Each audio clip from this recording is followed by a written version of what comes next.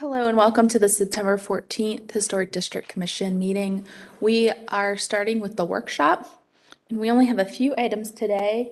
I'm going to start with a couple of quick staff announcements and then turn it over to our chair to add some information. But first, I wanted to mention I have a thank you to Commissioners Henningsen and Hindman for their continued service. We appreciate them sticking around as we continue to look for folks to fill their seat and for new appointments to be made. So just again, thank you, PJ and Jessica, for staying with us, and we appreciate your time and support. The next announcement I have is that I've invited Shippo to come and do a retreat with us. So Brett Sturm, who some of you know, and Christy Brantley, she manages the Certified Local Government Program, and she's my direct contact for everything related to historic district commissions. They're willing to come down and talk with just us. So we're really thankful for their support. And we're looking at that date of Friday, November 4th. So in the morning, it seems to work pretty well, like we've done the past, handful of retreats. And I just wanted to get it on everyone's radar. I'll also send out an email so you can have the calendar reminder, but okay. All right. And two more quick updates. One is more general planning department related with the Unified Development Ordinance, and that was passed on August 22nd by City Council, and it goes into effect on June 1st, 2023. So there's a bit of lag time before the effective date. Krista is our Planning Commission liaison on the board. Krista, is there anything else you'd like to add? No? Okay. Well, thanks for supporting us and being our liaison throughout this process, Krista. We really appreciate it. And then lastly is an announcement that we now have 8 local historic districts, and we are thrilled that McCrory Heights was voted to be designated on August 15th by City Council. We're working, of course, to get a representative from McCrory Heights as part of our commission and incorporating them into our design standards. So more information to come. We also, our corporate communications and television studio here at the City of Charlotte interviewed a number of residents with McCrory Heights and put together a short video.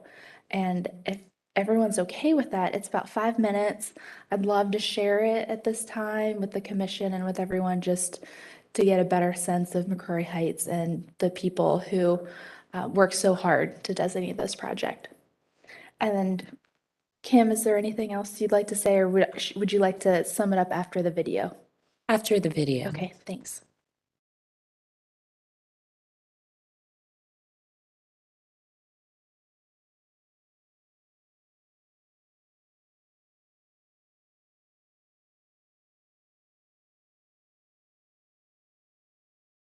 This is a photo of our house when we moved in 1953, when I was 4 years old. And as you can see, the roads are dirt and there are no houses around. Dr. McCrory had all these lots that he had purchased so that Black families would have somewhere to live. And so my father walked down the street and found this lot. Well, I'm Mildred Smith Greer, and I am 99 years old. I moved here over 60 years ago. I moved into McCrory Heights in 2018, so it's been almost 4 years. I heard about McCrory Heights because I had moved to Charlotte and I had gone to, I think, some kind of exhibition that was covering the Delaney family. Reverend Joseph A. Delaney was kind of like a superhero to us. My husband and I love mid-century modern architecture. We didn't really know about the neighborhood until we saw the house on the market. We were able to move in November 2018. My name is Eddie Byers. Been living here most of my life, McCrory Heights. 3 months old when my parents moved in and built the house. At that particular time, a lot of African Americans were living either in Brooklyn, and there were not a lot living on the west side. So the neighborhood opened up to a lot of people, a lot of professional people, doctors and lawyers and teachers. Part of what made us fall in love with this home, the history of the house. So Reverend Dr. Reginald Hawkins was the owner, and the house was bombed in the 60s, along with 4 or 5 others in this area, because he was a civil rights activist, the father of civil rights of the Carolinas. I learned about this neighborhood, and then I learned about all of the other trailblazers that were a part of this neighborhood, and it was just something that I felt I needed to be here. Some of the best things about living in McCrory Heights was being able to run around and be free. We could run all over the neighborhood and feel safe. And we knew the neighbors, and they'd invite us in or give us water or give us treats. And it was a wonderful place to be. Oh, the best memories. I just love to see the children running up and down the streets. We belong to clubs too. Some of us we had good time with our sororities, the men's fraternities, and the ladies' sororities. We just had a good time. And everybody, this community was just like family. Playing basketball in different basketball courts. There were like 6 or 7 basketball courts. Playing in the woods back there where the freeway is now. In go-karts, making our own go-karts, racing them up and down the street. I would say the down home feel, the neighborly feeling that I've encountered. I immediately got involved with the neighborhood association, and so just the camaraderie that we have, looking out for each other. My neighbor, if she sees my garbage can, she grabs it. We see hers, we grab it. We talk to each other, tell each other, look out for each other when, there's a package. I love that. I've always yearned for that. We've been brought into the fold, and we just really love our neighbors. It's nice to say hello to people and have, borrow tools and get a cup of sugar if you still need it. But what has happened is, as some people died, they didn't have children. And so relatives in other states inherited the property, and they didn't know the history behind McCrory Heights. So some people sold to realtors. So we don't have that neighborhood feel that we had before, but we're trying to reach out and make an effort to everyone who lives here now. Well, a lot of different people moved over. A lot of people have died, and a lot of people Just passing on. pass on. A lot of people might not had kids and stuff, and so they sold the houses. Or a lot of people left. Some of them left the city, and so it's not. It's still a few of us left, but for the most part, everybody's gone. What's changed is, growth, really. Obviously, there's some developers who've come into the neighborhood. That's part of why a lot of the neighbors, including us, are gung-ho on the historic designation. I think that there's a real risk without going historic with such great land nearby the city and all the growth that we have, to see this neighborhood leveled, which is scary to think about. It's just nice for our neighbors to enjoy that history, because I think McCrory Heights is really special in Black history in Charlotte. I'm hoping that the historic designation is going to help us preserve the character of our neighborhood. As I said, there are some large homes being built, so it's all about preservation of the neighborhood, keeping it a neighborhood that values the families that are moving in here. Well, it means a lot to me, because that way people want to be able to come in and build these odd-shaped looking houses. Everybody's house will be brick, and it'll be more preservative, like some of the other neighborhoods, like Wilmore, Myers Park, and Wesley Heights, like that. Because of the history that I identify with and that I believe is so important, I would like to see that the respect and the integrity of the character of the neighborhood is maintained. And so with the local historic designation, that is the best vehicle that we could use to do that, where we could protect that character, that we could continue to build things that look like it belongs here, because the people that created this neighborhood, or particularly Dr. McCrory that created this neighborhood, he had a vision, and I think it's important that we honor that and try to maintain that. Wow, what a wonderful and impactful video that I think speaks to, excuse me while I handle my wardrobe malfunction, that speaks to why I would imagine many of us serve on this board. This is not a board where you phone it in. This is a board that requires a lot of our personal time, efforts, and energy. And I think that this video indicates why. It definitely indicates why I do it. Having McCrory Heights follow Oaklawn Park as our 7th and 8th designated historic districts means so much. I grew up in Charlotte, North Carolina, and many of my family members own property on the west side, and to see the community come together to seek preservation of the history, of the culture, of the architectural styles of the home, and quite frankly, of the sense of community is incredible. And so I think, there's that saying, each one teach one. I think it's very important to continue educating ourselves, as well as our communities and the city at large, so that they understand why this is important to the communities that have decided to come on board.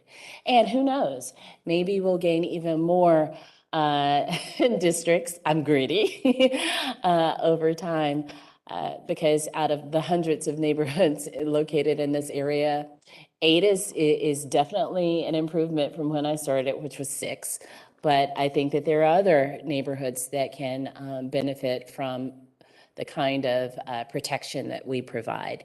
And I want to give a special shout out to our Commissioner, Nichelle Bonaparte Hawkins, who joined in with some of the neighbors to help make this happen. I mean, this was a long time coming, and in order to receive the designation that our 8 neighborhoods have, it requires a consensus of the community. And so I'm so glad that we were able to grant McCrory Heights what it was seeking. I had the privilege of showing up to one of the city council members to speak on behalf of this designation, and the neighbors came out all dressed in red, and man, that was a force, right?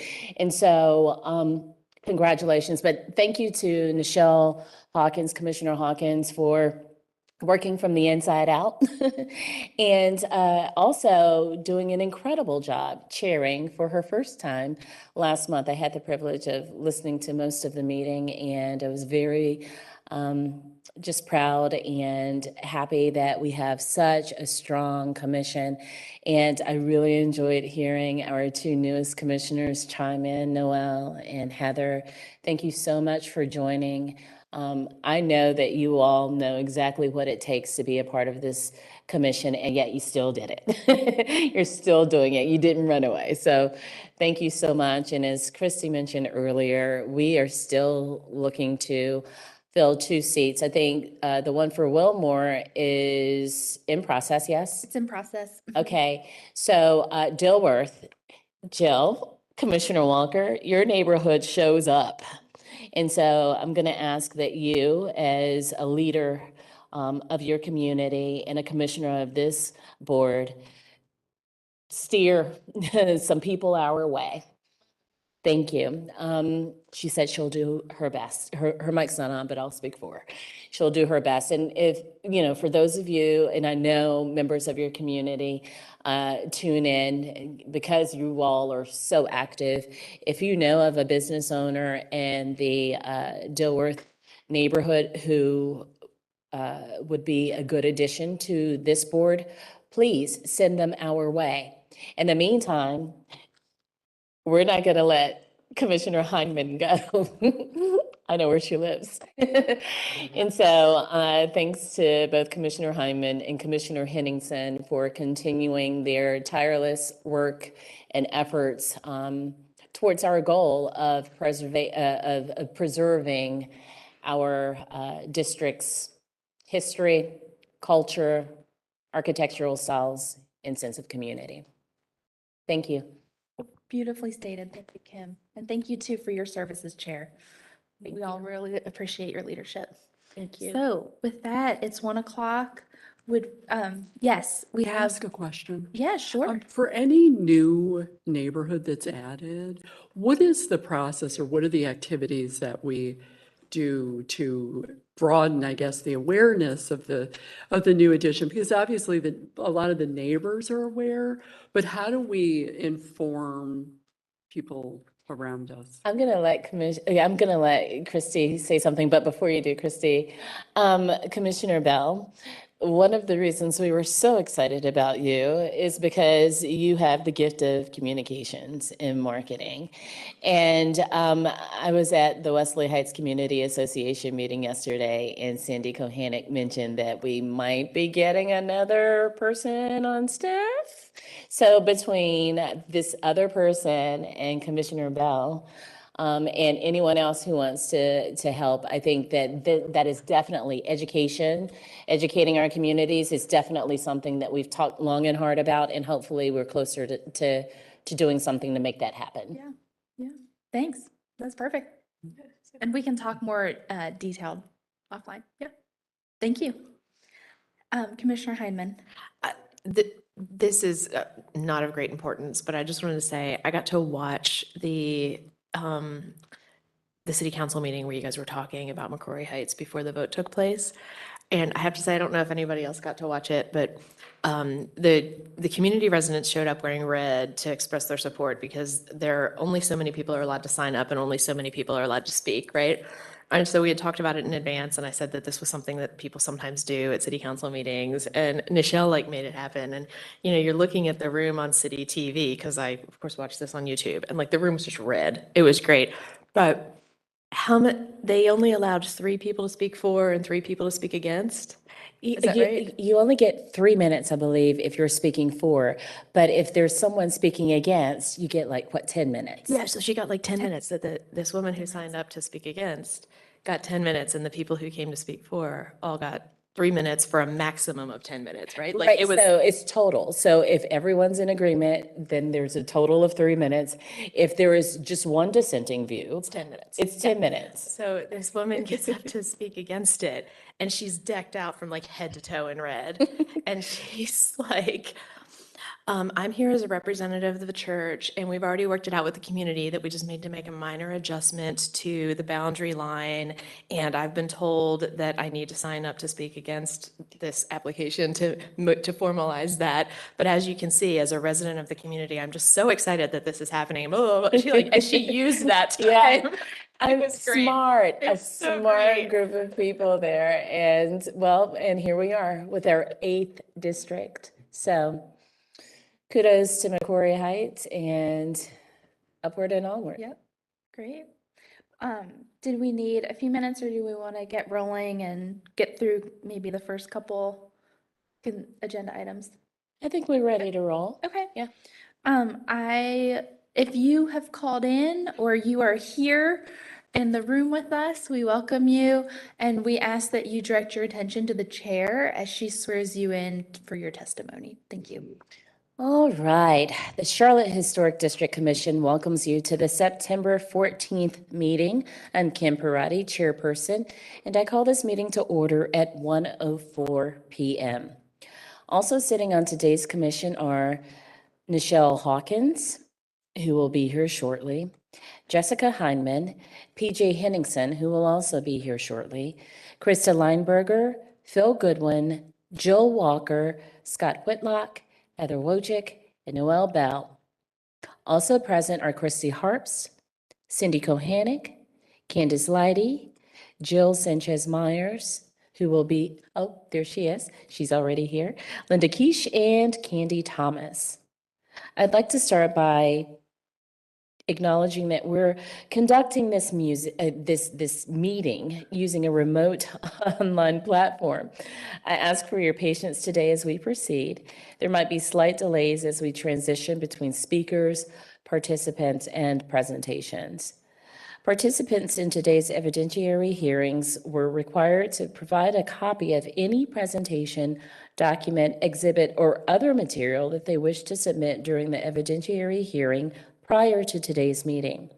All such materials, as well as a copy of city staff's presentations and documents, were posted online prior to this meeting and may be viewed by visiting the HDC webpage. No case is proceeding today in which anyone contacted the city to object to the remote online meeting platform. For everyone participating in today's virtual meeting, we ask that the following guidelines be observed. Please mute your audio when you're not speaking. Use only one source of audio, computer or phone. Do not put your phone on hold. Make sure you are in a quiet area. Please turn off or silence electronic devices and do not speak over the person talking, or you'll be asked to leave the meeting.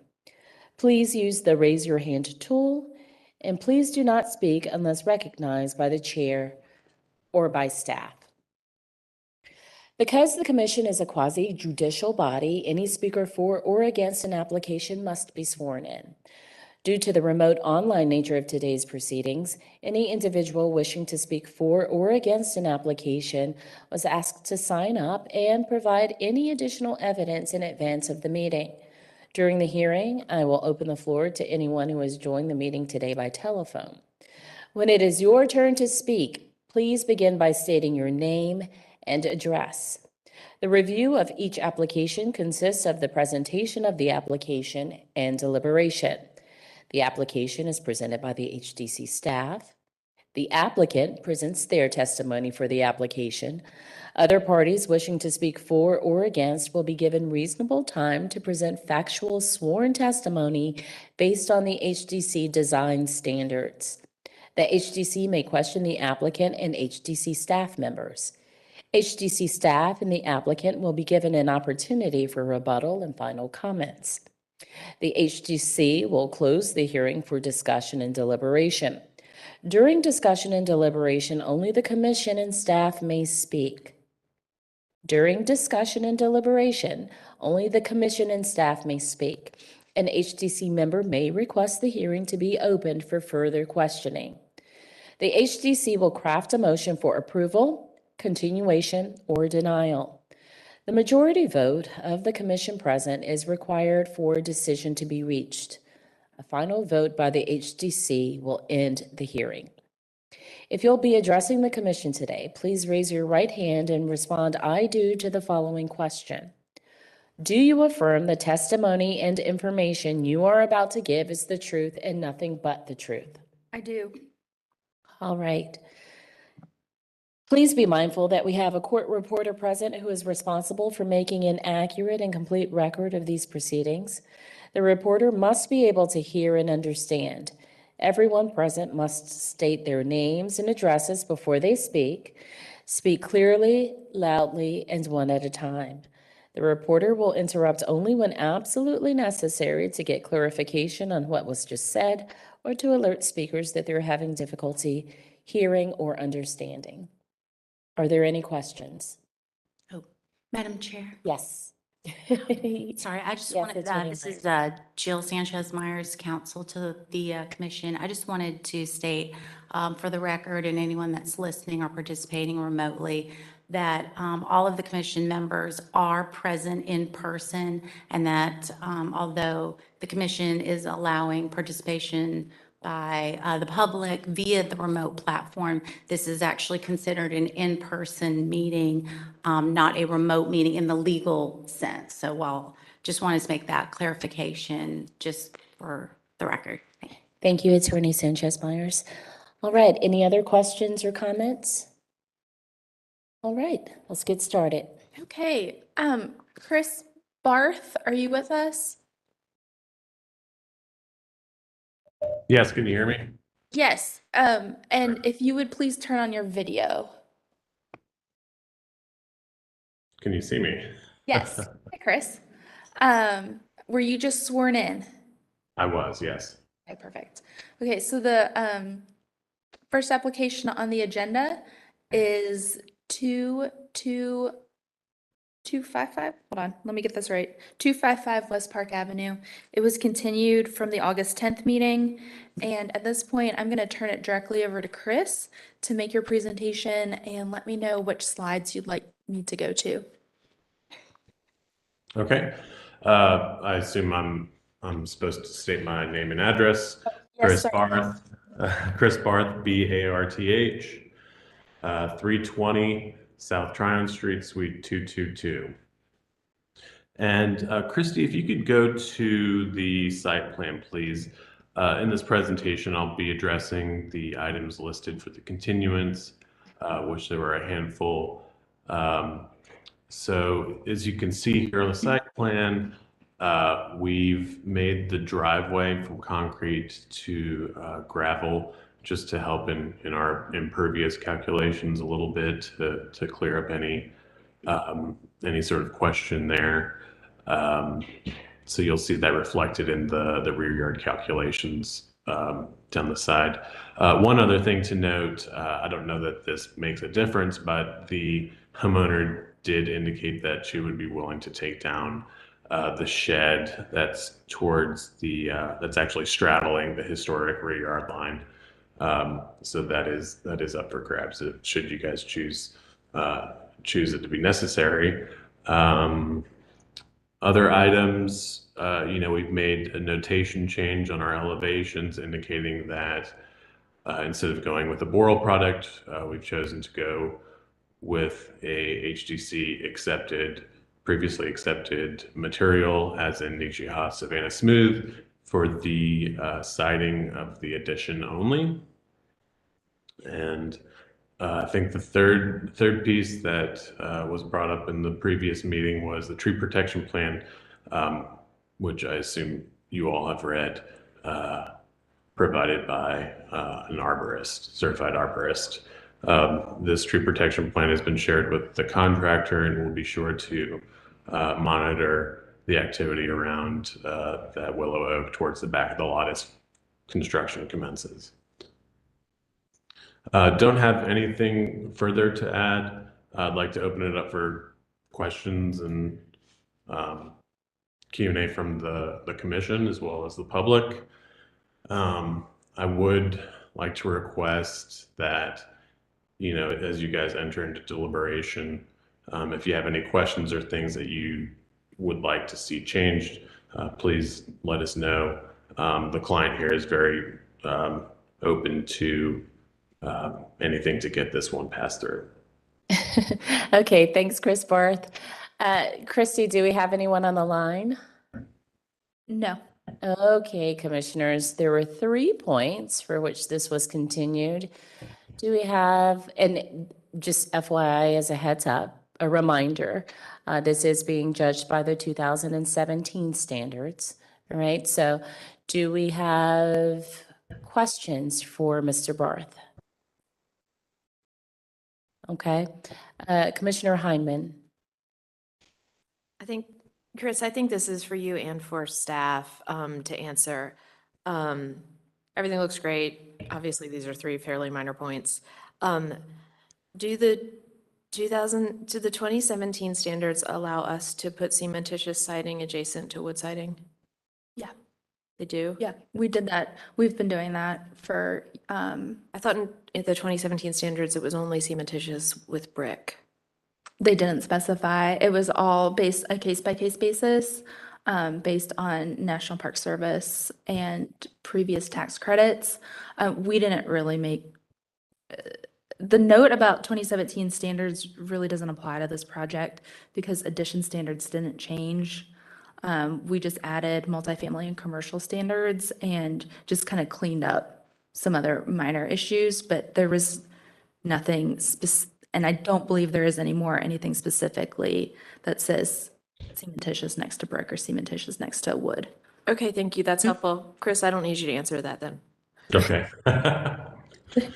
All right, any other questions for Chris? Yes, Commissioner Whitlock. Hey, Chris, yeah, good job on covering everything that was called for. There was, you probably saw there was a couple of comments from the staff analysis, and I noticed that your foundation is specified to match the existing, which is painted brick.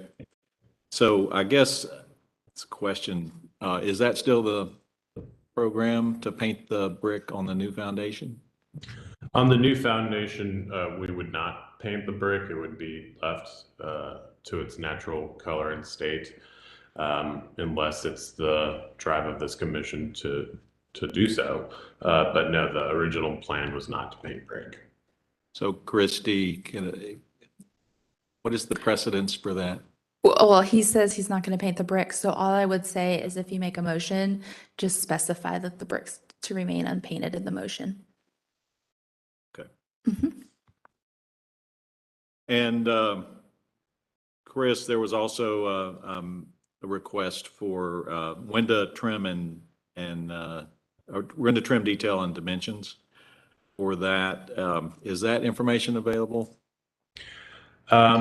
I mean, we can provide it if you all would find this acceptable. I'd like to have staff approve that. Our intent behind any new trim, on whether it be on the addition or the garage, would be that it would match what's there existing. So the dimensions, mole gaps, that sort of thing would match what's on the existing house. So if we have two double hung windows next to each other, they'd be approximately 6 inches apart per your standards. And the regular trim and back band, as indicated on the existing house, would be duplicated everywhere else. Great. Sounds good. Thank you. All right, thanks, Commissioner Whitlock. Commissioner Heineman. Sorry, Chris, just one last question. I think this is a minor point. On the exposure of the siding material, I'm wondering if we can just change the note so that the exposure is to align with the existing, rather to like a performance-based note rather than a prescriptive note. Is that cool? 100%. Actually, when you brought up the question previously, I was going to add that the alignment of the lap siding would match existing, and we'd likely have a corner board or something making that transition, or interior corner for wherever we change from the existing siding to the Hardy or the Nijaha rather. Thank you. I feel great about it if we just make it a performance-based kind of a note. Thank you. Sure. All right, thanks, Commissioner Heineman. Any other questions before we close? All right, let's close for deliberation. Scott, you had a couple of questions that were answered. You want to lead us in discussion on this?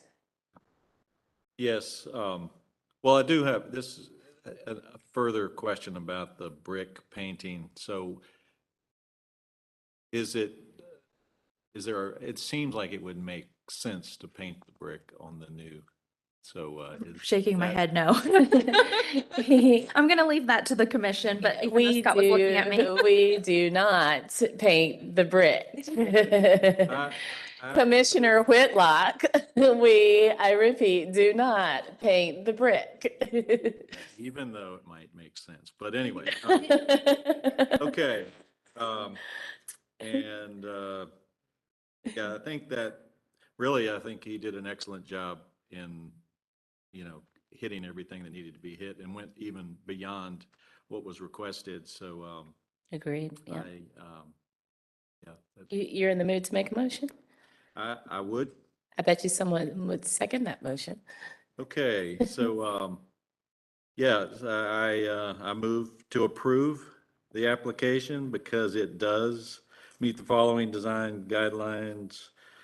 For context, we have design standards, Secretary of Interior, page 2.5, design standards additions, chapter 7, and design standards accessory buildings, chapter 8.9. And we would, now what did you say about the brick? Should I add that? You can say, confirming the new brick foundation is to remain unpainted, and the applicant will provide a dimensioned window detail of the existing window. Okay. conditions. So with these following, I guess, additional information, the brick for the new addition will not be painted, and there will be a detail and a specification of the window trim and what was the other thing? Window trim and dimensions, with dimensions provided as well. All right, perfect. Thanks, Commissioner Whitlock. We have a second? Can I friendly amendment? Okay, before the second, then let's do the amendment. Can we add a friendly amendment that the lap siding exposure is to align with the existing in lieu of the 6-inch note? Yes. Thank you. All right, Commissioner Goodwin, still good with that? Yes. All right, so motion made by Commissioner Whitlock, seconded by Commissioner Goodwin. Any discussion of the motion? All right, let's vote. Commissioner Walker? Yes. Commissioner Heineman? Yes. Commissioner Goodwin? Yes. Commissioner Lineberger? Yes. Commissioner Bell? Yes. Commissioner Whitlock? Yes. Commissioner Wojcik? Yes. Commissioner Parati, yes. So, motion to approve passes 8-0. All right, thank you, Chris Barth. Thank you. Thank you, guys. Thank you. And I forgot to announce, forgive me, that number 5, the applicant has deferred to the October meeting, so we will not be hearing that case this evening. Okay, and let the record show that Commissioner Hawkins has arrived to the meeting. Great, thank you, at 1:22 p.m. Okay, next we have some consent items, and I'm not sure if the applicants are with us or not.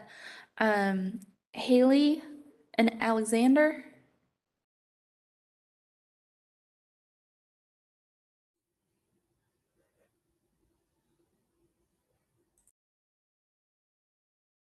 Haley and Alex, are you with us? Yeah, can you guys hear me? Oh, yes, hi, Alex. Sorry about that. Have you called in? Yes, I called in. Alex Brewster, 415 Walnut Avenue. Okay, thanks. Let me make sure I have the right thing open here.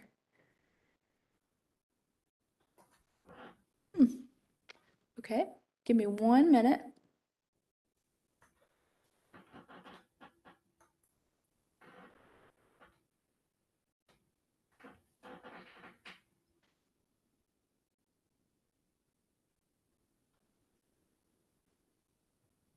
It looks like we had something mislabeled in our book. I'm going to pull up the, if you give me 1 second, I'm going to pull up the online agenda.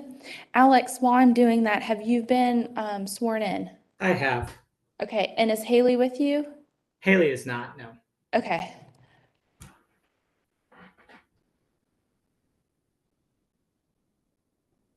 All right. Let's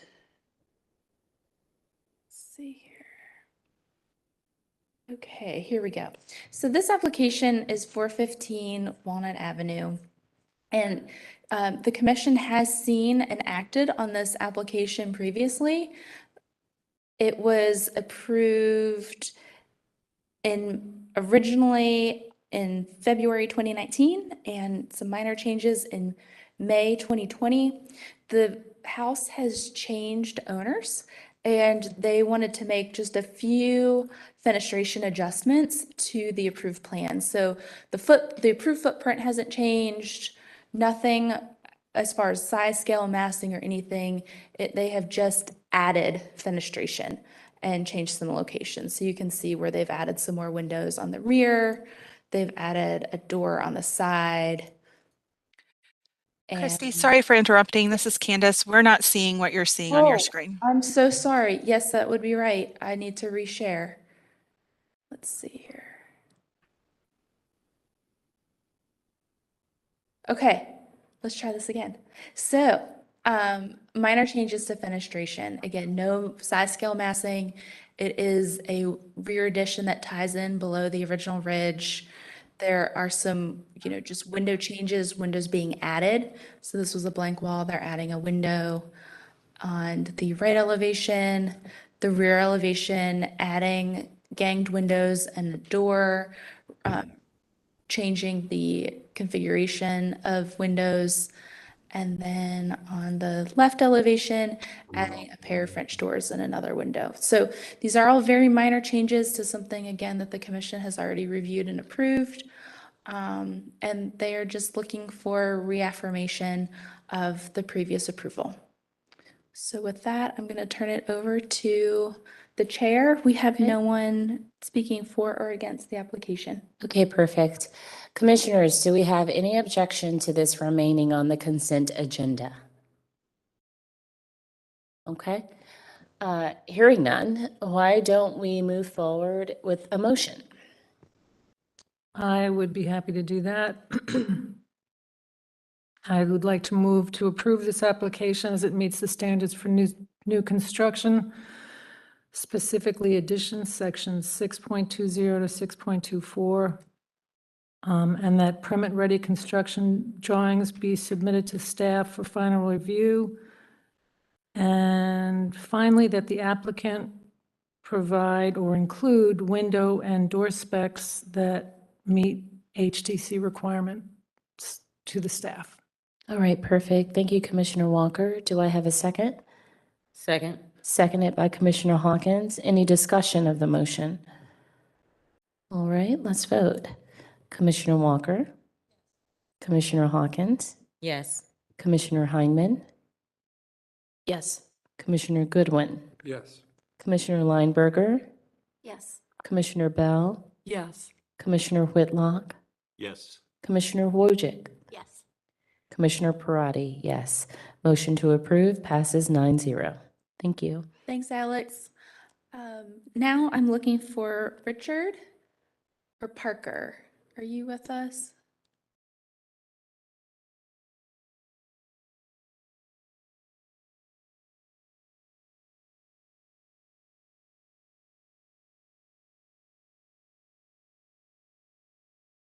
Parker. Hi, Parker. Hi, Christy.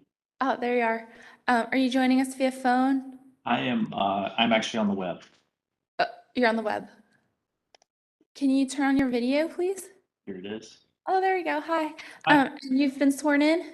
I have not, I need that. Okay, thank you. All right. Parker, if you'll raise your right hand and respond, I do, to the following question. Do you affirm the information and testimony you are about to give is the truth and nothing but the truth? I do. All right. Thank you, sir. Okay, so the commission just saw this as a new commercial building, but as the applicants got into their engineering drawings, they noticed that there was a variation between the floor and ceiling levels on what was approved as new construction at 427 and the neighboring property at 429. And so what they're proposing to do is change the floor and ceiling heights. And this is visible on, if I can get, why is it not working? Okay. Technological difficulties today. Let me close it and reopen. The height doesn't change.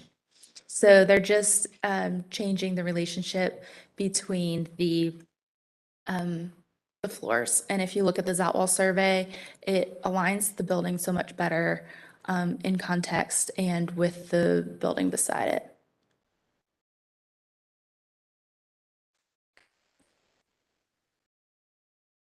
I might have to switch over to our online version anyway.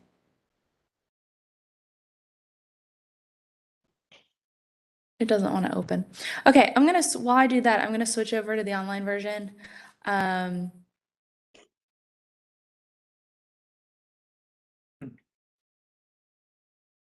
See here.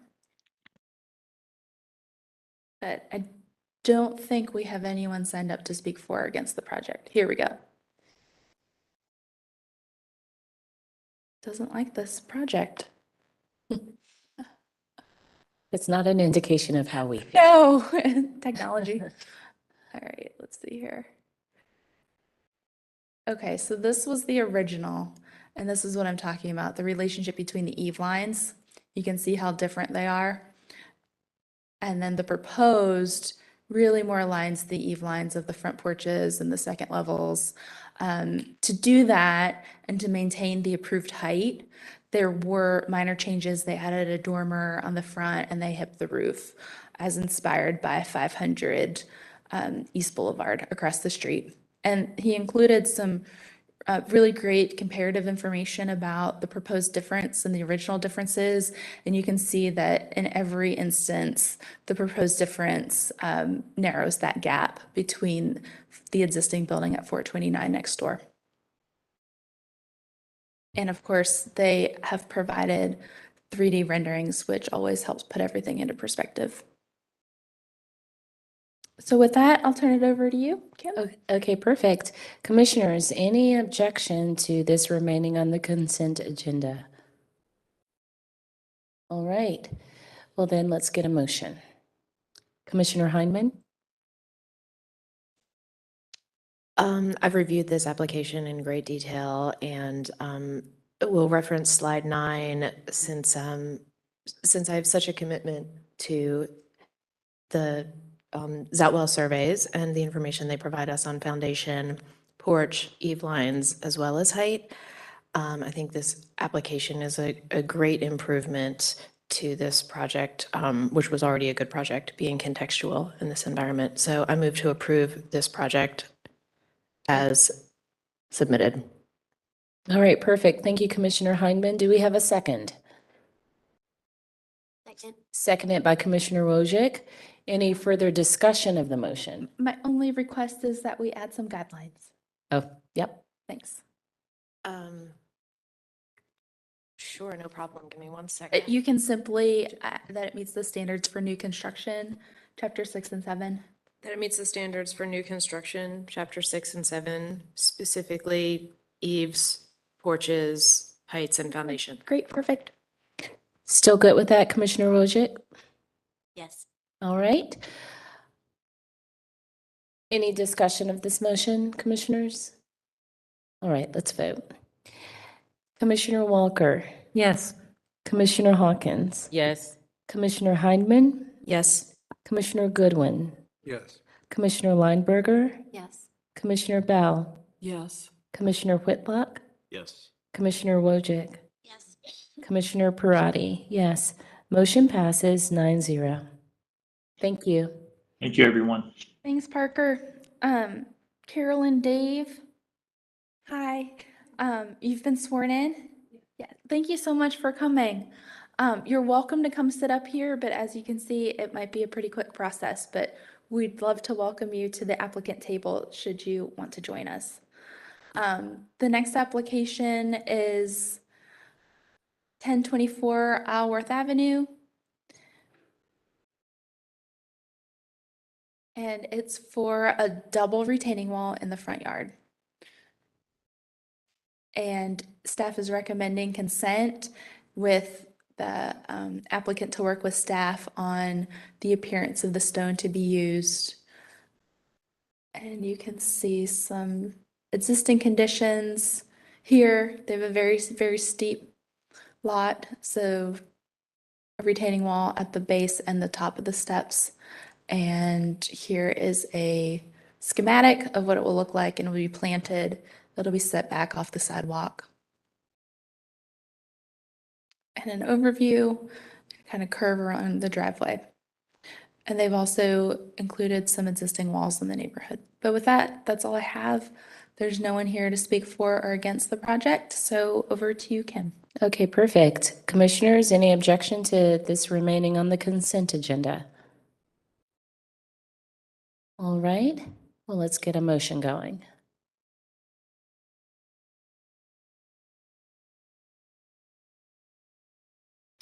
Commissioner Bell, do you mind leading us in this one? No. And Okay. since we don't have any objections, Mhm. I'll move to approve this project as it is not incongruous with the district Mhm. and meets the standards for fences and walls in Chapter 8, Okay, 8.6, 8.8 specifically. But we have the following conditions. Work with staff on the dimensions for the stone that will be used. And the wall should appear to be traditional cut stone instead of a thin stacked stone, again, per the conditions in 8.6 of the design standards. Thank you so much, Commissioner Bell. All right, do we have a second? Seconded by Commissioner Walker. All right, commissioners, do we have any discussion, further discussion of the motion? All right, let's vote. Commissioner Walker? Commissioner Hawkins? Yes. Commissioner Heineman? Yes. Commissioner Goodwin? Yes. Commissioner Lineberger? Yes. Commissioner Bell? Yes. Commissioner Whitlock? Yes. Commissioner Wojcik? Commissioner Parati, yes. Motion to approve passes 9-0. Thank you. Thank you. Thanks,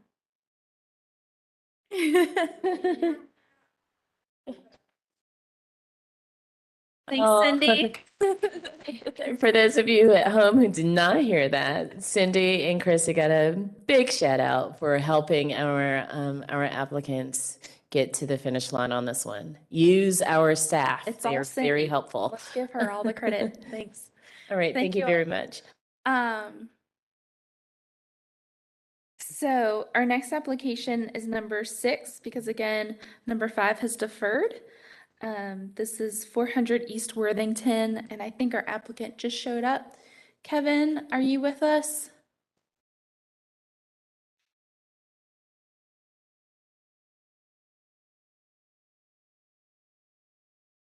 Kevin Sella, are you with us?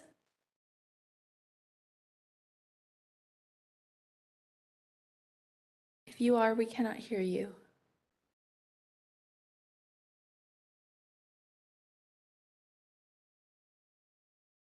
Okay. All right. Carrie Clark, have you been able to join us?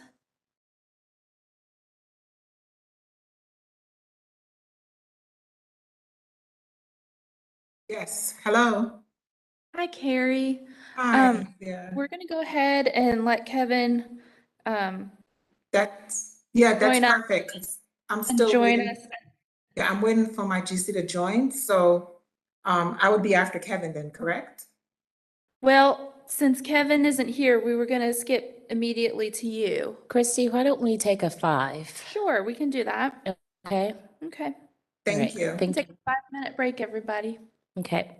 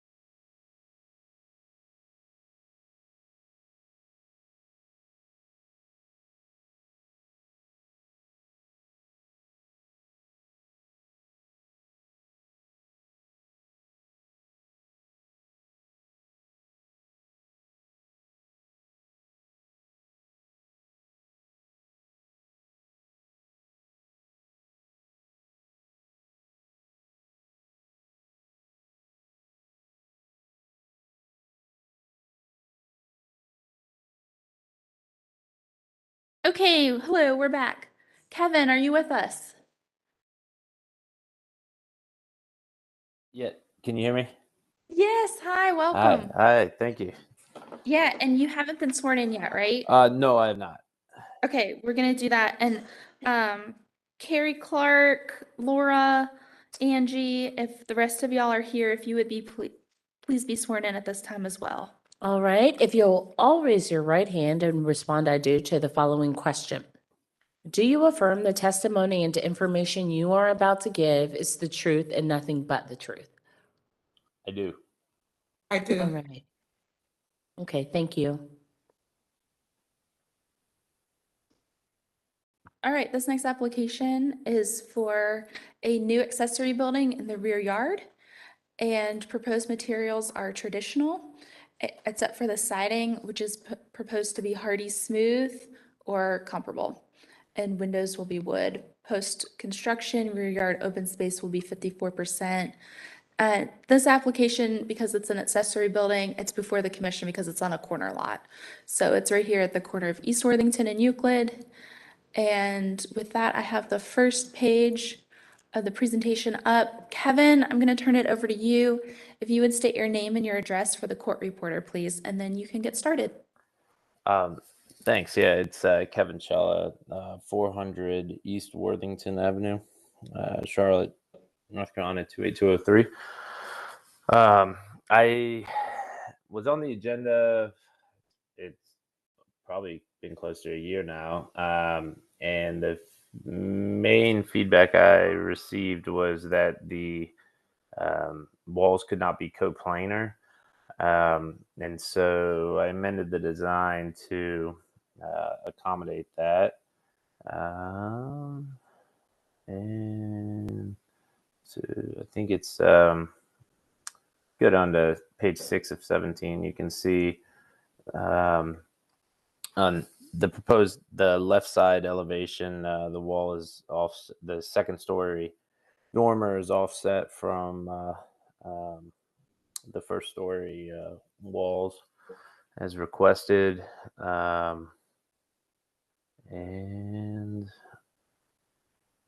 I think that was the major issue with what I had previously proposed.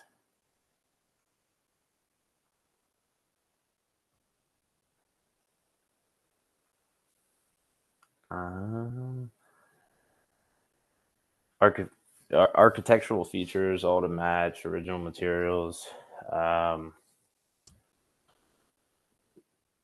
Height lower than surrounding houses. I guess that's really all I had. It's been a while since I've submitted this. Thanks, Kevin. We don't have any callers. Kim, over to you. All right, perfect. Commissioners, questions for Kevin? I have a question. All right, Commissioner. On page 9, you show the height of the adjacent home on the right side. Do you have the height on the left side? Yeah, that's the primary structure.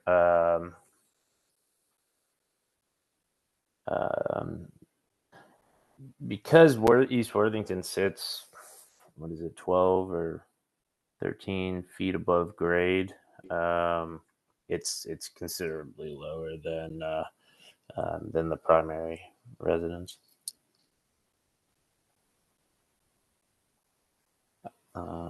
Yeah, I think it's 25.9 was the streetscape that was provided to me.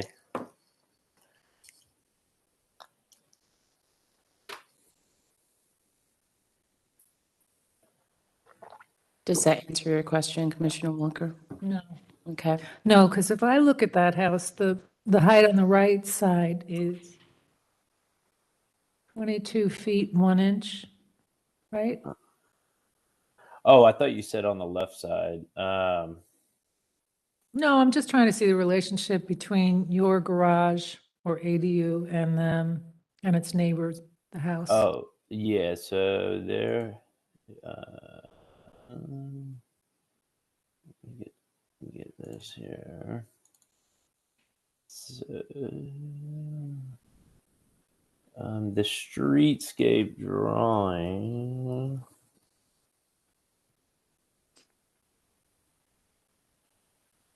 Yeah, so the streetscape drawing has the house to the right, 1915 Euclid at 22 feet 1 inch, and then the primary residence is 25.9, and the proposed garage is No, I see that. It's, the garage is 1910, but my question was, the house that's, it's immediately adjacent to, you gave us the height for that house on the right side, and because of the slope, I'm sure the left side is different, so that's the number I was looking for. So are you, just to help, you're looking for, I'm pointing it out, this side. That's right. So this side is 22.1 and this side is 744 minus 723. And if I do that math really quickly, it's 20.8 on this side. Okay. Is that what you're looking for? Yeah, because Okay. then what happens there is that garage is 8 inches shy of its neighbor's residence. correct, and that neighbor spoke in support of the design in the August, I think it was August 2021 meeting.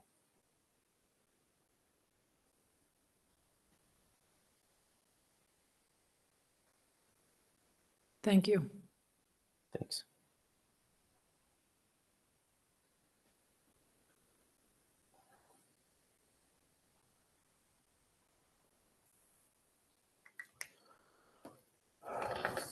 All right. So thank you, Commissioner Walker. Commissioner Hawkins? It's less of a question and more of a comment. It's a little bit challenging to, it would be helpful to see the actual accessory structure on the Zetwell survey, because it has a roof and this is a square. So it's a little bit more of a challenge to get the concept or the perception. So just some feedback there. Okay. Sorry about that. Yeah, the architect for some reason wasn't able to wasn't able to. I asked about that, but yeah, I mean it's he wasn't able to accommodate that. I'm sorry. You yawned halfway through. Oh that. yeah, sorry. I tried to get the architect to make that to I guess paste it in more professionally, but he wasn't. Yeah, he couldn't edit the file or wasn't able to do so. So I did my best. Okay. All right. Commissioner Heineman? Sure, I have a couple questions. Just to circle back on the Zoutwell survey, it's a required exhibit for us to see the elevation of the garage on the Zoutwell survey. The Zoutwell surveys are provided in both PDF format and CAD format, and both of them are pretty straightforward to manipulate. So that should be something that your architect can can provide for you in a pretty straightforward manner. I would love to ask about some of the diagrams at the end of the presentation. I think I'm looking at the last two, the calcs diagrams. I think I'm showing the driveway pushed up against the alley. And can you talk about the driveway placement relative to the ADU? Because it does not have a relationship with the garage door on the ADU. Yeah, so that's it's a long story, but there's a lawsuit was filed in 2019 Uh, trying to claim adverse possession over the alleyway. It's been a nightmare situation, but it was actually filed by the person who spoke in support of the garage in the August 2021 meeting. So I haven't. It's been crazy trying to get it resolved. Just hired David Redding, a new attorney, but my goal today was to get the approval for the design of the garage, and then once the lawsuit was resolved, figure out how the garage door was going to work. Yeah, so we cannot, we have no jurisdiction over civil suits, so we can't really comment on that. My question is really, what is your intended relationship between your driveway and garage door? So ultimately, the driveway would lead to the garage door. It's just a matter of where that driveway would be, where it would be located, either within a portion of the alleyway or using the alleyway to access the garage door. The lawsuit does not change the setbacks for the garage, since you're able to use the 5-foot setback, half of the alleyway for the garage either way. So I have no problem submitting a new application once the driveway, once the lawsuit has been resolved. I have no problem submitting a new application for the driveway. Okay, so I think I can. In that case, I'll explain. move on. Yeah, so what you can do is say these general dimensions are fine.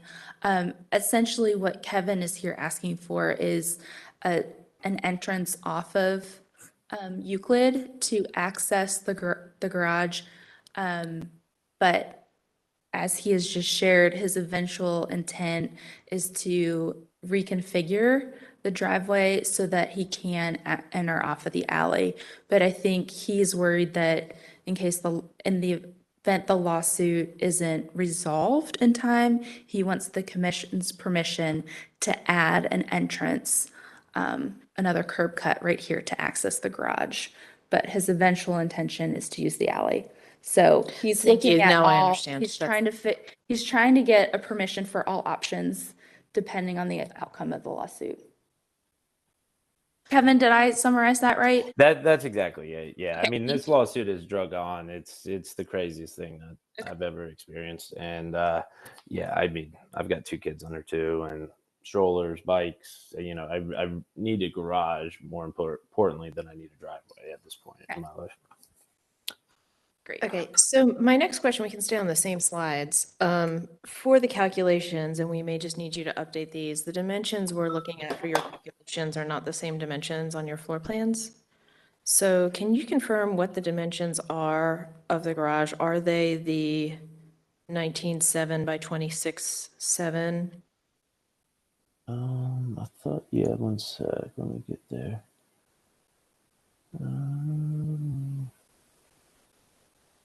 I guess what are the intended dimensions of the? 19.7, 26.7. I see where you got that. The foundation.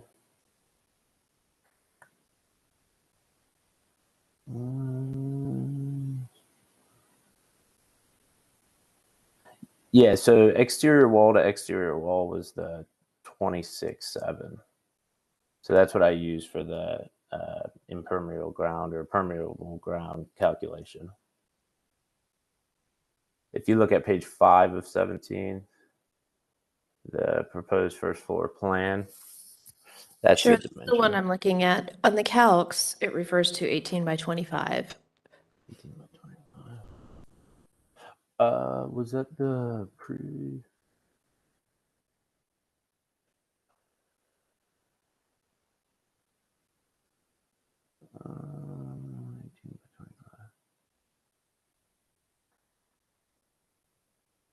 Yep, you're right. That's a mistake. That's let's see. Yeah, you're correct. Yeah, I can revise the calc. It's still going to be well under the 50% open post construction. But yeah, I don't mind revising that. What is the roof pitch on your existing house? That's a good question. This was brought up last time also. All right, 1 sec here. I've got it.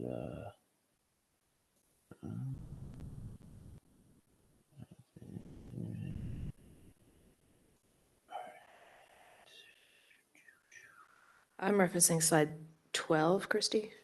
Yeah, I think it is. So the 6 and 12 pitch of the. I think I was asked to.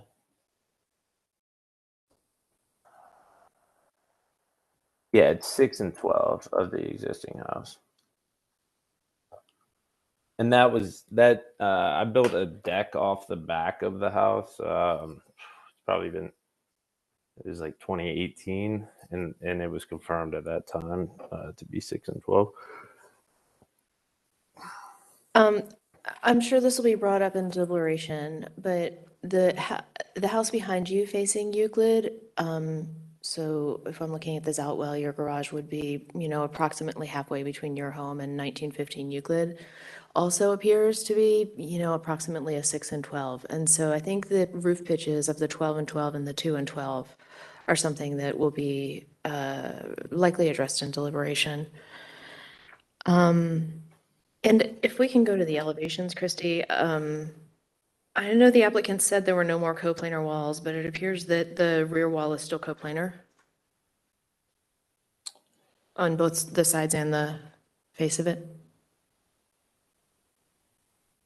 Yeah, it is. And I think that was to allow hit clearance for the stairs. But I think, being a corner lot, and how the garage is positioned, I thought it was the front elevation that was most critical. I think my other items could likely, I think the questions I've asked are larger issues that would need to be resolved in order for the commission to evaluate the project. My remaining items probably are mostly staff issues. We need a window sill on the exterior trim details. We can't picture frame the trim. And we need specifications for your siding material, trim, windows, and doors. So I'm just bringing it up so that when it comes back for our evaluation, you can potentially include those things so that they're not outstanding. And I'm sure you're aware that the new ordinance has been passed and that the ADU rules are rapidly changing. I will say in my experience designing ADUs, there are going to be some pretty significant hiccups in the permitting process of this. And in your interest, I'd like to point them out, although they're not under review by this commission. I think that it has to actually store a vehicle and be accessed from the alley to use the setbacks that you're using under the current ordinance. I think that's going to change under the new ordinance, but I don't know when that's happening or what that will look like. But as it stands,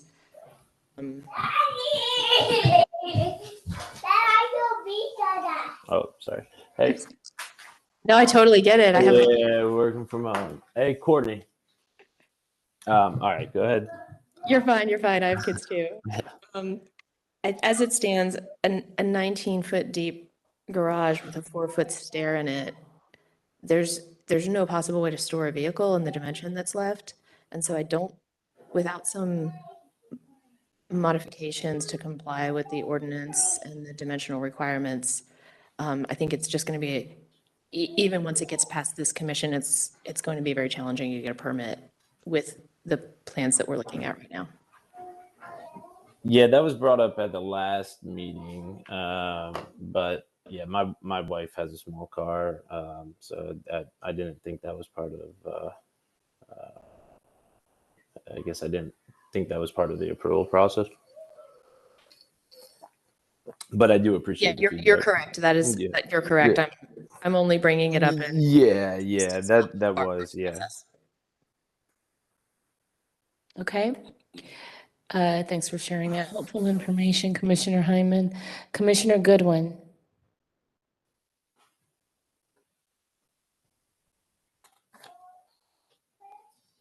Yeah, Kevin, I was curious, why just a single garage door?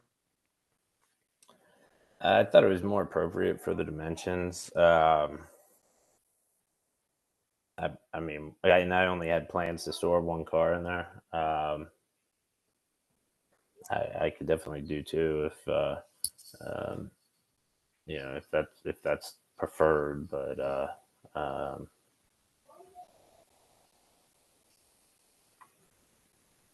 I don't think that it's a problem architecturally. I was just curious. yeah, that was. I mean, it's just the footprint of the house. It's a smaller bungalow style house in Dilworth. So I thought that the smaller garage was more appropriate, but. Okay. All right, Commissioner Wojcik. I have a question about the location of the garage door, in that if you do get approval to access from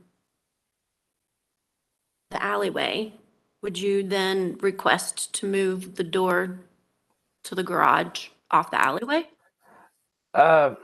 No, not necessarily, because it would still, the driveway would, because it doesn't give you a turning radius to make the turn without crossing onto the neighbor's property. So it would be still using the existing curb cut of the alleyway to access the backyard, but no, I would not be changing the location of the door. Okay, thank you. Great question, Commissioner Wojcik. Any other questions? All right, let's close for deliberation. Okay, Commissioner Hyman, you had a number of questions to ask. Do you mind kicking us off in discussion? Well, I'm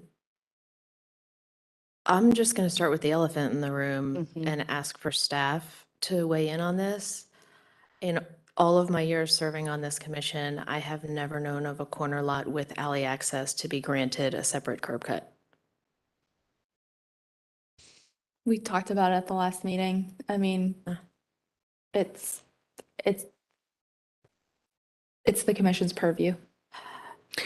As one commissioner, and perhaps I would be in the minority if we were to vote on this, I would stand on the side of consistency for the residents of all districts. And if we can help get this garage to the point where it is approvable, and this lawsuit were such that this applicant was not able to use the alley, that certainly seems like something we could handle at that time. But that would require bringing the garage to a point where it is approvable. Correct. Okay. Thank you. Yeah, I agree. The counterpoint to that is within the context of the streetscape where Kevin is requesting access, it does not, I mean, it falls right into the rhythm. But having said that, I do agree that it's better to be consistent. And, you know, if we have to do something different, have it be that that's the only alternative, not that we're waiting. Yeah, not that we have options, but that's the only alternative, so. That's where I would fall in it too. Yeah. I think my other big item is the roof pitches, just they really lack contextual reference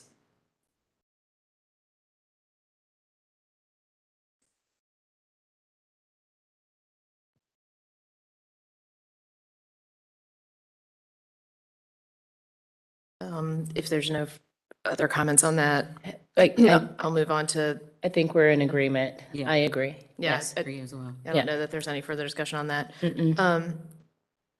We're still looking at the coplanar walls at the back on the rear elevation, and that needs to be corrected. Mhm. The garage elevation needs to be placed on those outwell elevations. The calculations need to be updated for the dimensions to match throughout the document. Mhm. We need a window trim detail that includes a sill and is not a picture frame, Mhm. and specifications for the siding material, trim, windows, and doors.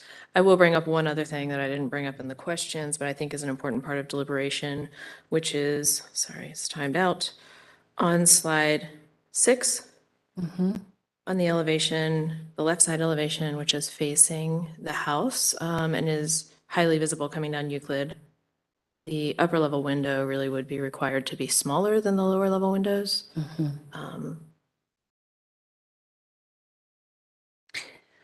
Yeah, and then I'm just going to add the foundation to it. We need to see that, and another reason why it's helpful to have this on the Zatwell survey is to see it in context to the surrounding buildings.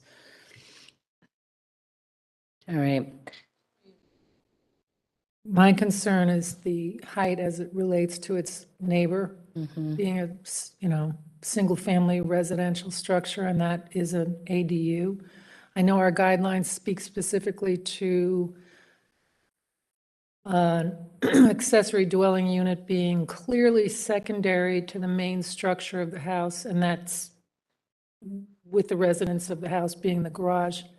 In this case, it's a neighbor's house, but I don't think the guidelines considered that, but I do think that that would have been how it would have been interpreted, that the garage that's adjacent to that home needs to be clearly secondary to it as well, I would think.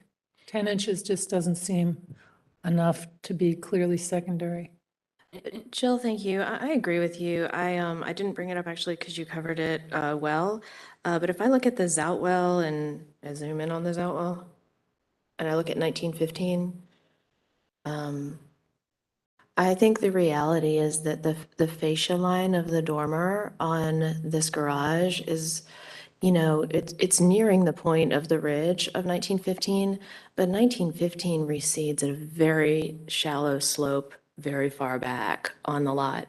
And so putting a 12 and 12 garage with a 2 and 12 dormer with a fascia line that's taller than most of 1915 at the street face, I think is going to be, I think once the garage is placed on this outwell, I think your point will be really well taken once we see it on this outwell. Yeah. Can I add one note to that? Sure. Yeah, sorry. Mm-hmm. When they do place the garage on the Zatwell, they need to adjust it for the grade. They either need to address the retaining portion, the way that it's currently blocked out isn't accurate in terms of how they would realistically build it, which means that the elevation is going to be even higher than how it's shown currently. Unless they plan to do some sort of retaining wall, which then of course everybody would want to know that as well, so. Sure. Well, this sounds like a continuation or more information and a restudy of things. I'm looking for any kind of standard that we can apply to the use of alleyways as opposed to adding a curb cut. Let me find it. Okay, all right. Commissioner Hawkins, did you have another question? Okay. All right, so actually, if someone outside of Commissioner Hyman maybe can look for that guideline, Commissioner Hyman, since you've done so much already, if you don't mind making a motion, that would be great. Sure, I'll be happy to craft a motion. I would move to continue this application for the following items. I'm going to need some assistance from the city attorney on how to say the first item.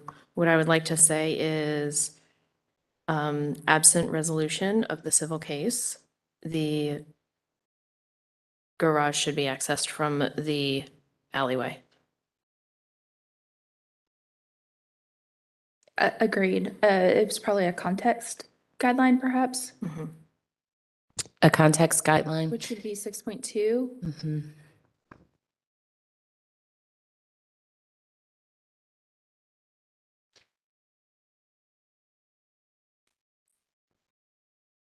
That the roof pitches should relate to the context.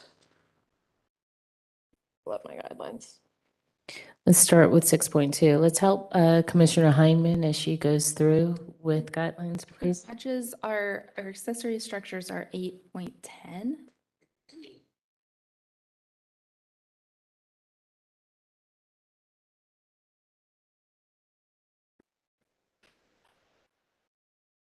Six 6.13. So your first one, Jessica, is 6.3, number 5. For context. Mm-hmm.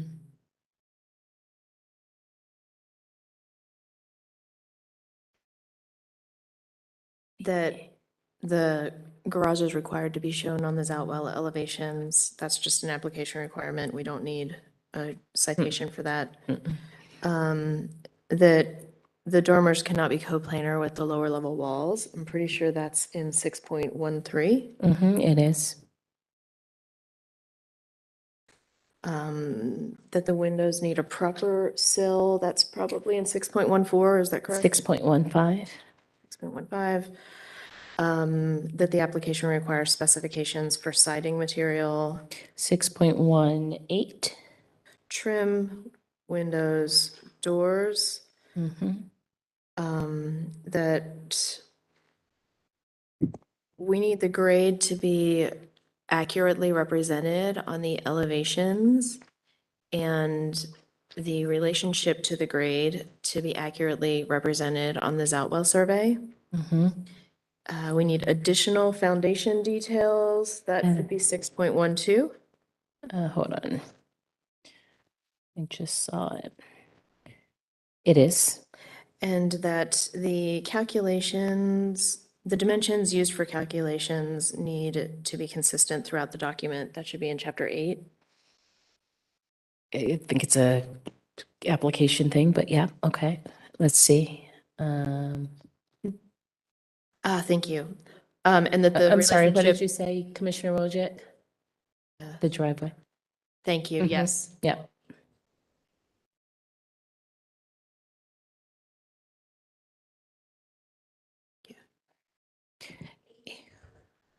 Sorry, 8.2.3. Notes retain existing historic driveways. I think that's perfect. And then I would say, in addition to that, the application needs to accurately show the relationship between the driveway and the garage door. Okay. Let me just double check my list.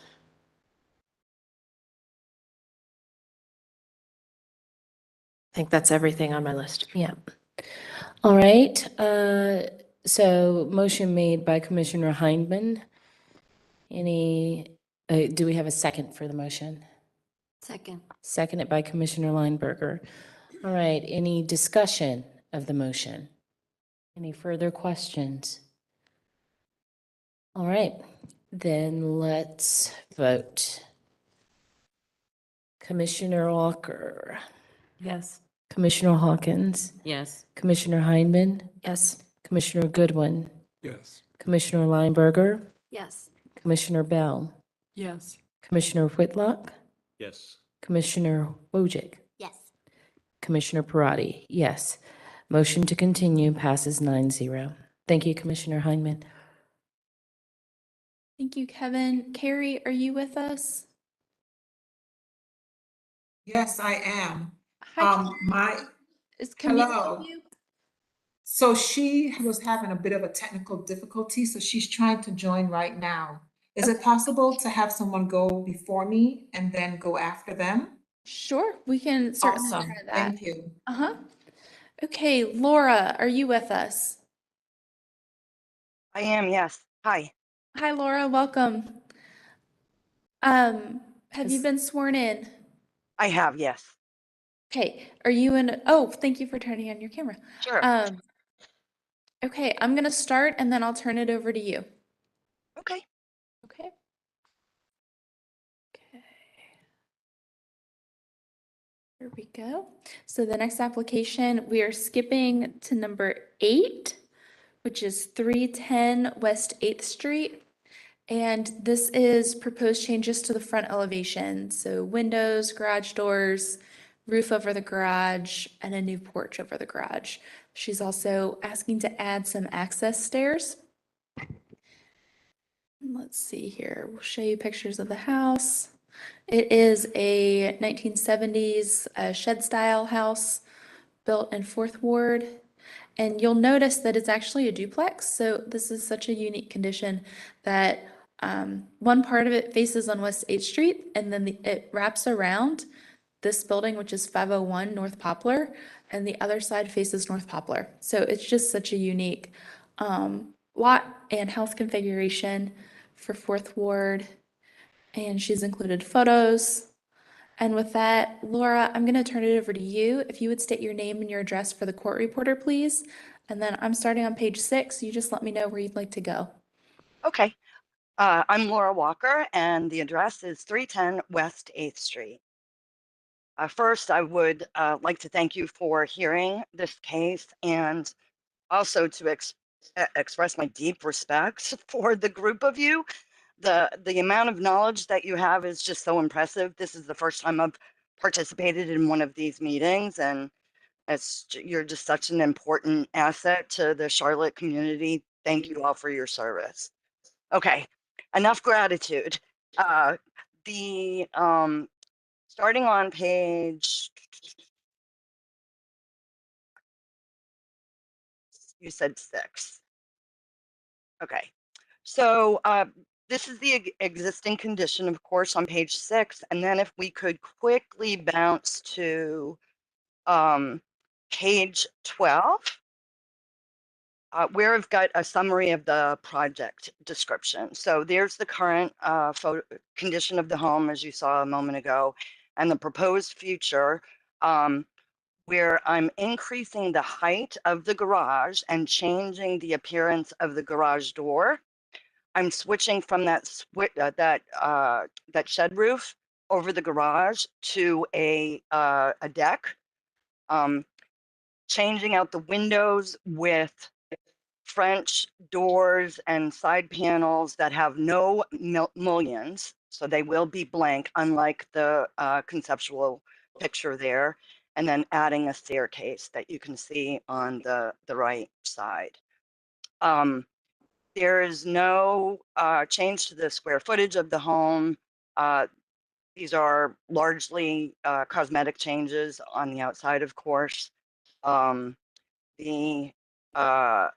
There won't be any changes to the elevations. We're using materials that are consistent with the materials currently in the home, except for a couple of things which I'll mention. And there's no imposition on any of the existing site features or trees, and definitely nothing on the measurements of the lot or the easements. Would you like to talk about materials now, or do you have any questions at this point? Laura, we'll let you continue presenting your case and then we'll ask questions. Okay. The materials include windows, front, and I have some pictures in here of the actual engineer drawings for the doors and the windows. The railing, deck, and staircase will be the steel posts and cable, with the verticals being metal, although based on staff analysis, if they need to change to wood, then we can make that happen. The deck floor will be Lightcrete in the same color as the home's gutters and trim, and of course there's going to be a waterproof overlay for that. And the stairs and the stair treads are going to be composite wood, something like Trex, in the same color as gray as the home's gutters and trim. So aside from the red garage door, everything will maintain color integrity with the home as it stands today. Going to a moment to the staff analysis, if I may, which I think is on page. I ask you to bounce back up now. Page 3. Okay, starts on page 2. Thank you. So there were a couple of questions that the commissioners posed or staff posed. One is the garage door design and directional expression, where the panes of glass appear to be horizontally oriented.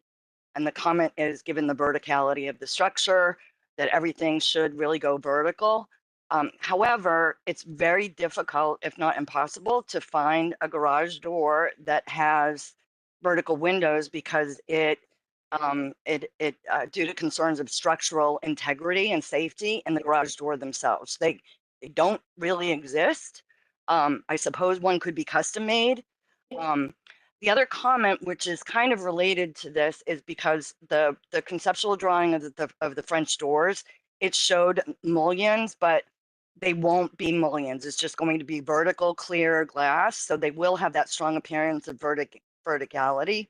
So I'm hoping that in combination with the vertical orientation of the home siding, those French doors, that you are open to the garage door as proposed. Using those frosted panes in the garage door will enable light transmission from inside the garage, which offsets a very big neighborhood and property problem with nighttime light, which, you know, is accompanied by a nearly continual stream of trespassers. I've been burglarized several times, so creating light is very important to me. However, if you do object to the garage door as proposed, the other option would be to go with a solid garage door, with the panes and windows being as vertical as possible within structural integrity constraints. And I'm open, if you go with that option or if you recommend that option, I'm open to whatever color you think is good. Another one of the staff comments was that the home is shed style, and that is absolutely true. However, this home was not built by an architect or designed by an architect. It was designed and built by a commercial builder. So there's a lot of really interesting stuff going on with this home. And you can see from the pictures the current condition of the home. It poses, it is not sort of what they call curb friendly or have curb appeal. The garage door feels very confrontational. Rather than being at a peer level with some of the other homes in the neighborhood, the majority of which have front porches and more inviting. I'm not changing my front door at all. That's going to stay exactly where it is today into the home. But I do want to sort of make it a good neighbor in the neighborhood. So just a couple comments on that. I'll pause for a moment in case you have any further questions or remarks. If you have more to present, then please do, and then we'll ask our questions after you're ready, okay? After you're done. Okay, thank you. Just want to emphasize that the French doors will not have mullions. The post material staff analysis mentioned, asked about the post material for the railings, and they'll be like what is in the proposal in section 9A on page 17. So that's our hope is to go that direction. And however, if the staff comments about vertical elements that are typically required to be wood, we can be flexible with that. The steel cabling requires metal posts because of the nature of the product. It would cost a lot more to DIY this with wood posts, but that's okay. I want to be a good neighbor and preserve the historic integrity of the home. The final comment I have is about the stair treads. Those will, I think I mentioned this before, but and this will conclude my remarks. All of the colors selected will be black, like the foundation of the home, or one of the two grays, either the exterior paint or the gutter, which is a slightly different gray. So not changing anything about that. Although this conceptual drawing shows a new driveway, that is not happening in this project. So it's depicted here, but that is not part of this project. The driveway will remain the same. And that concludes my presentation. All right, thank you so much, Ms. Walker. Christy, do we have anyone anyone wishing to speak for or against this application? No callers. Okay, excellent. Then we'll start. Laura, I am looking at 6.2 in our standards. It's context. It says the context of a particular site is composed of the overall physical character and individual elements of the entire surrounding area. As such, the block and the surrounding historic structures in which the new site is located should be carefully studied when designing a new infill dwelling. So I'm looking at 515 North Poplar. Actually, in my presentation on pages 9 and 10, I have photographs of all the surrounding properties. Right, and I'm looking at those now, and so okay, great. I'm just asking for a little bit of help because the ones that have porches, I'm really looking at 515 North Poplar because I think it's most comparable to your style and it does have the porches, and of course we encourage porches in our districts because we want them to be pedestrian friendly. The difference though is that these porches are set inside the building. They don't stick outside the building, and they don't have the wraparound stairs that that really jut out from the structure itself.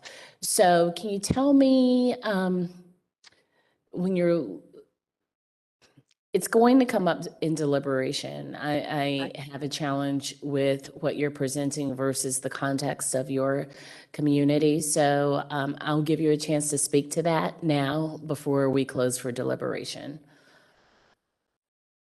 Okay, the extending the roof over, if you look at the photograph of the subject property, right, the current state, from the front elevation, it looks like that is a shed roof.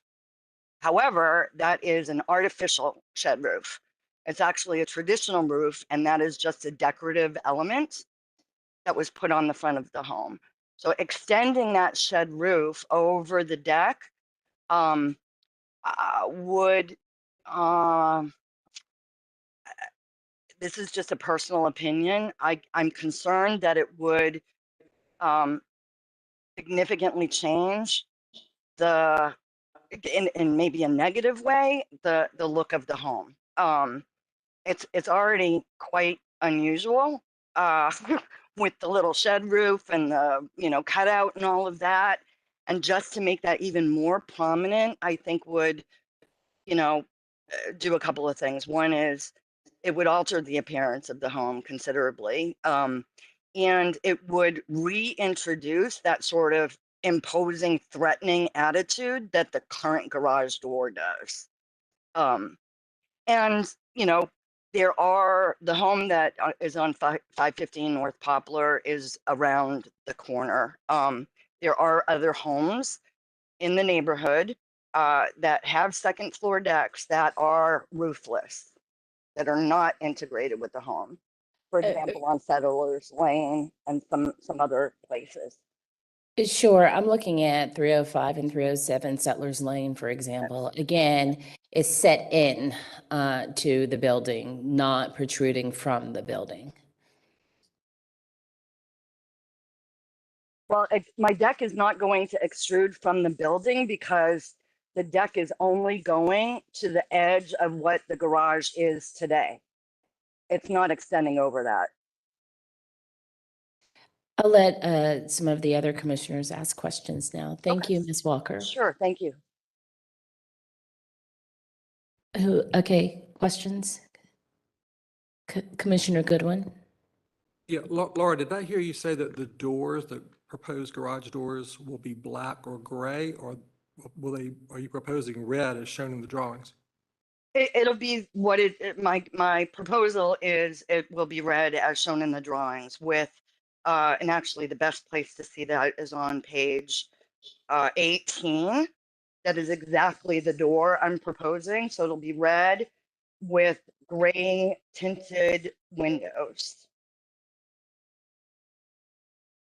Okay, thank you. And the French doors, so you've made it clear that those are going to be single light doors. Yes, exactly. They are clad, I believe, in this application. Are your existing windows and doors, are they wood or are they clad? Do you know? The existing windows are wood. They're original to the home and they're out of code. Okay, would you consider changing those French doors to a wood French door? I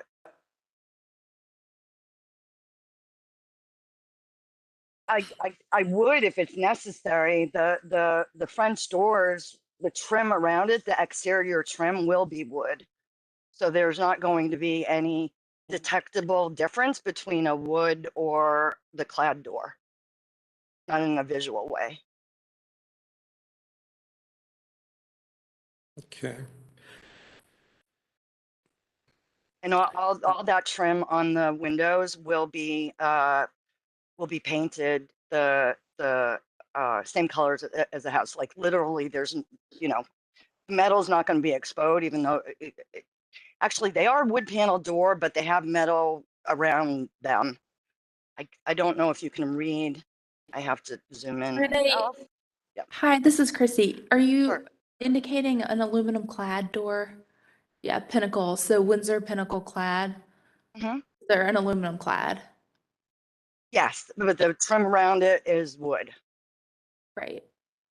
And they'll look like this, like you've said.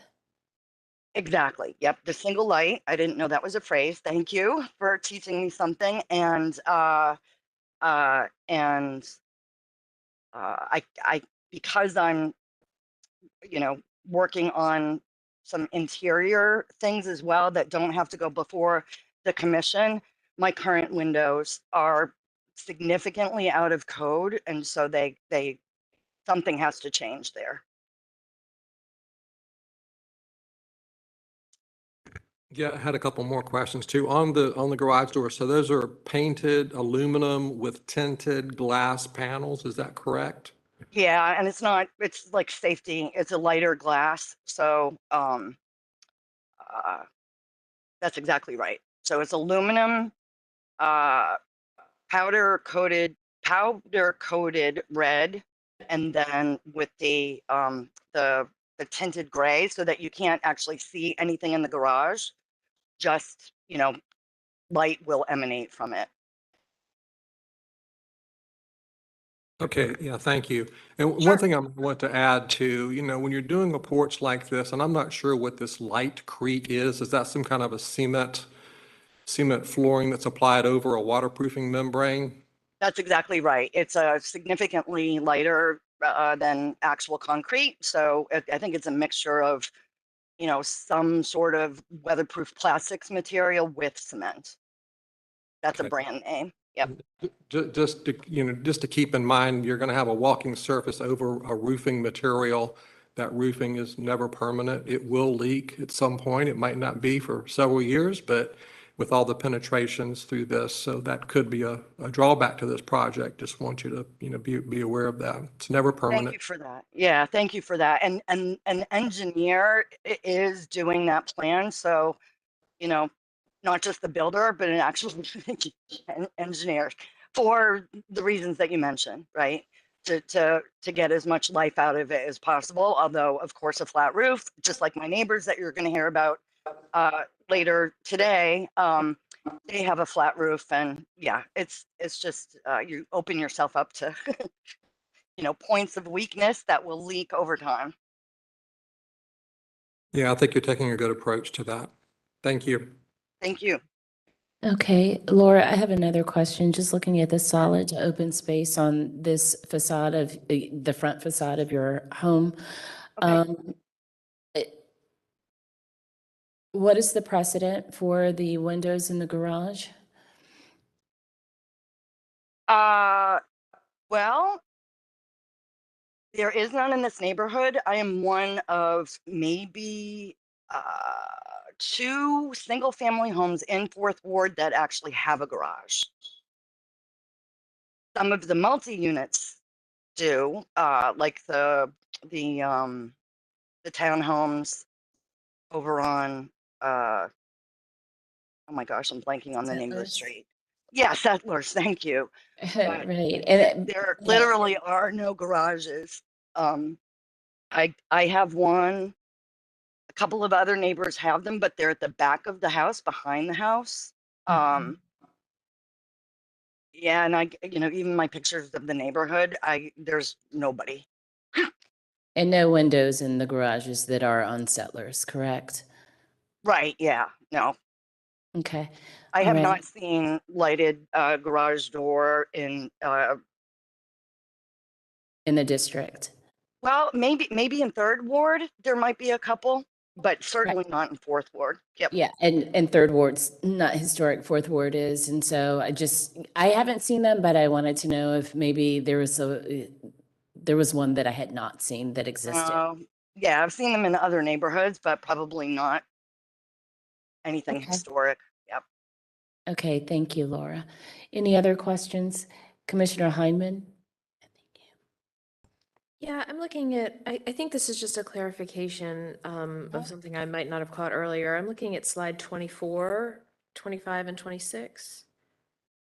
I think you said that the new porch aligns with the garage below, but in these 3 renderings, it does appear to extrude forward of the garage.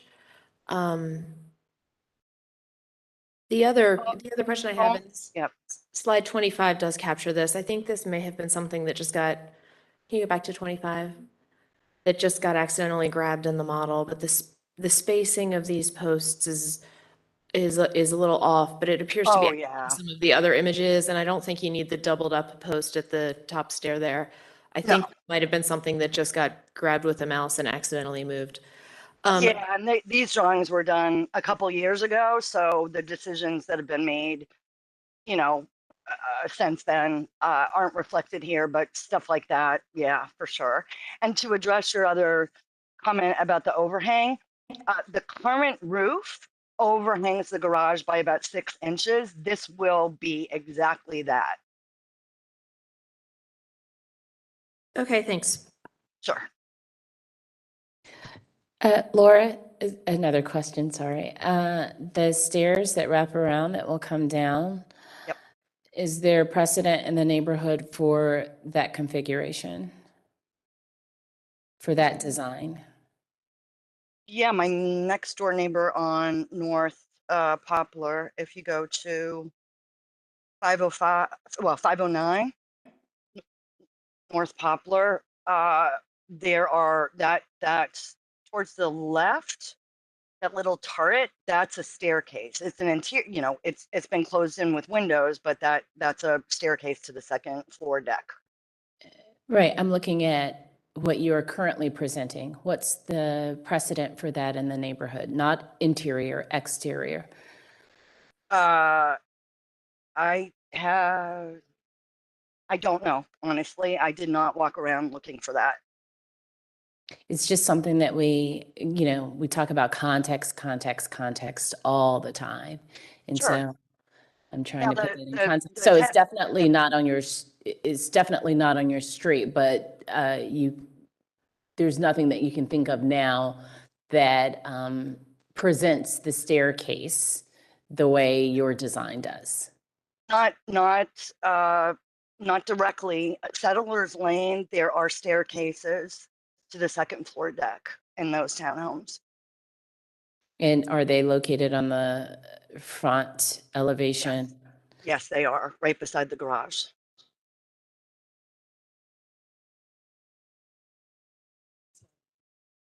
Inside the court, I'm sorry, Inside- Commissioner Bell, Sorry, Yeah. inside a courtyard. inside a courtyard, yes. Yeah, that- there's like a that's what I was gate. thinking. Yeah, there's So a gate not- that you have to go through. Right, not exactly the way you've presented yours, correct? Right, exactly. Okay, so that is my question.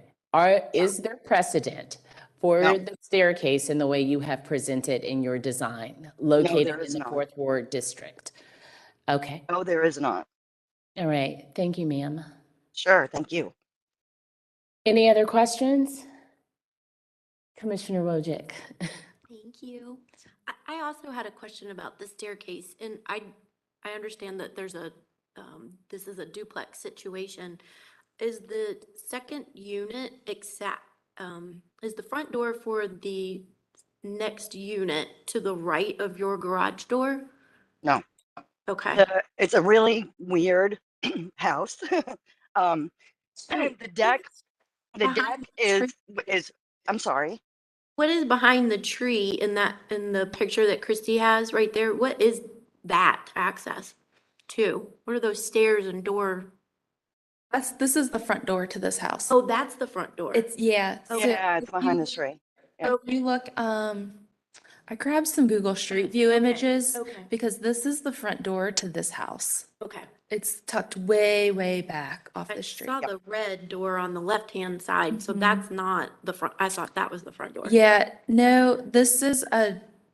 yeah, this door here off the small little entrance is like a secondary entrance. Okay. Okay. And then if Yeah, you that's look, And then, yeah, number 10, so you can see how it wraps. Mhm. So the front door's back here, that little side red door is right there. And then the front door to this house is actually this right here. Okay. Thank you. You're welcome. It's really unique. Ask a question at this. Sure. So because this is obviously not historic construction for Fourth Ward in itself, but this was a type of construction that was done in a period that has been introduced, then do you reevaluate it based on that type of architecture and not the whole Fourth Ward? So it's kind of both, which is what Kim was getting to, is both contextual to the neighborhood and then what's architecturally works, like materials wise, with the individual house. Okay. Mhm. Thank you. All right, any other questions before we close? All right, anything that you'd like to say, Ms. Walker, before we close? thank you for your questions. I appreciate the time and thoughtfulness. Okay, thank you so much. All right, we'll close now for deliberation where only the staff and commissioners may speak. Commissioners, thoughts? Yeah. The only thought I had, and this is a very pedestrian probably comment, but that it looked from a style, architectural style, it looked very commercial to me.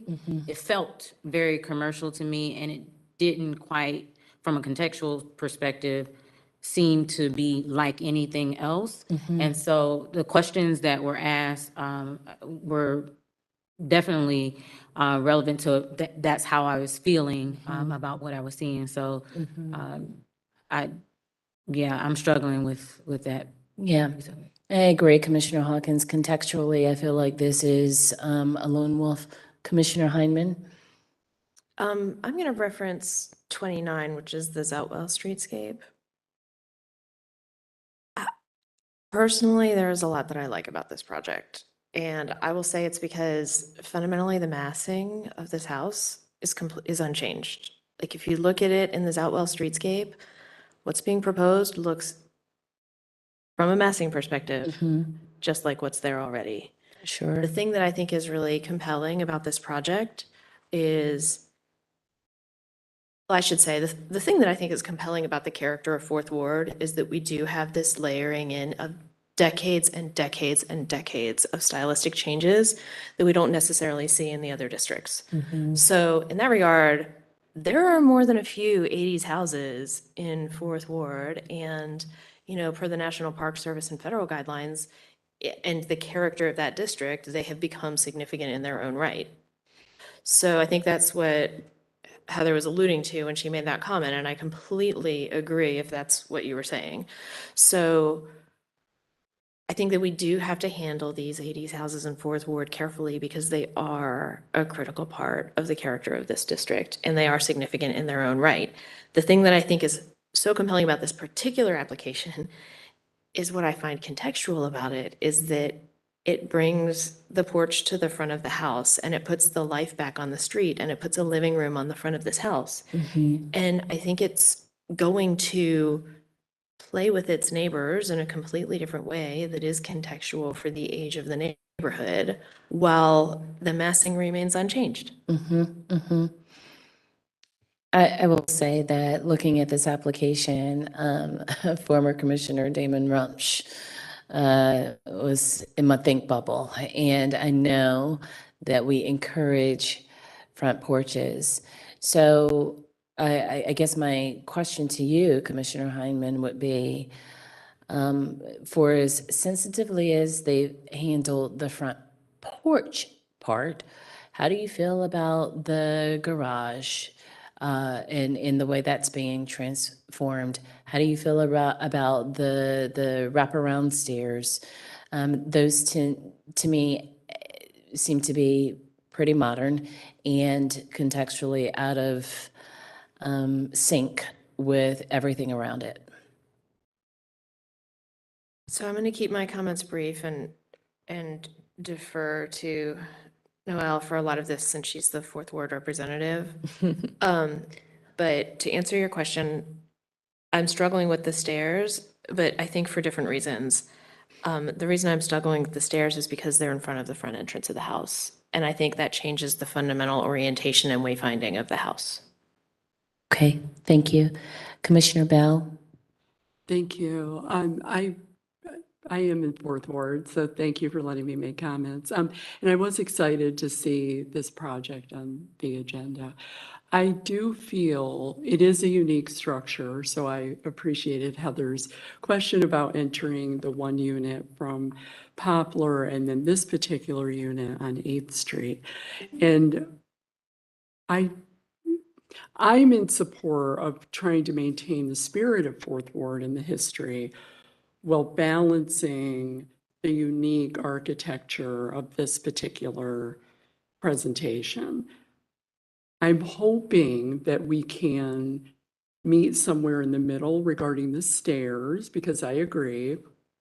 I was sitting here thinking, trying to figure out if there were other examples regarding the railing and structure of the stairs, especially the presentation of this particular home and the fact that it is in the front, as well as the porch, and appreciating the fact that it's open, but recognizing what the owner had said about the architecture, the front of it being somewhat of a facade and trying to build over the roof, over the porch. So I'm hoping we can be somewhere in the middle with the stairs, the presentation. The idea of bringing light, though, and community and neighborhood, I do love that, and I celebrate that. But hopefully we can figure out how to meet the standards with this particular design. Okay. All right. Thank you for your, that was very helpful. Thank you for your input. Commissioner Goodwin. Yeah, this is definitely a unique structure with the garage, front and proud in this particular case. And it's going to be difficult to find, I think, architectural context for this in the district.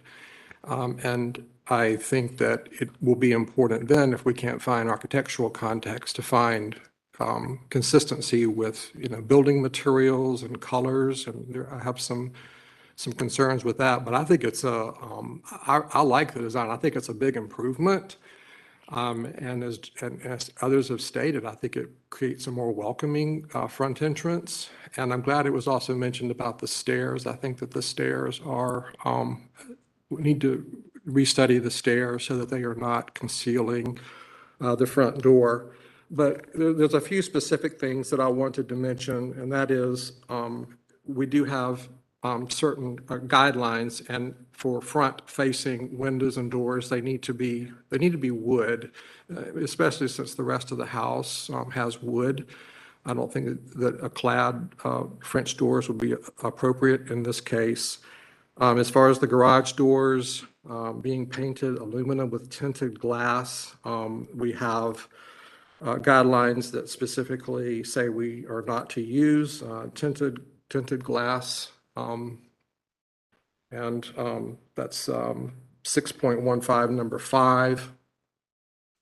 6.15 number 5, do not use tinted, frosted, or mirrored glass on major elevations of the building. With regard to the metal post and cable railing, I think that that's enormously appealing, a very modern touch, but then this is a modern home. And we do have a guideline that for mid-century modern homes that metal rails and posts or columns are acceptable. 6.18. Yeah, number 5, it says metal is used in mid-century style houses for decorative features such as porch columns and railings, and I can extrapolate that to the columns as well. Perhaps somebody might disagree with that, but if you're going to have the cable rails, then you definitely need to have metal posts. Wood would not work in that application, I do not think. Mm-hmm. This was built in 1982. Are you considering that mid-century? Because the style is. No, I think. To weigh in on I that. think. So I'll call it modern, maybe not. Okay. Okay. I'm with Phil on this. I think Phil is trying to lean on a standard that we have in place that relates to this modern expression, stylistic expression. And, Okay. And I would be in agreement. I think that the intention of that standard would meet, for me as a commissioner, the intention of this project. Okay. Perfect. All right. Okay. All right. Any other comments, commissioners? Yes, Commissioner Lineberger. I really just wanted to make a comment about the stair, and part of the struggle, I think, for the stair is that it's not represented on the plan. On the new existing layout plan. And just that relationship to what the floor plan is and the function of it. Because I really struggled with that as well when I was reviewing this, and not having that, I think didn't help. It led to the misunderstanding, I guess, of that, or the struggle with it for everyone. But I agree with a lot of Commissioner Hyman's comments as well as Commissioner Goodwin's. It's such a unique house for Fourth Ward. And it, is reflective of other houses, of course, in Fourth Ward as well. But I think it just gives us a little bit of leeway in the guidelines. Okay. The standards. Thank you. All right. Anything else? Okay. Where I'm falling, and thank you for the conversation. And thank you to Damon, who is probably not listening at home. So I would be for the porch, but some of these, the staircase, the garage with all the fenestration, I would not be able to get behind that. So that's where I am. Commissioner Goodwin, how would you sum up where you stand on this application, as far as, it sounds like a continuation because we've all talked about the stairs. And we've talked about the garage a little bit. So where are you in this? I'm ready to make a motion to continue. Mhm. If there's anyone else that has any comments that they want to provide. Nope. Okay. Thank you. Yeah, I'd like to make a motion to continue this application for the following reasons. The the bright red garage door panels are not consistent with their historical context. They're drawing attention. I think they need to look unified within the historic context. On the French doors need to be wood as opposed to, let me back up just a minute. On the bright red garage door panels, that would be guideline number 6.3 for context, and also 5.8, number 9 for painting. And on the doors, the French doors should be wood, and that's standard 6.15, number 3. The tinted glass is not allowed per guideline number 6.5, number 5. And then also, I would like to see the staircase, a restudy of the staircase so that it is not a redesign, so that it is not concealing the front entrance.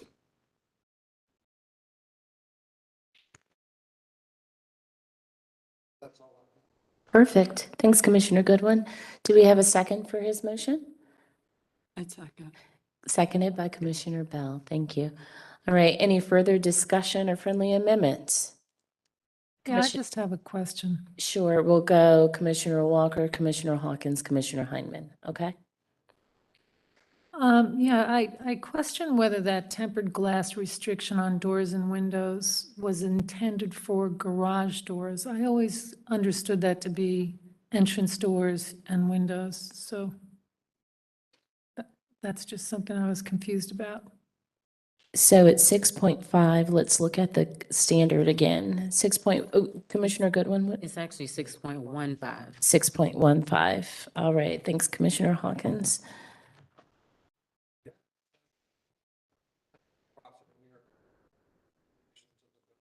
Mhm.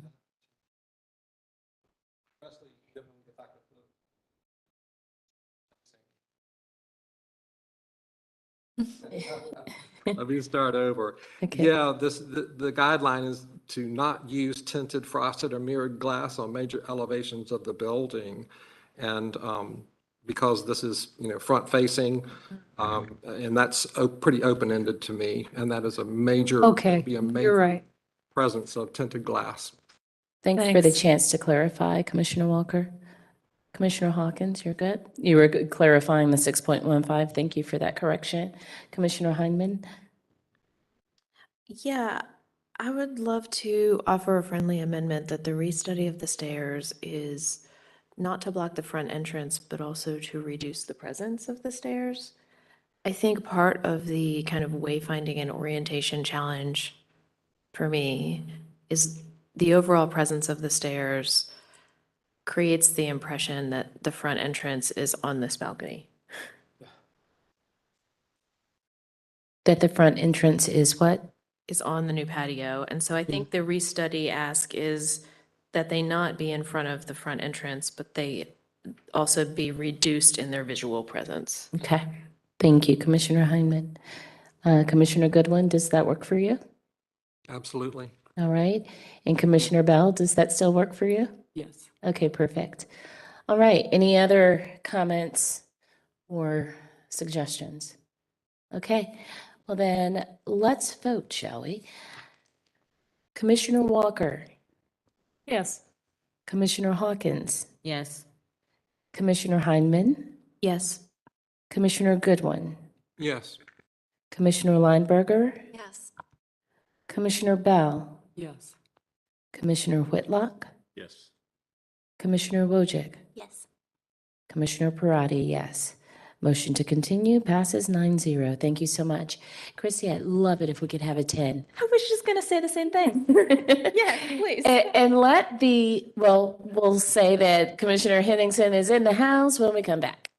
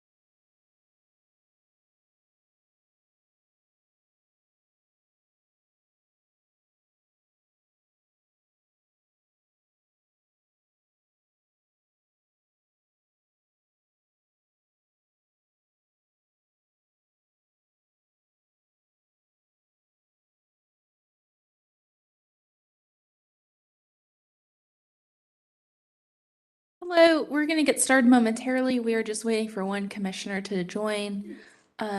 Camille and Carolyn, you'll be up.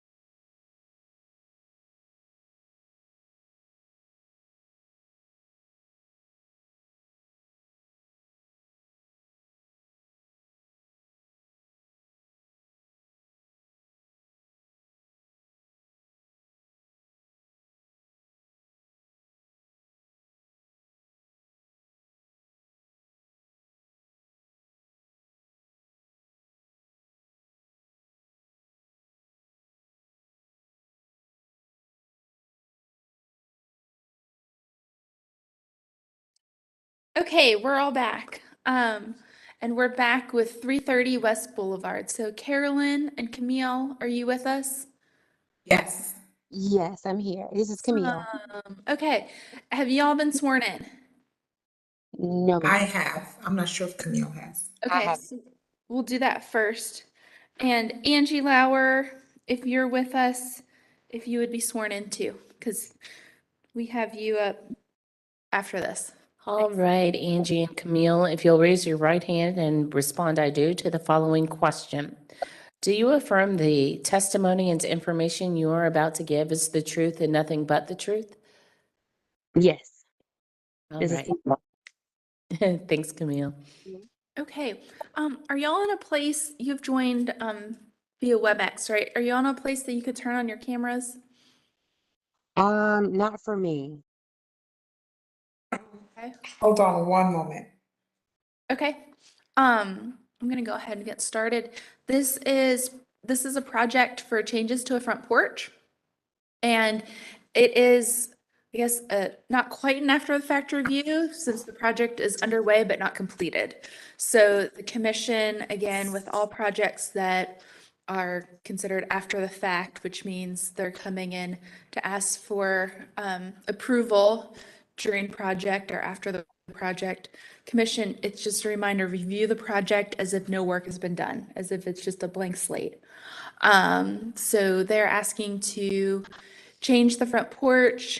You will see that it is mid-block on West Boulevard. And here's where the house is located. This is a before picture of what the porch looked like. Obviously, there had been some replacements throughout the years with the 1960s front porch railings and columns. And of course, the doors and windows aren't original either. And the house is, I think Camille, you might have to, Camille and Carrie, you might have to help me with this. Is the house wrapped in vinyl too? Yes. Yeah, okay, yeah, all the house and trim is wrapped in vinyl. So again, it's midway. So what they're doing is taking out the concrete and redoing the front steps. And then they have some photos of what they, these are some photos of existing and proposed, some sketches. They want to go back with columns that would match better with the house. So taking out these replacement columns and putting in some wood columns.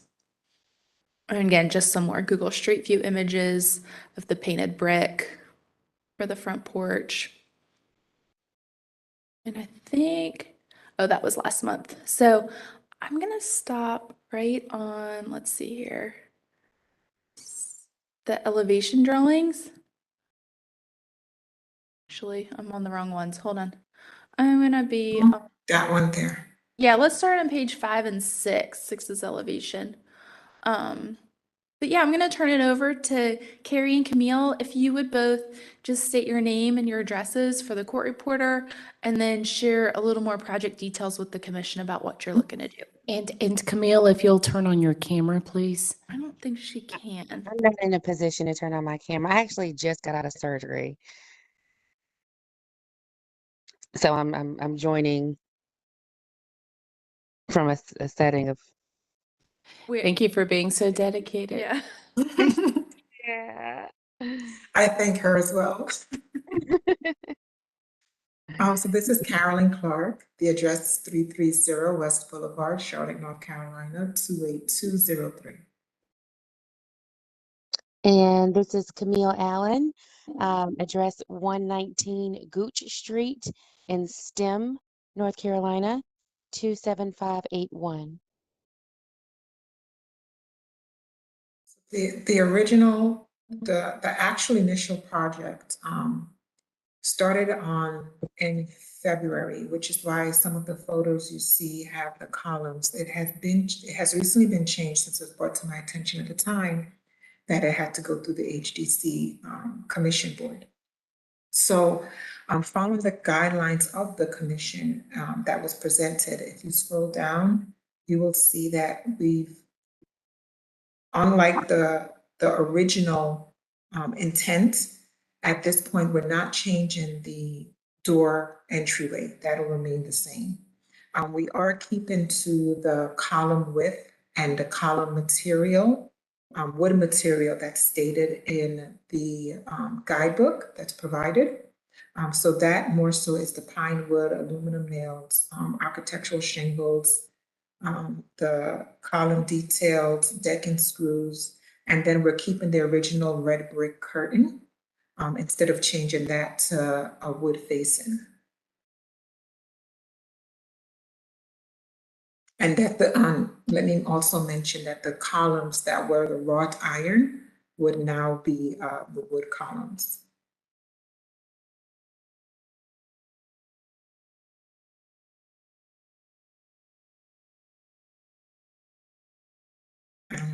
That's all on my side. I'm sure there are questions that we can open up to, and Camille will assist with the questions part as the general contractor. Okay, perfect. Do we have anyone on the line, Christy? No callers. All right, commissioners, questions of the applicant? Do you know what was original to the porch?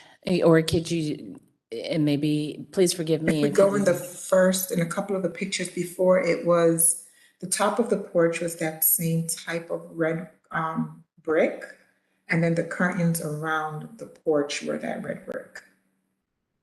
I'm not sure if that was the original, the most original, or if it was just a redone of the former owners. Yeah, that was my question, just to know if you knew. That I'm not sure of. Okay. And I've looked to find that answer, but I haven't been able to find pictures or any further detail. Will you speak to why you made the changes? So it was a structural issue with the bricks along the curtain. So that's why the bricks were removed, and then to be added to that curtain part of the property with new brick that similar matches the existing. So you went in to repair it.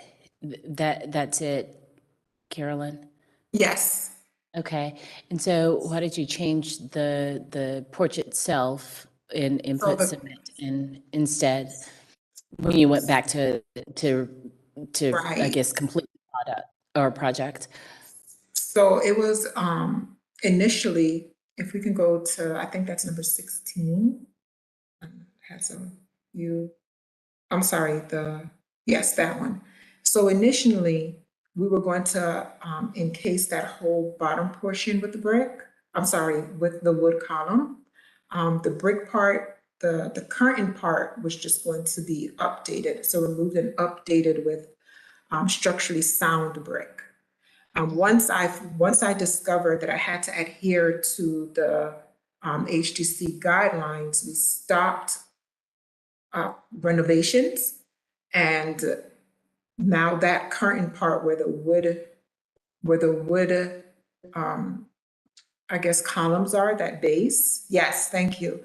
That base right there is going to go back to the original brick facing. Okay. Does that answer your question? Well, it answers my next question, but my other question was, why did you choose to replace the brick that was on the face of the porch, on top of the porch, with cement? That's not cement, that's just gravel. There was cement in there, so I Oh, no, apologize. no, this picture right here is just, that was when we were obtaining masonry quotes. So actually, that picture could have been removed. That was Okay. just the masonry person giving me an idea of what it could look like before we ceased and desist. Okay, so you could very well go back with brick. Yes, absolutely, because that's not how it looks right now. This is how it looks currently. Okay, all right, thanks for that clarification. Okay, commissioners, any other questions? Yeah, Commissioner Henningsen. Can we stay on one of these pictures here? I'm sorry, the drawings of the house. We go up, Let slide. me go to the most recent one, maybe. Oh, okay, that's Yeah. 6. perfect. Slide 6. So just out of curiosity, when I look at this house, it doesn't look anything like your house. The roof line is different, the porch design is different. Is that just a drawing error, or do you intend to change your roof form and the roof form? No, it must be a drawing error. Maybe it's not drawn exactly to scale. We're not changing anything at all except the front porch.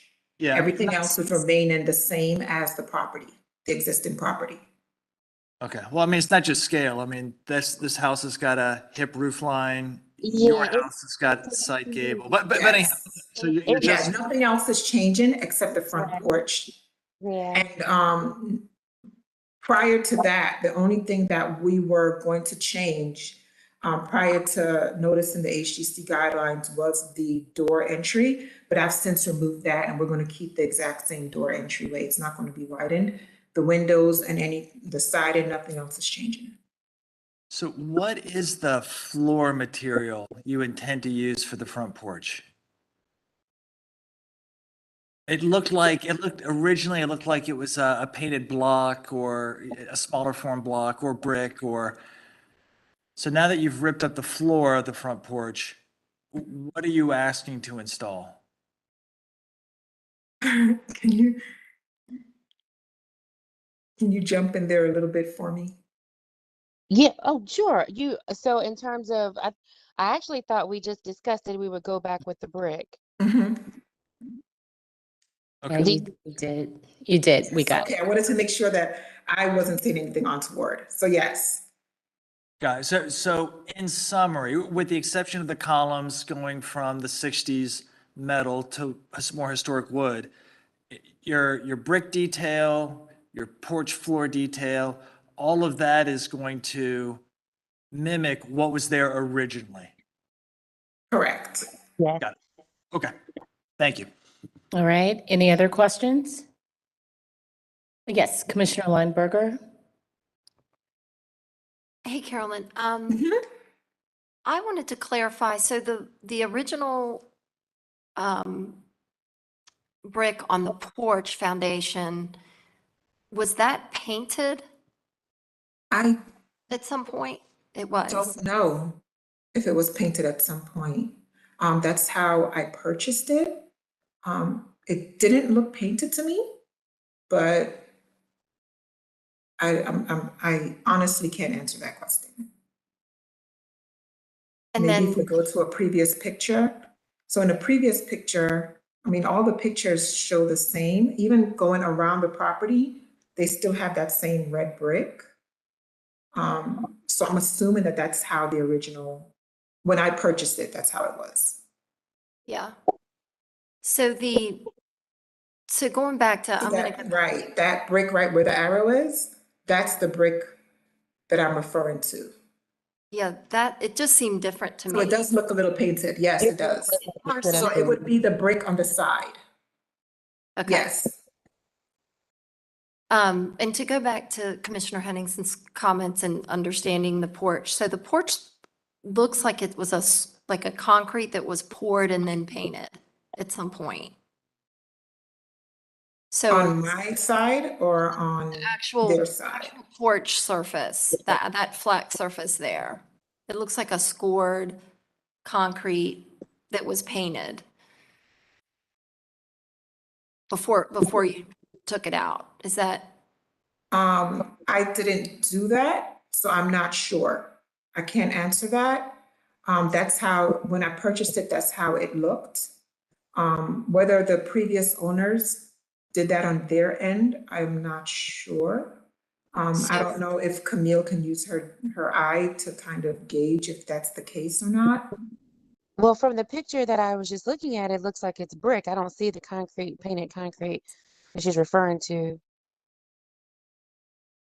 I think Oh, I what see. everyone's looking at is it has this brick edging, but Right. the floor itself looks like it was probably a concrete that's just scored Right. like a tile look and been painted, because you can tell if you switch between that and picture 9, because you can see the concrete kind of with the front steps.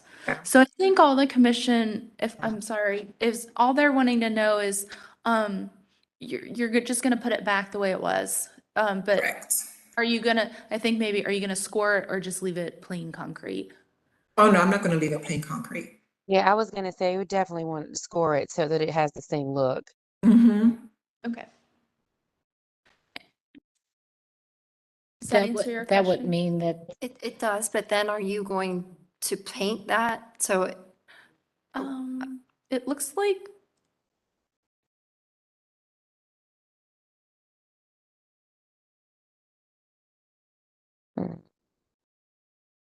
I mean, I think that's a fair question. yeah, I'm just trying to Yeah. understand visually what that is really going to look like. So, Or we can just do brick and not do scored concrete. You know what I mean? Just like forgo the concrete altogether and just go lay back the to brick. Yes. So I think what the commission's getting at is, are you having to rebuild the whole thing? Like, the stairs and the base? That wasn't the plan as far as I know. Okay. Carrie, did you? Was that what you were thinking? Okay. Same. Yeah, no, it's fine. Structurally, it's fine. We obviously need to do some point checking and, making sure that the mortar and everything is clean, Okay. and filled in, but, but definitely keeping the same brick and the same look. So while we have this picture, still have this picture up and you have redo steps, so are those going to be removed and concrete steps replacing those? Carolyn? So the steps, yes, the steps were to be replaced because if you can, and I might be using the jargon incorrectly, so Camille, please correct me if I'm using it out of text, but it was to make the steps structurally, make the steps more sound because the steps were a little bit corroded. Okay. Does that answer your question? I think so. And then, But the follow-up to your So- question is, I guess part B would be, yes, if we do have to replace, it would go back with brick and not concrete. Correct. so you would have the brick sidewalls. Yes, ma'am. Okay. So back to the elevation drawing, it shows, I understand that it's only the porch, but that porch gable, Mm-hmm. are you retaining the original porch gable as shown right now on the existing? Yes. Yes. definitely. So the brick gable that's shown in the drawing is not happening at all. Right, no, and that's just for, I think that was just the color. I don't think I assigned brick to it. It might very well look like it, but that was just for the color, and yes, definitely just a draft because nothing else is changing. Okay, and then one other question on the drawing, on the elevation. I see your column detail, Mhm. new wood columns that you would like to put back. Mhm.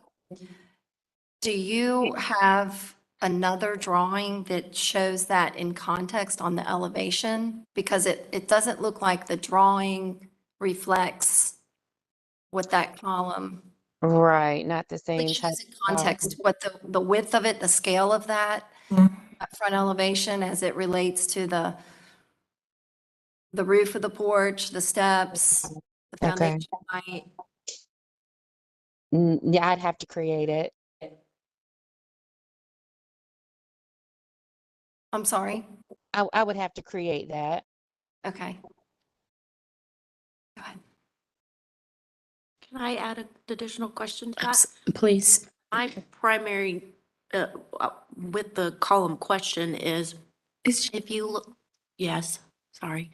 As you look at it, in order to set the column correctly underneath the top header, has anybody checked to make sure that the base of the column is going to fit properly on the foundation? Just because we're changing it from that very small, thin, metal to what will be, a pretty dominant sized column. We don't want it hanging over the edge.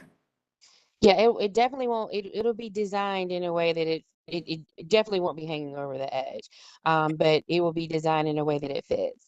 Okay, great. Commissioner Heineman? I'm so sorry for the redundancy in this question. On slide 6 again, where it says that architectural shingles are being used, we are confirming in this space that no changes are taking place whatsoever to any of the roofs or the gable over the front porch, correct? Right. Okay. And so I guess when that was just including like all the materials that have anything to do with the front porch. But there's So no not scope. necessarily in that's what's going to be changed. And if there are shingles, and Carolyn, I have to punt to you for this one. It is all of that, or do the shingles look good currently? Are they all in place? Because that was another Yes, topic. they are. If they have to be, we would go back with architectural shingles, but that's what's there. So repair work, you can just work with staff on. You don't need to go through us for repair work. So if it's repairing the existing shingles, that's not something we need to deal with. Gotcha. Seeing it on the list again just kind of puts a red flag up for us that we're looking at roof changes in the drawings and we're seeing the roof shingles on the list, and we have to be absolutely sure in this meeting that there are no roof changes. Well, I can swear and attest to no, there will not be Thank any you. roof changes at all. Thank you so much, and I'm so sorry that I asked for like the 10th time. Bye. Commissioner Wojcik beat me to this point again, which is that the column that we're seeing on this slide will actually overhang the corners of the porch. So we Yep, would it need will more not. detail for that. I'm sorry. She said we will need more details for that in Oh, your response, okay. Camille. Okay. Okay, all right. Other questions, commissioners? Before we close. Commissioner Lineberger? Yeah, I wanted to ask about the front walkway. Is that changing at all? Is that staying? No, That's staying the same. staying. It's original to the property, so I'm not changing it. Okay, thank you. Okay. Carolyn, Camille, anything you want to say before we close for deliberation? No, I'm good. Okay. All right. So now we'll close for deliberation where only the staff and commission may speak. Commissioners, thoughts? I mean, there's some details that are missing. Commissioner Lineberger, what are your thoughts? Yeah, I think we just need the elevation to be accurate and depict, if that front gable isn't changing at all, then I think that front elevation needs to reflect that, because now it's shown as a brick gable that looks totally different. Sure, yeah. I think the rail, we didn't even really ask about this, but the rail detail, column detail, if they're going to have those side walls to the steps, those need to be depicted on there. The row lock, that cap on the foundation for the porch, that brick. So I think it's just a matter of showing us exactly what is going on and revising that column detail to make sure it really does function. So it sounds like we need accurate elevations with details on the materials. Yes? Yes. Okay. Any other thoughts, commissioners? Anything to add?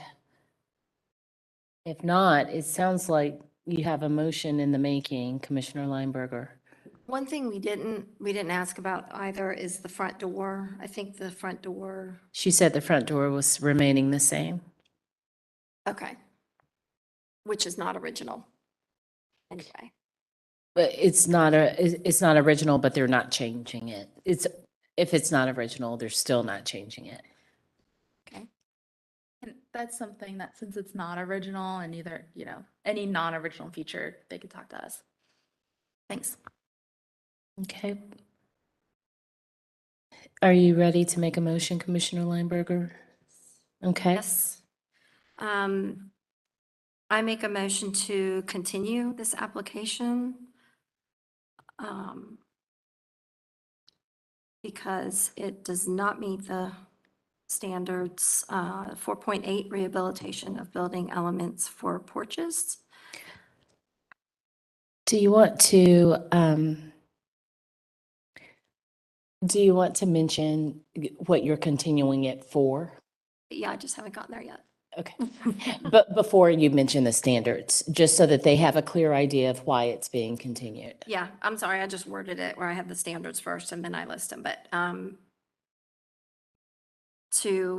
the applicant needs to provide the front elevation that retains the original gable and provide a section of the foundation through the roof, which includes the column and railing details and the materials.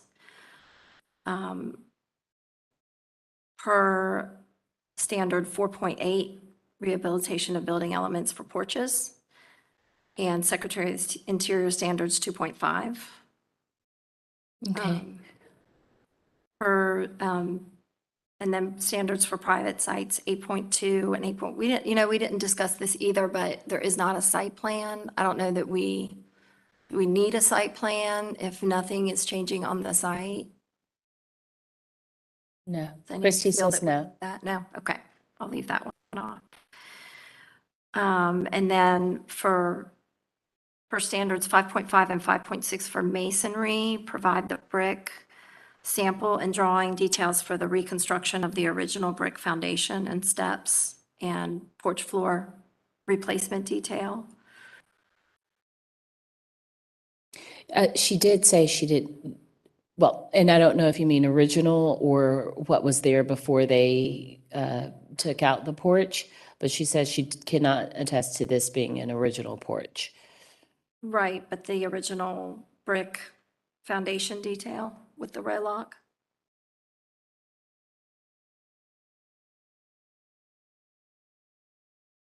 That was my original for the original photograph, right? I think existing or Okay. pre-existing, So just change my original to existing. pre-existing, yeah, because existing now is not the same. Yeah, yeah. Okay, thank you, Commissioner Lineberger. All right, is that it? I think so. Okay. Do we have a second? Second. Seconded by Commissioner Henningsen. Do we have any further discussion of the motion? Okay, all right, well then, let's vote. Commissioner Walker, Yes. Commissioner Hawkins, Yes. Commissioner Heineman, Yes. Commissioner Goodwin, Yes. Commissioner Lineberger, Yes. Commissioner Bell, Yes. Commissioner Whitlock, Yes. Commissioner Wojcik, Yes. Commissioner Henningsen, Yes. Commissioner Parati, yes. Motion to continue passes 10-0. All right. Okay. Thanks, Carolyn. Our next application is, wait, what just happened?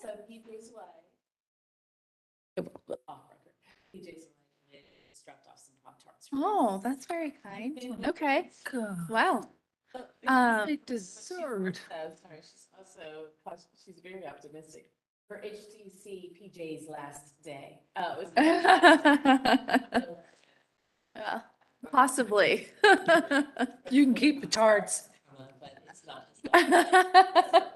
Keep the tarts, get we can keep PJ.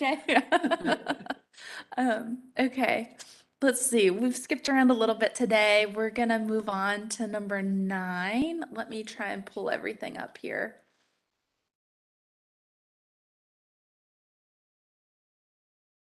Hi, girls. Damn.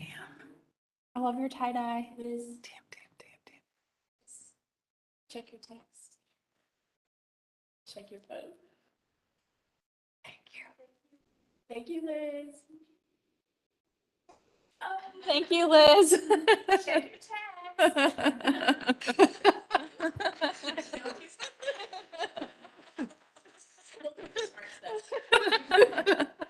Okay. Angie, hi, welcome. How are you? Good. Have you been sworn in? I said yes, but nobody heard me, so That's okay. yes. We count that, you know that. Okay. Okay, so our next application is 1740 Merriman Avenue, and it's for new construction. The commission approved the demolition of the building with a 365-day delay at its June 8th meeting. And I'm just gonna turn it straight over to Angie. Angie, I am starting with the vicinity map and your cover page. Angie, if you would state your name and your address for the court reporter, please. Sure. Angie Lauer, Lauer, ALB Design, Inc., 901 Berry Hill Road, Suite B1, Charlotte 28208. Thanks, Angie. And just let me know which slides you'd like to go to. Okay, first I want to just ask, because John Brockwell, the owner, is supposed to be on as well. I just want to know if he is, because I can't tell. Is there any way for you to? Sure. See. No, he's not on. Okay, well, I'm going to continue anyway. He can join in. Well, thank you very much. As you know, we submitted an application for demolition of the existing house that was there. It was approved for a 365-day stay in June, as Christy stated. And we worked pretty hard on this one, looking at the entire neighborhood. You know, the original house that was on this lot was built in 1946. It was surrounded by homes that were truly built from east to west around 1940. The two on the east end were built in 1928. The houses across the street were also built post-war, 1948, 1949. The street slopes. So Christy, if I can actually just get you right to the streetscape, because I think this is important. So while she's doing that, most of the homes, as you know, are all the homes on the street, except for the two at the end, east end of the block, are America Small House. And they're pretty similar in style. Gables are either front facing or side facing. Stylistically, what we did is fashion it towards your guidelines that your America Small House packet that you have within your guidelines. And specifically, I believe it is on page 5 of those guidelines, there's a specific home. It has a little bit of a colonial feel. And Christy, I'm not sure if it was in this package or not, but it is part of your your guideline pamphlet, the America Small House, and there are 3 or 4 examples in there that really kind of were inspiration to the home that we created here. One of the things that we did want to pay attention to was the height with the streetscape. And as you can see, there's 4 circles on the Zootwell streetscape, and specifically to show you the difference in height.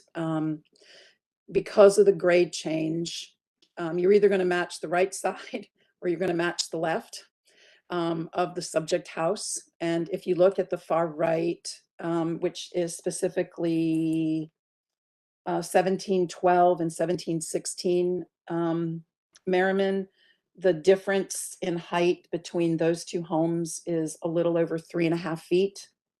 If you go down a little further on the block between 1728 and 1724, there is a 4.1 foot delta. If you look at 1732 to 1728, it's 2.3 and so on. So it staggers. And the biggest delta is to the west. And that is between 1760 and 1764. It is an 8.9 foot difference in height. And that is also depicted on slide 5. If you can go to our slide 5 real quick.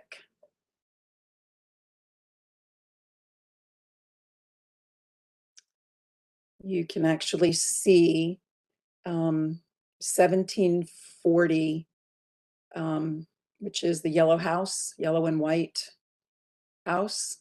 And then the house right below it sits about 9 feet, higher, just based on natural grade. So one of the things we did is took an average overall streetscape on here and determined that between all the houses on this entire block, there's a 2.4 foot average in height, average all the way across the block. So we felt like we were kind of right in the middle, literally in the middle of the block.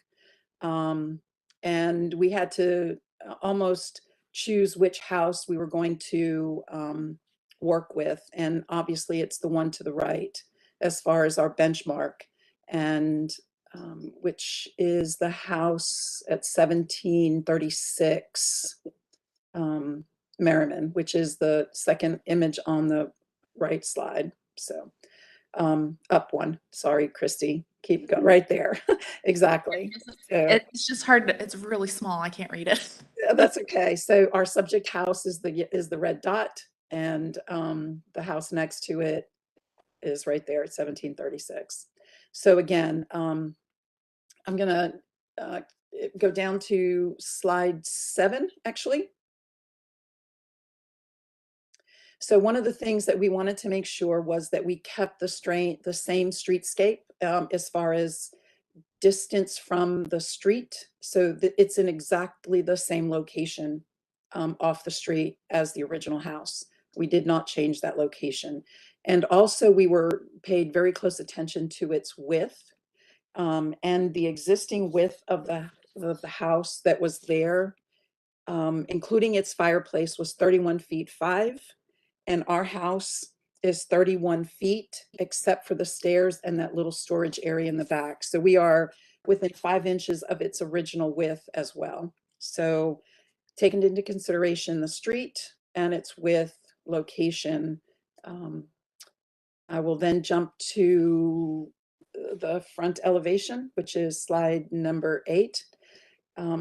Again, we took into consideration stylistically the homes that were in your America Small House catalog, specifically on page 5 of that catalog, where it has a little bit of a colonial feel, where it's not a full 2-story, but there are side gables and 2 front-facing dormers and a small front stoop with smaller columns. The columns were not very large. Again, that era of home did not have very large front porches. They were just the cover for their entry. It was based on the era and design of porches of that time. I did notice, Christy, in your analysis regarding the distance between the windows, there were some older homes that had, and colonial homes that had an 8-inch spacing. although we have no opposition to minimizing that, and we can work with staff specifically on the spacing of the paired windows in the front of the house. The other thing that was mentioned were shutters, and traditionally a shutter should cover the window. But again, if you look at your all of the images, and even the ones for Merriman Avenue that have shutters, they were purely aesthetic and not functional. Although here we are creating them to sit on the brick mold and not outside of the brick mold, so they will look like they're in the right position, but they are smaller in nature. But you wouldn't have a pair of shutters on a pair of windows like this. But again, just for imagery. The dormers on the second floor, while characteristically would have been a little smaller, we do have to meet egress with windows. And in order to keep the same style of window, which is a 6/6, the dormers are just slightly larger than they would have traditionally have been. Next slide, which would have been 9. Yeah, so the side elevation, again, we worked specifically with staff in order to reduce the height.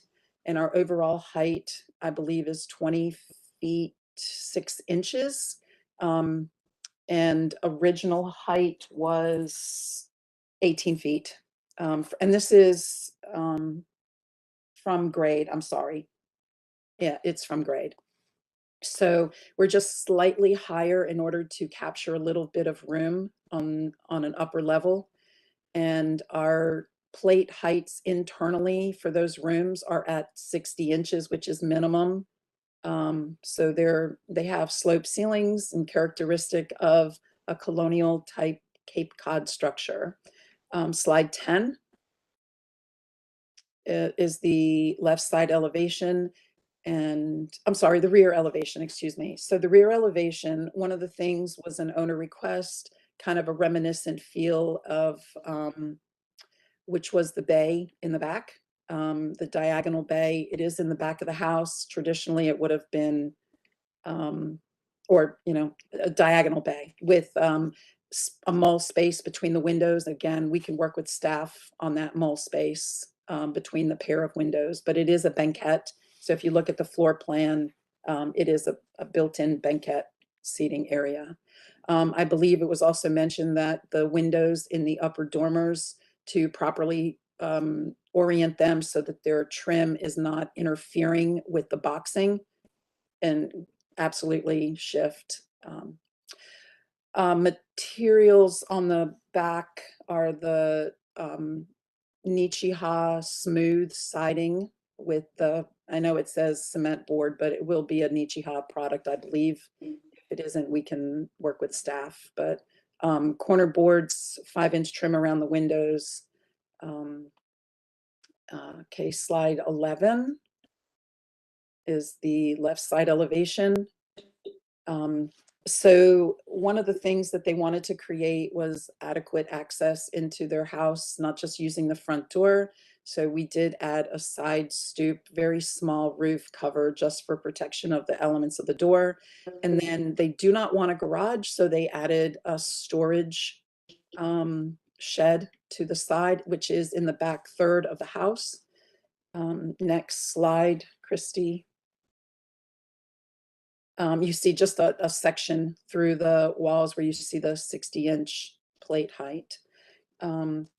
So one of the things I do want to point out is the material for the brick. The owners do wish to have painted brick as their original substrate, not coming in after the fact to paint the brick, but they like the feel and texture. And I want to point out 2 projects that were approved by the commission as a full review for brand new houses, which is 1123 Berkeley Avenue. That particular house had a German schmear type of paint, and it was approved in 2017, I believe.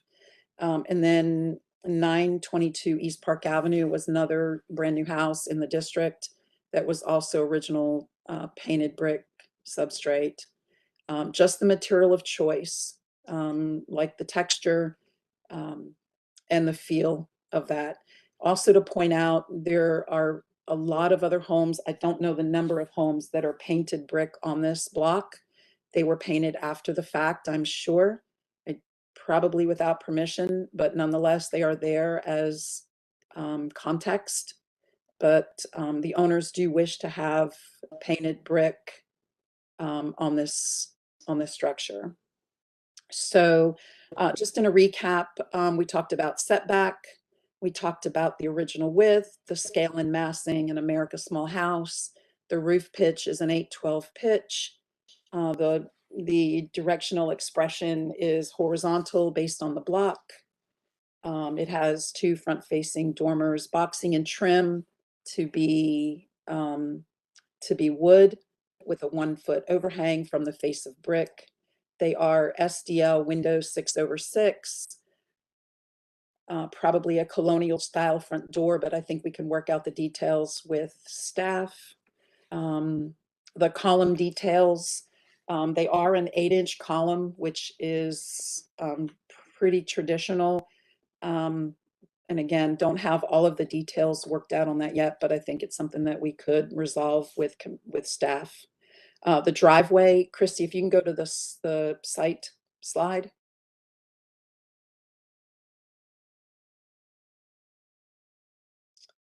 Slide 7. So it is a concrete drive with a concrete sidewalk.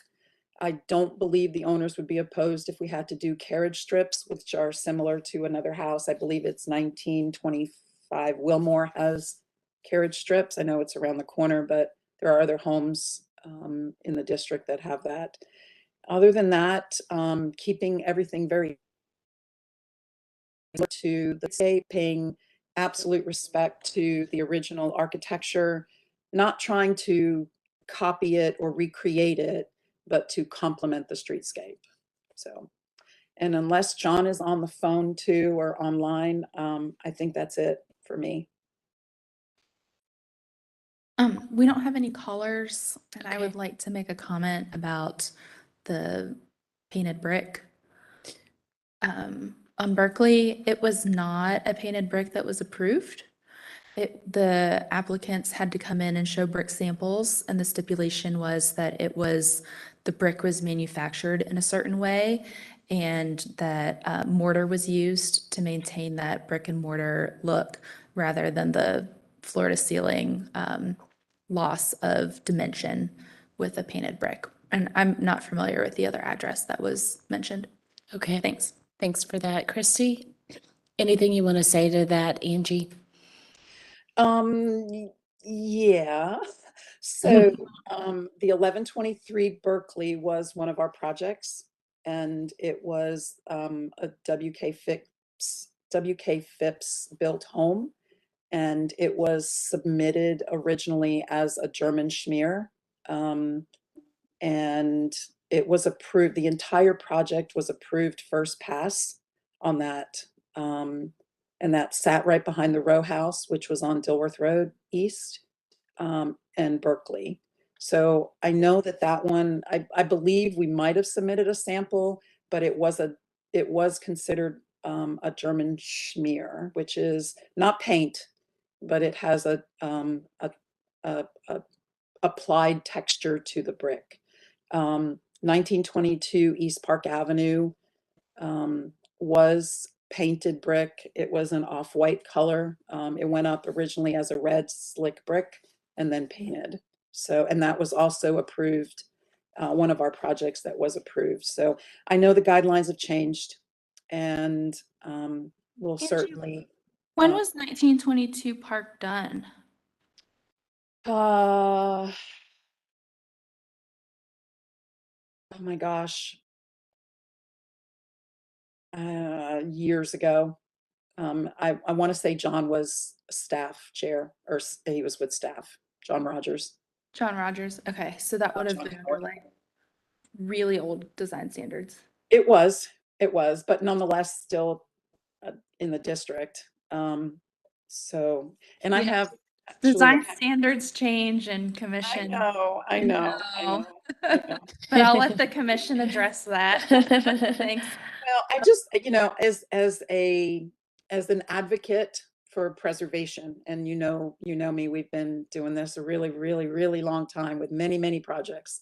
In my opinion, if somebody wants to start with brick and paint it originally, I have no problem with that, right? It's just the material. Now, personally, it's a personal choice of the substrate that's underneath the paint. If it's wood, it's fine, it's painted. If it's siding, it's painted. Um, I know that, there could be opposition to the color of brick that's chosen. Then you go, oh, well, we thought it was going to be red brick and now it's not red brick. And that becomes an issue because that happened on another one of our projects, that the owner chose their own brick and it's a brown brick and not a red brick. So now they're going to have to do something else to it. So I would rather start out knowing that it could be painted as a substrate and a material of choice than to come in after the fact. So I'll let the commission address that because I know. we've talked about that at length, but I did want to thank you. And are you seeing the website for the Historic District Commission? I am. Okay, so just in case anyone on the call isn't familiar with this commission, what Angie's referring to when she's talking about the American Small House Guidance, it's on our website under resources and information. And it's all about research that we did, 2015, 2016 about the small house. And these are all old pattern books. And this is what Angie was referencing as she, took her inspiration from. So, thank you so Right. much. So right there, Right like here. stop right there Yeah. on that where your cursor is. That's it. Yeah. That's the inspiration house right there. Well, just thank you so much for using our resources, Angie. We really appreciate it. Absolutely. Okay. right. Sorry, over to you, Kim. Yeah, that's perfect. Great conversation. Maybe even something to discuss at a retreat. Commissioners, questions for Angie? Heather, you're up. Thank you. I have a couple. First, Angie, I would like to say that you did such an amazing job of keeping the height and proportion of this house appropriate for the neighborhood. That is probably the number one thing that I hear and see and we all have comments on. So thank you for that. I had a basic question about the new house size in relationship to the houses on either side of it. When you provided the plan showing the neighboring houses, it had the original structure on it, but I don't see another document that shows the new site plan with the new house size on it in relationship to the neighbors. You're talking about the streetscape? Well, more just, I'm more questioning the depth of the new house in relationship to the houses on either side. So if you look at this, I guess the GIS information. So the original house, the GIS information is not quite accurate. So our site plan, all right, so the house next to it, which is 1944 Merriman, the left right there. So that house in footprint based on GIS does extend further back than the one that our house. But if you look at slide 6 and 7, you could see where the original house ends. So relationship to its adjacent homes, no, I don't have that information. We weren't required to provide the depths or the sites of the adjacent homes, so I don't have that information. I'm sorry. No, that's Know okay. that we're well within our setbacks, meet rear yard requirements, open space, I'm sorry, I don't have that. That's great. Thank you. We addressed a couple of the things that were staff analysis, and I wanted to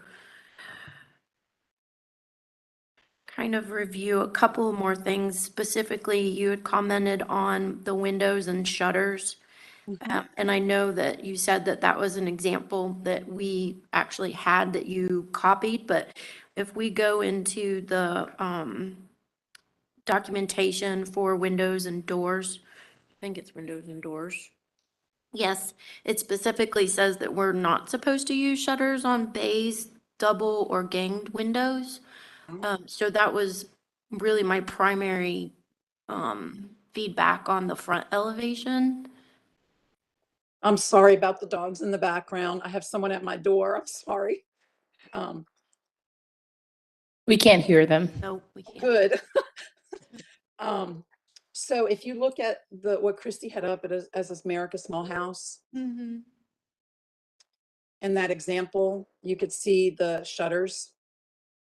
It is very, very common to put an application around the windows. Very, very common, and not have a single window with an appropriate size shutter. And even on the street, there are some homes that have that same detail, but it's a very, very common, a common application. It was embellishment. It's really what it was. It was a derivative of an operable shutter. And we already talked about the mullions, frustration, depth relationship. The soffit trim design, the rake dimension where the roof returns are on the house itself. That seems to be in more of a boxy design, and one of the trim elements that they have noted in 6.14.3 is that the rectangular box should not be used as a return. They call it a pork chop. Yep, I know what you're talking about. Is there another design element that we could use at that point that might? Sure. You actually have a scalloped, although stylistically is not this. And so what we've done is we have a roof return on the corners, which is more of a colonial style return. So if you zoom in on that left elevation or right elevation, you'll see that it doesn't, that's a roof. So that little triangular, what you're calling a pork chop, is actually roofing.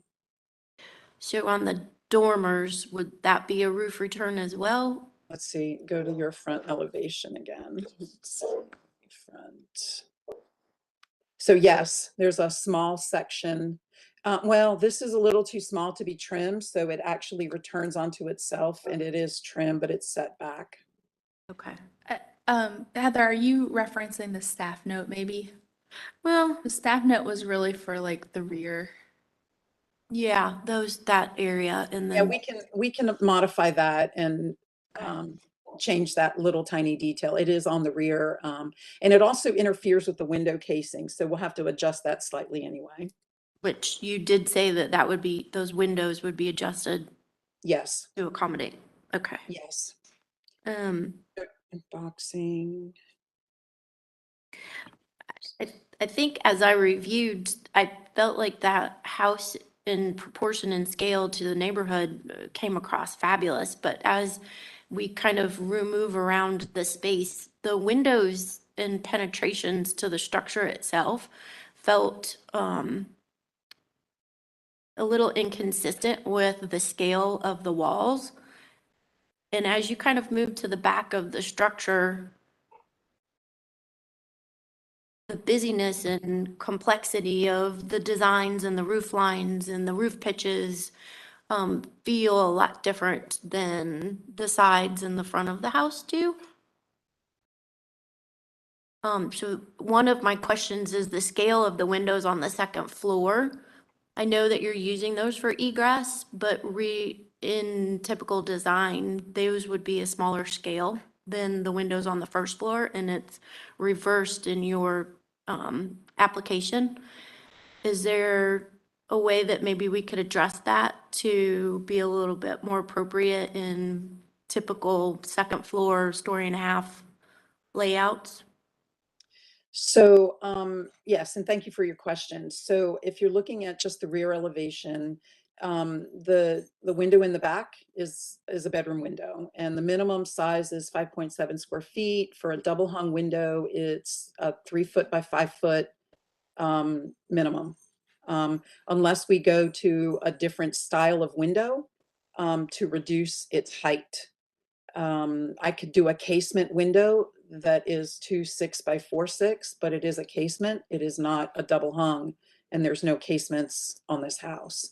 So let me just take a little step back on this, if I may. So originally we had a little bit more volume under this roof, but we had to make a compromise. We lowered the roof and we had to lower pitches. We changed from a 9/12 pitch to an 8/12 pitch. And by doing that, the windows, especially on the back, and I understand your concern, they look tall on this.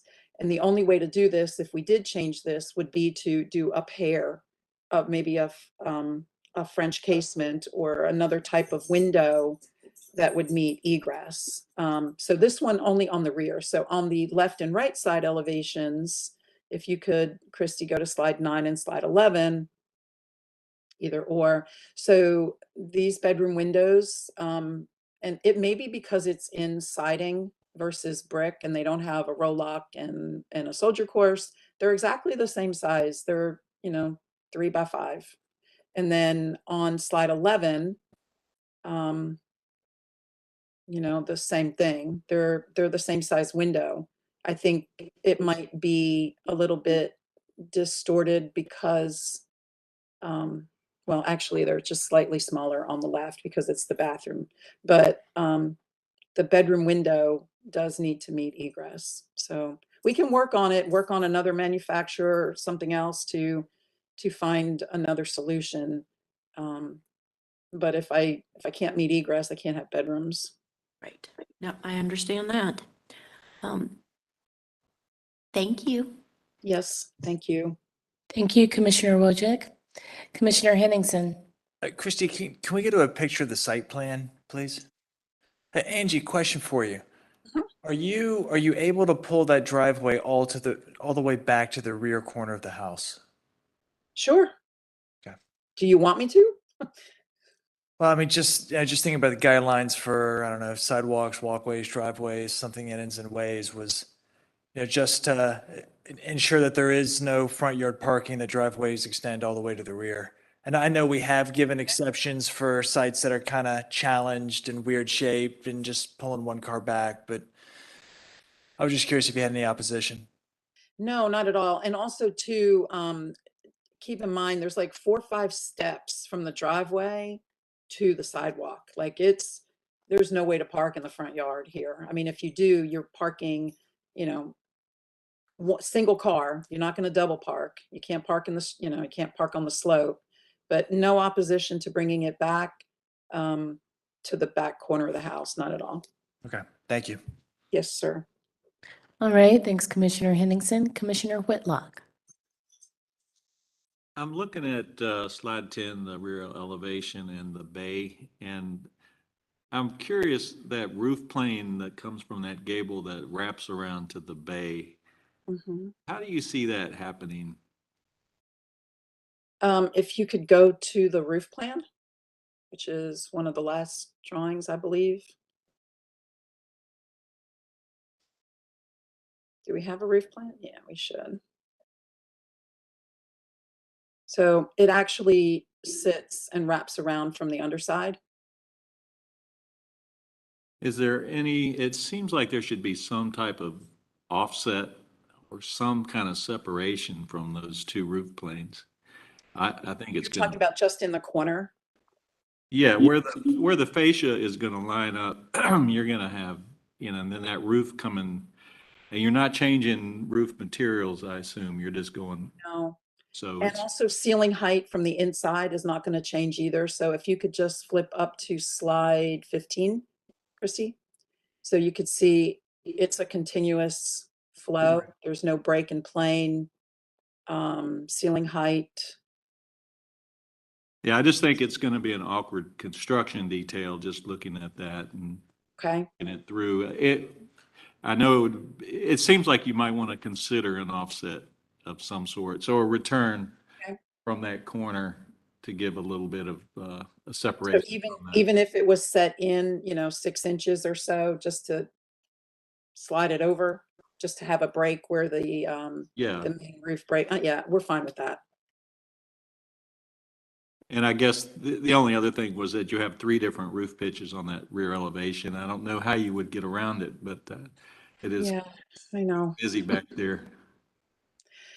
Well, it has to do with the second story window and making sure that I had clearance around that window underneath, and also not hit the window trim right there on both sides, actually. Yeah. Okay, thank you. Okay, thank you. All right, Commissioner Whitlock, Commissioner Heineman, and then Commissioner Wojcik. I want to circle back to a conversation we were having a little bit earlier about the upper level windows. We use casements for egress on the upper level windows all the time, and this is new construction. So I agree that the upper level windows in the bedrooms and in a little bit of the dormers are really overwhelming the lower level windows in their size and scale. So the rhythm and the fenestration is affected. So I think in a case like this is, as new construction, exactly where we would expect to switch to a casement or come up with some other design solution such that the proportions between the upper and lower level windows are more appropriate. Okay, thank you, Commissioner Heineman. Commissioner Wojcik. I just wanted to go back to the roof lines on the rear elevation. I do think that we're gonna have to adjust the porch roof in some form or fashion because you will need to have at least a 4-inch flashing in between that roll lock and your roof line for the porch. So maybe when you're examining that, that might be a way to kind of address some of these other elements as well. Okay. Yeah, and I'm looking at this now and, if we didn't have that soldier course above this window, we could raise the window a little bit and, we could tweak that. That's not an issue. I think for us, the majority of the concern was making sure that, number one, we do meet the owner's criteria. Number two, we meet HDC criteria, and then trying to mold everything together, and this is not a big house. It's not a tall house. It's not a wide house. It's pretty much a rectangle with some, moving parts to the rear, if you will. So I think, some tweaks, I have no opposition to that. So thank you. All right, thank you so much, Angie. Any other questions, commissioners? Yes, Commissioner Goodwin. Yeah, one quick question. The house that you mentioned at 1123 Berkeley, did you say that the brick was manufactured to that finish, or is this a German schmear that's applied to it? On Berkeley, it's a German schmear. And that is applied Yes, after the brick is installed? that is correct. Okay, thank you. We did that project, so I'm 100% certain. Okay, all right. And they did that project, commissioners, just to remind you, many years ago, okay? Under different standards. Okay, any other questions or comments for Angie? Angie, anything you want to say before we close? No, other than, if there's something minor in scope that we could resolve it with staff. We've been working on this a long time. As you know, you could look at the date on the drawings. They were done in April. We are now in September. So if it is something minor that we could do, I just request that we could resolve it with staff. All right, thanks, Angie. Commissioner Lineberger. Hey, Angie, I just have a quick question, going back to our paint conversation, because I'm sure we're going to have that.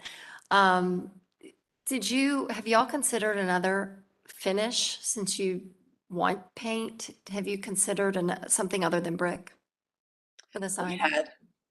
had, I think it was just an owner request. But, you know, a painted siding or a brick, you know, those are two materials. There wouldn't be anything else.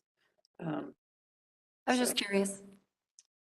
Yeah, we had that conversation and, you know, we have a conversation knowing, okay, what if the answer is no? What do we do? Where do we go? Do we just do brick, find a right brick? So, and that's full transparency. We're just, you know, hoping that you would consider that as a substrate to paint. Okay, Angie, thank you. Let's close for deliberation. All right, commissioners. Heather, you had wonderful questions to ask. Why don't you lead us in discussion on this one? And of course, by lead, I mean, just kick us off. We'll all chime in. Well, I think that the main point of contingency for most of the conversation or some of the conversation was window sizes. And I'm not sure the best way to address that, but I do think that it needs to be reviewed. I don't know if that's something that Christie can do or if that has to come back to us.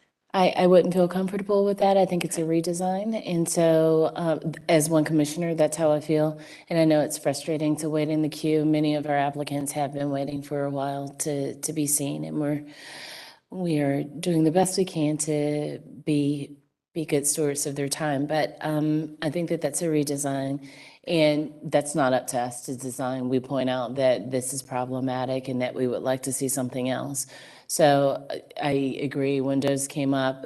It seems like as a point of contention for us, painted brick, don't see how we're going to say yes to that.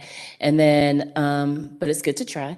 And then the complexity of the roof forms, definitely in the back. I think everything, I mean, this is the first time we're seeing this, and yet many of the elements are in place. You know, it's those, I think, three things that really just need to be restudied or rethought. Any other thoughts, commissioners, outside of the windows, the roof forms, and the painted brick? Just a minor comment about the driveway. The driveway, absolutely. Good eye, PJ. Okay. So, you know, yeah, I guess this complements the work of the architect that really it's just these 3 to 4 items that we, that need addressing. So who is in the mood to make a motion? We have the standards here. 6.13, 6.15, 6 through 6.16, and then driveways, PJ, is 8 what? I can start a motion. 8.2, 8.2? number 6. Okay, number 6, all right. Commissioner Wojcik, if you will, please. I move to continue this application for particular areas to be restudied and presented back to us. One being the complexity of the rear roof lines of the exterior.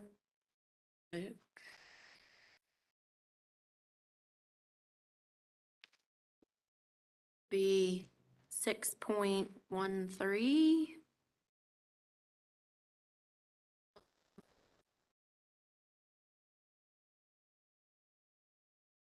Maybe .4.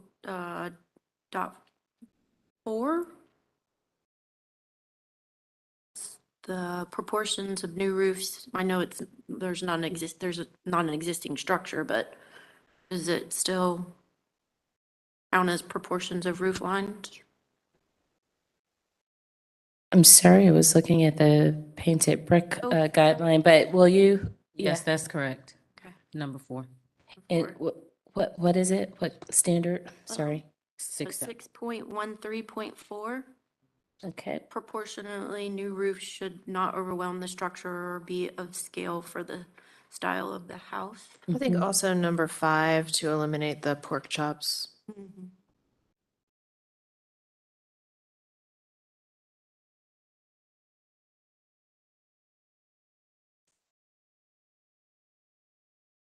And then the painted brick. That's 5.5, number 3. Obviously, I think the substrate just needs to be readdressed. Yeah. We're not going to approve brick to be painted. Yeah, it says that standard says leave unpainted brick unpainted. So they basically have the option of picking a brick that's the color that they would like it to be finished, or Exactly. they need to come back with a different substrate. That's a So for new construction, they have to submit a brick sample to the commission Okay. yeah. for approval. And the requirement is it's a traditional color. Yeah, Oh. colored brick is not, no longer permitted. Okay. But they do have the option of doing siding. So And part of, just for further education, we've all talked about it before. Part of the reasoning for that is it sends a message that it's okay to paint brick on historic houses. We already struggle with that so much, and we talked about it ad nauseum during our 2017 updates, and it was a really big issue at that time. And That it's- section of Merriman could use a little unpainted brick too. You yeah. know what I mean? Yeah. I think it's also just heartbreaking to have applicants come in here for after the fact applications and have us tell them they have to like chemically remove the paint from the brick when they like sincerely didn't know because they saw somebody painting their brick. And Right. so it was so contentious when we redid the guidelines, and I think it was a complicated decision for all of us, but I think it really is a situation where it just subjects other homeowners to misunderstandings and a lot of expense. And it's going to be something that we have to battle time and time again because it is the trend to paint brick now. If you go outside of our districts, you see it everywhere. And so that might be one of the flyers or pieces of education that we can get out to people so that they're not making costly mistakes. And one more thing is that it aligns us with the state and federal standards, and we're really not supposed to stray from that one. Well, we just approved one on Mount Vernon that had a non-traditional brick. How does that differ? It's a non-tradition, you approved a brick color and a mortar. And I don't know how that works. Yeah, so that was something that came up a lot, right? And there was a lot about that. Has it been 90 days? It's been 90 days. There's a lot about that application that was pushing the envelope. So I really think that we are given this, and I can remember, again, I'm calling on Commissioner Rumsch, who said that, if it was just about the standards, then none of us would need to be here, right? So it is about our judgment call too, and the decisions that we're making. And so I think that this is a great opportunity with that example, Commissioner Whitlock, to just remind not only ourselves as a body, but our neighbors, our communities, that we need to be playing on a level playing field. And whatever we do for one, we need to be ready to do for all. And so, anyway, I'll get off my soapbox on that one, but That's a good segue into shutters. yeah, right? yeah. Angie made a really, brought some examples, stuff that was posted. Christy, Miss Expert on American Small I Houses. made the note in the staff memo about it.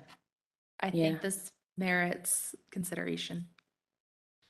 Because it's so typical. Because it's true to the style and how this type of architecture was built at the time that it was built. Nice work, Angie. Yep. And so this is not her first rodeo. Yeah, and so again, there are always going to be some exceptions, but if they are justified, then we will make those. So I apologize, but I got a little distracted. Did we actually cover 4 points or roof Well, forms? you read your motion again, I- Commissioner I- Wojcik. Okay, so, oh my goodness.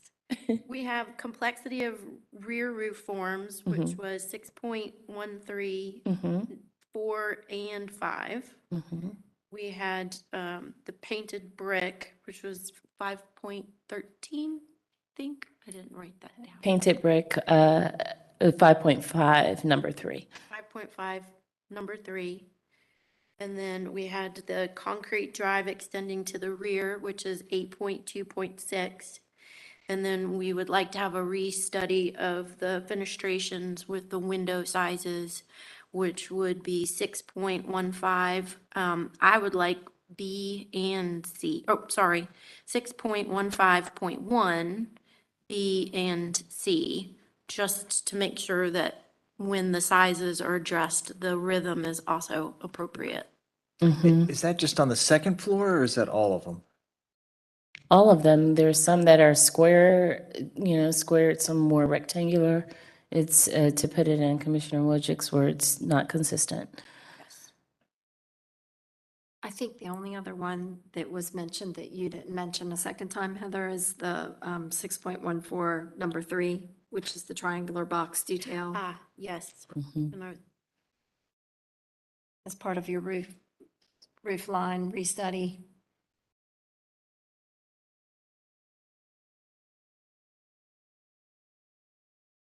Yes, because that was specific under,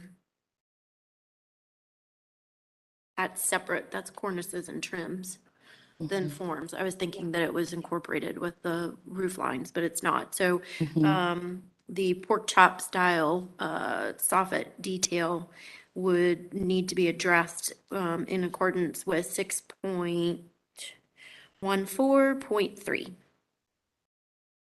Okay, thank you, Commissioner Wojcik. So motion made by Commissioner Wojcik, seconded by Second. Commissioner Hawkins. Still getting used to your married name, Commissioner Hawkins. All right, any further discussion of the motion? All right, let's vote. Commissioner Walker, Yes. Commissioner Hawkins, Yes.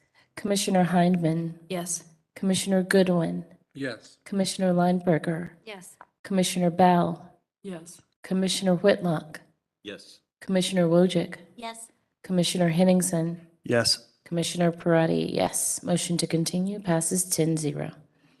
All right, and let the record show that Commissioner Hindman is stepping away at 4:40.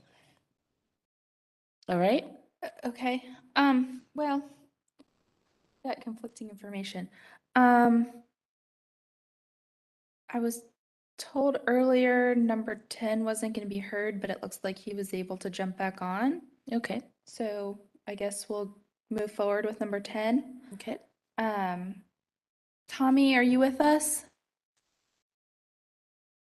I am. Can you guys hear me? Yes. Are you joining us via video or via telephone? Oh, I'm sorry. Turning my phone on now. Okay, thanks. Let's see here. Have you been sworn in? I have not been sworn in. Okay, we'll do that first. All right, Mr. Beecher, if you'll raise your right hand and respond, I do, to the following question. Do you affirm the testimony and information you are about to give is the truth and nothing but the truth? I do. Thank you, sir. This next application is for a front porch and front walkway changes. This is also an after-the-fact application, and so just a reminder that to the commission that it's the application under review, not the applicant, and that we are to look at this project as if it has not been done yet, and if as proposed, it meets the guidelines or not, or the standards or not. And the project includes, again, new front walkways and changes to the front porch. And involves removing the entire foundation, cheek walls, and stairs, and then constructing new stone piers for the front of the house. So this is an older picture of the house. Let's go to a newer picture. So this is the before picture on slide 5, showing what the house looked like with, square columns, brick foundation, concrete floor. Some before pictures of the walkway, which is a little broken up. The secondary walkway. Oh, my mistake. It had a broken terracotta floor, edged in concrete. And they are wanting to replace it with new stone columns on the base of the square columns and a new flagstone front porch. So here is some drain, and here's what it looks like after. So with that, Tommy, I'm going to turn it over to you. Feel free to add information and hit on anything I might have missed about the project, and I can scroll through any of the slides that you'd like me to go back to. Sure. And yeah, apologies. I just watched the last one, and I'm realizing I'm going to be one of the more novice people that you guys have talked to about this. We bought our house in October of 2017, and we're in a highly competitive situation, and we bought it with a crack. You may have seen that in an earlier picture on the front porch, and yeah, that one right there. And when we bought it, I guess the guy that we were buying it from, he took the house down to the studs, but did not work on this, and said that was something that we probably needed to look into. I ended up getting a GC out there to look at it, and he did some study on it and found out that our foundation was caving in that area, and that's kind of why you see them concreting the entire porch.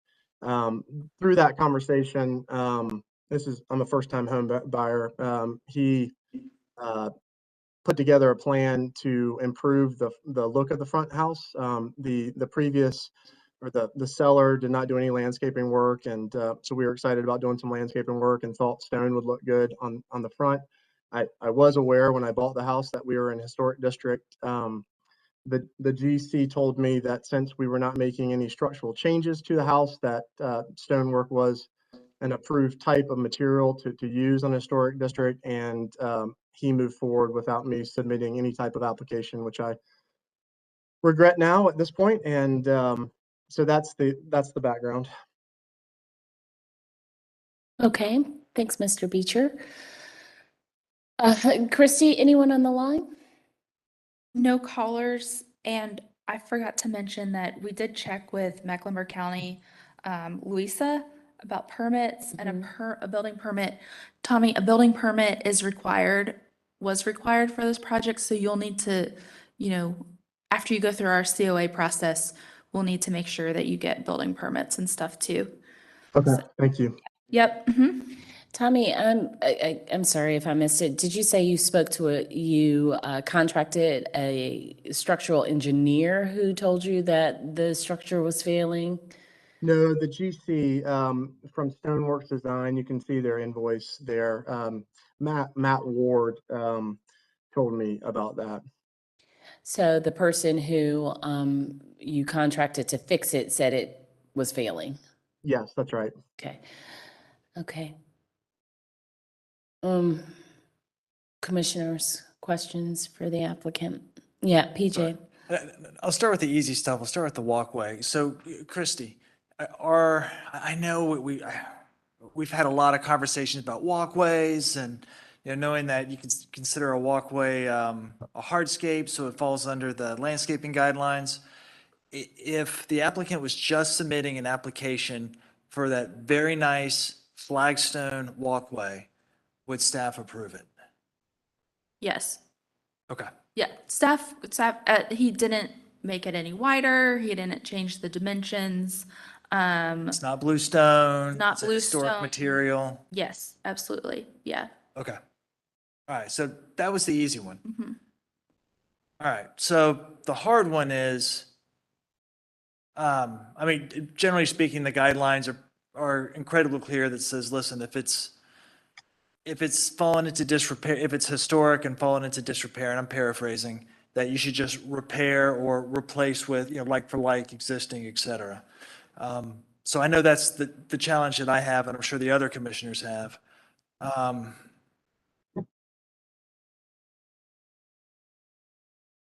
I can't, I don't really know what other, I don't know what other commissioners, I don't really have any other questions. It's difficult. I Yeah. mean, there are examples that are shown of comparable porches, but materials used, but I think I thought so. But I think it was also prehistoric designation. Is that correct? Is that correct, Tommy? Oh, I don't know. Someone asked me to go take some pictures of the other properties around my house that had similar types of material, stonework, to be precise. I see it. Sorry, it's in our memo here, that the following properties shown in the presentation are either new construction or projects completed prior to the 2010 designation of the Wilmore Local Historic District. And getting back to the point of, remaining consistent and with all of our applications, again, our standard says what it says, so.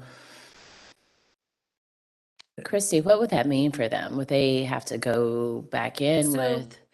What you need to do is, if you were looking at this project like it wasn't done and someone is Sure. presenting this, Yeah. you would ask them, you would continue it and Mhm. say, bring us back a plan that shows brick to match the main house. That PJ, that's what I think that. Or you would take into consideration 1617 Wilmore Drive and 1515 Wilmore Drive.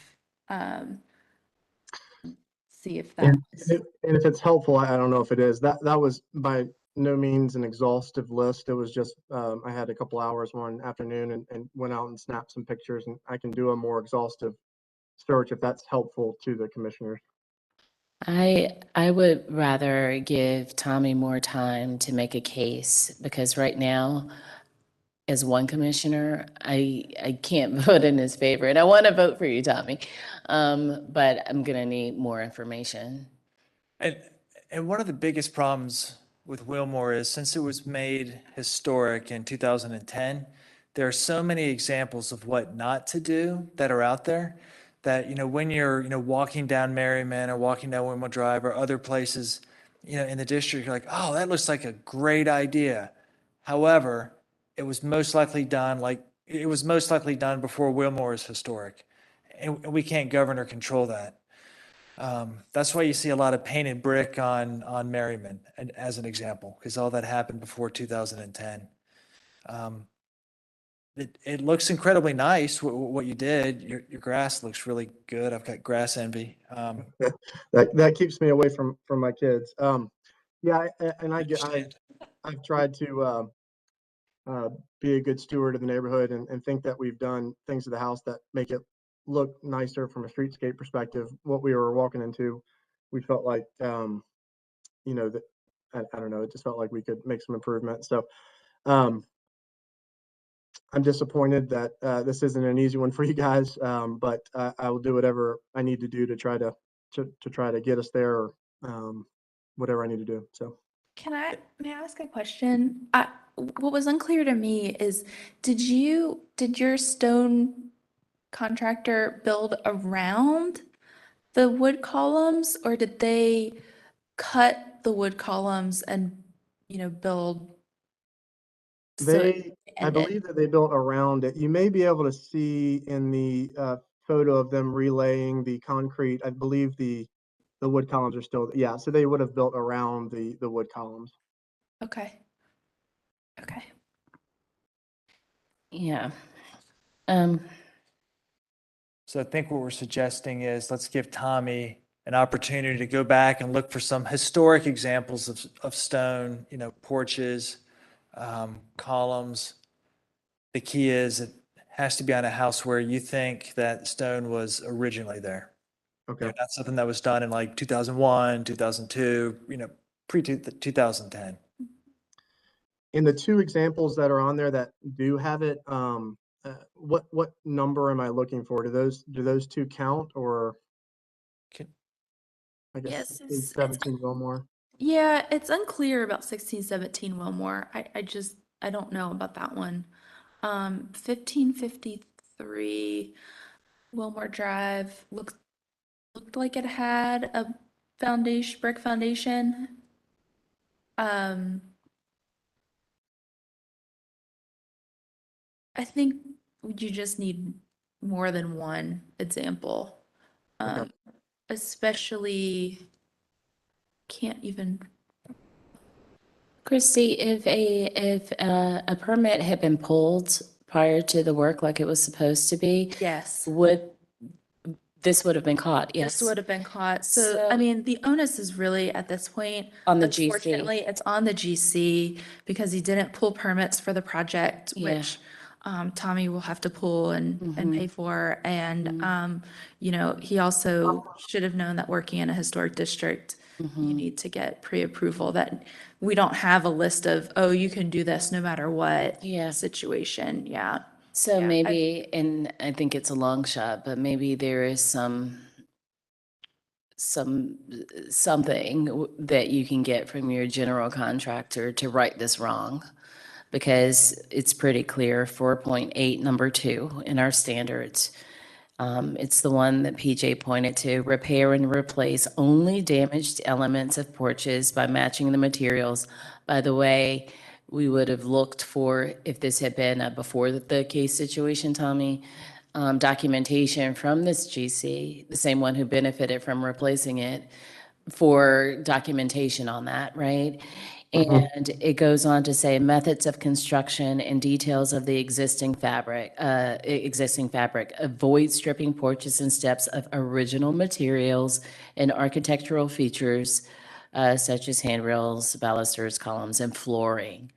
So again, if your general contractor had gone about doing this the right way, then we would have avoided what we're dealing with right now. It's going to be really hard to make an exception, as I'm sure you heard us discussing in the application, I think prior, because we have to be consistent.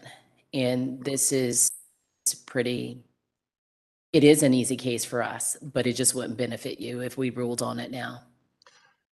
If it had not been a foundational problem and they had just, is there an opportunity, had there not been a foundational problem, for me to propose kind of an upgrade to the front to the stonework? It would have you could have proposed it, but you would have had to make a case for it. And in the standard that I just read to you, the only way that we, in good faith, could have said, yes, you can make an upgrade, as if it was damaged.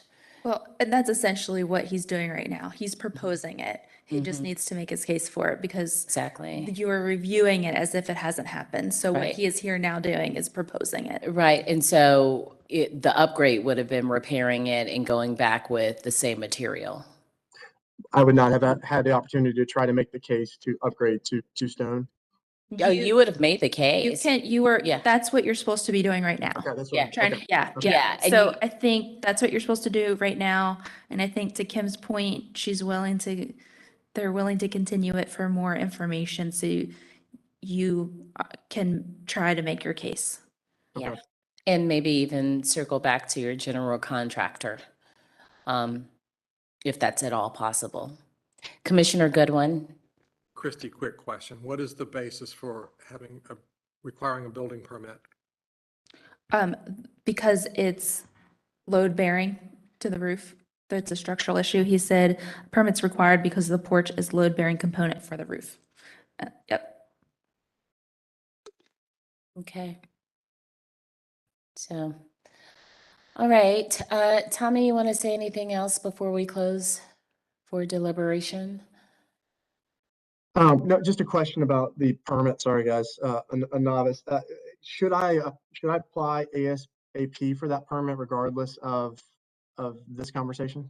No, we'll help you with that.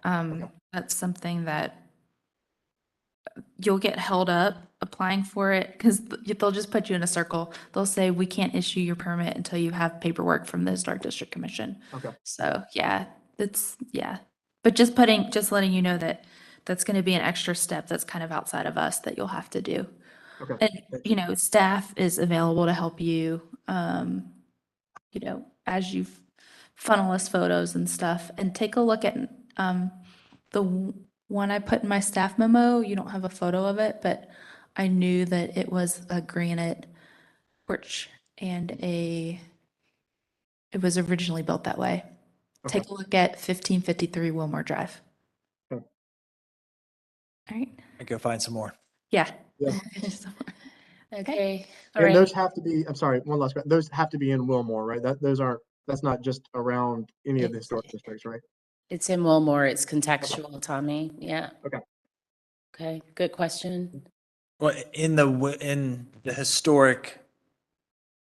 boundaries for the historic district, because obviously within Wilmore, there's stuff on Tryon and Dunkirk that's not historic. So within the historic boundaries. Yes, sir. Thank you.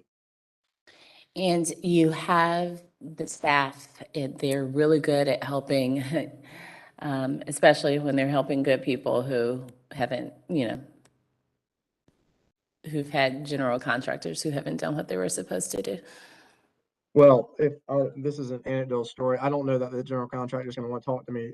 I ended up, a subcontractor of his ended up putting a lien on my house because he said he never got paid, and I ended up having to sue the general contractor because I made payments. Anyway, so I will not make, this was a nightmare situation, and it's turning into even more of a nightmare. So Yeah. Wow. It's a good lesson I learned as a 29-year-old guy. I've got 60 years left in my life not to make that same mistake again. So. And hopefully, if, there are other people listening, they're also learning from this situation too. So you're doing some good. And you just had a baby. Congratulations. Yeah, I'm sorry, I'm a little short on sleep, guys. So, Congratulations. Grass out and landscape. Yeah. Let's Yeah. focus on the positives. Yeah, there's a lot that you're doing well, Tommy. All right, we're gonna close now for deliberation. Okay, PJ. Yeah, I mean, I don't know what to say except it's awful across the board, right? So I love the conversation. Let's give Tommy, the due diligence that he needs to go do a little more research. So I would like to make a motion to continue this application, to give the applicant more time to find historic examples within the historic boundaries of Wilmore where there are historic stone porches and stone columns. Okay, according to standard 4.8, number 2. According to standard 4.8, number 2. Well said. All right, motion made by Commissioner Henningsen, seconded by Second. Commissioner Hawkins. I was going to call you Commissioner Hyman. Commissioner Bonaparte Hawkins. All right, any further discussion of the motion? Okay, let's vote. Commissioner Walker. Yes. Commissioner Hawkins. Yes. Commissioner Goodwin. Yes. Commissioner Lineberger. Yes. Commissioner Bell. Yes. Commissioner Whitlock. Yes. Commissioner Wojcik. Yes. Commissioner Henningsen. Yes. Commissioner Parati, yes. Motion to continue passes 9-0. All right, thank you. How are you all feeling? You want to keep going? Want a bathroom break? What's the consensus? A quick break. Quick Let's, break. Yeah, because we have one maybe a little bit longer one and then a couple short ones. yeah, so 5 minutes? 5-minute break? Sure. Okay.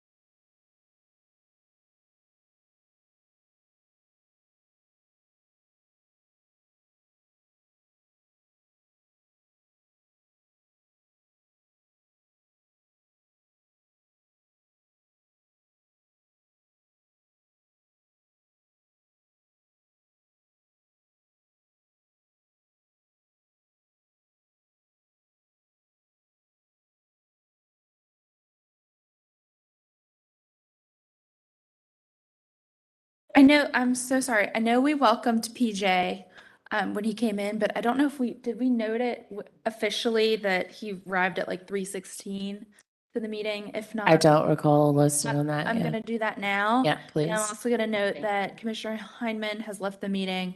She left around 5 o'clock. Okay. Well, I guess she stepped away at 4:40. Mhm. So just noting that for the record. Okay. Hey, team. We're Um, back. We're all back. and Team. So, hello, we're all back. Thank you. Our next agenda item is 2301 Charlotte Drive, and we're gonna welcome Angie Lauer back. Angie. Hello again. Hi.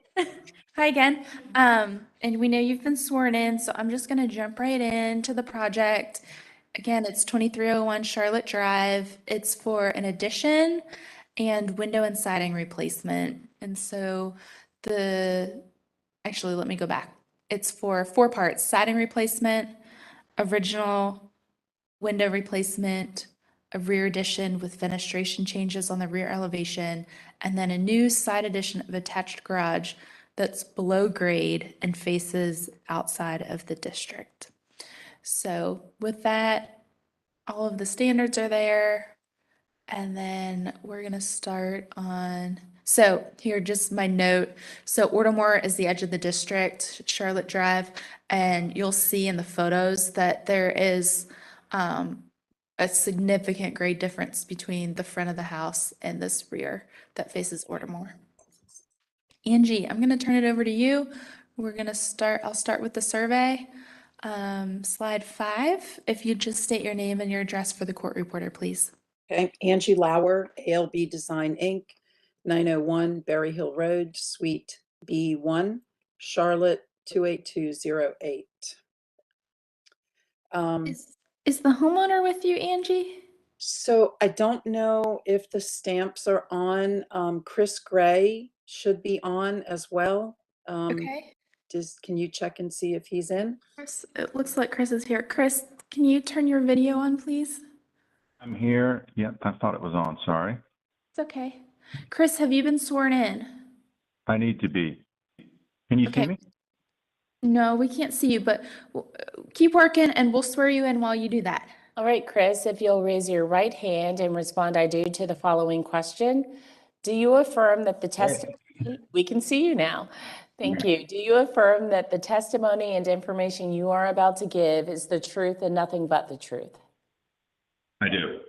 Thank you, sir. All right, Angie. Okay, well, thank you very much. So as Christy said, this is kind of a 4-part project. Maybe starting with the more simpler stuff first. So the house was built in 1929. It faces Charlotte Drive. It has a long extended driveway which comes in off of Ortamore. And in the front of the thermal wall of the house, there is a rock wall. It is a structural wall, probably 8 to 10 feet in height, maybe taller in sections. And there's some photographs that can give you that visual. And Christy will find through the 90 slides. There you go. Slide 24. Yes, slide 24. And I'm just going to talk about the orientation right now, basically. So you have this structural retaining wall that is stone. I don't know the age of that wall. Chris might be able to fill that in since he also knows this property well. Just based on the look, I'm going to assume it's fairly old because of the way the house was built. And so we have a unique situation with grade. So let me step back again. So the house built in 1929 has original cedar shakes on the front of the house and on the sides of the house. It has a little bit of a unique rake detail, which if you look at the front dormers, you can see that the rake is also of cedar shake, which is a unique feature. And originally we thought we might not keep that, but in doing a little bit more homework, it is original. And so really feel that that is a feature that needs to be preserved. And having said that, being that the house is almost 100 years old, based on some of the research that we've done through lumber.com, it says that the lifespan and the life expectancy of cedar shakes, if properly maintained, is anywhere between 60 to 70 years, can be more with proper maintenance. And we have evidence in this particular situation where paint upon paint and layers and layers and layers of paint have built up on this, on the cedar shake, to the point where it's actually disintegrated some of the cedar shake. So this is just background. We do have some photographs, and we have Serpico Painting has done some exploring on the paint itself. While it looks great, right? From a distance, it looks fantastic. There are some photos, and Christy, if you can flip through where the siding has been peeled away, trying to do this without severe damage. Slide number 66, 66, and then 67. So if you look at slide 67, slowly trying to peel away the paint, it's actually destroying the cedar. And putting paint on top of damaged wood is not a remedy. And so, being that it's probably at its lifespan, we are seeking to replace all of the cedar shake like for like, not in panels. So there'd be individual cedar shake on the house. And you have a letter from Chris at Serpico Painting that really defines and outlines the damage and severity of the damage on the shakes. So they do want to keep the details in the eaves, like I said, on the rakes, but also in the back there's a lap siding, and with an addition that we're looking to do, we do want to replace all of it with cedar shake. So that's the cedar. The second is the rear addition, which I'm not sure what slide is. I'm sorry, Christy. I know you're flipping through 90 slides. But in the plans that are submitted, there is a slide. Yep, slide 8. I apologize for the dogs. My husband just got home. So there is the steps on the rear are damaged and they need to be removed. And so what we'd like to do is do a rear addition of a porch. And in doing so, redoing the siding on the back of the house. The deck would be an open wood deck, similar to the adjacent home. So you can see the rear addition of where it would be. And slide 8. Yes. So slide 8 shows the proposed location to the rear of the property for the rear deck and patio that would be below, as well as the attached garage. Now, there is a note, we have not gotten a structural engineer's report yet to know what proper distance we would need to properly be safely away from the retaining wall. But we do know that we have some play. We think it's about 30 inches structurally to have, proper separation for footing. There is also evidence that there was a lean-to, a cover garage, something there before. And in one of the photographs, Christy, yeah. So starting with slide 23 and 24, you can actually see clear evidence that there was something there. And the owners do wish to put that garage back and then convert the the space below to a room and add windows and doors on the back of the house. And I'm sorry for flipping through all these slides, Christy. If you can go back to 22. I think it was slide 22. Correct. Okay. So the, what appears to be another garage door, Chris, correct me if I'm wrong. Is that exterior storage or was that vehicular parking below? Do you have knowledge of what's behind the doors?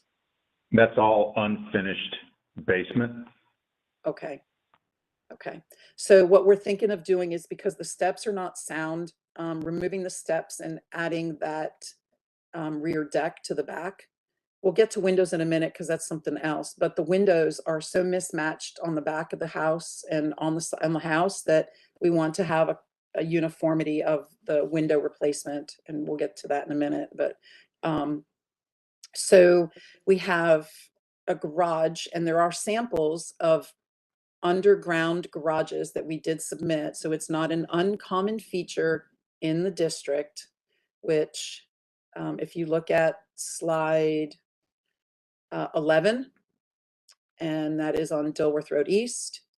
If you look at slide 12, that is also Dilworth Road East, where the van is parked. 2003, and then, which is not a historic home, however, it's in the historic district. And then 2000 Charlotte Drive also has a subgrade garage. And then slide 14. This is actually on Sarah Marks, and it is original. This is another ALB project too, by the way, but that is an underground garage. So we do feel that they are within, you know, a stone throw away of where this house is located. Being that it is also entered from Ordermore, it is not visible from Charlotte Drive. So it'll be a hip roof, asphalt shingles, cedar shakes, and brick foundation. So it'll match the original structure of the house. The rear deck, while we don't have a lot of detail of that, Christy, if you can go to the elevations of the proposed, there's also a photo of an adjacent home that is very, very similar to what we're going to do. So slide. Sorry, folks.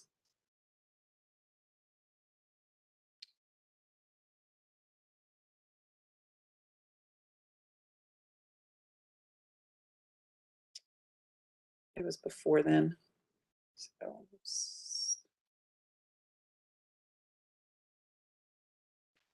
You know about where?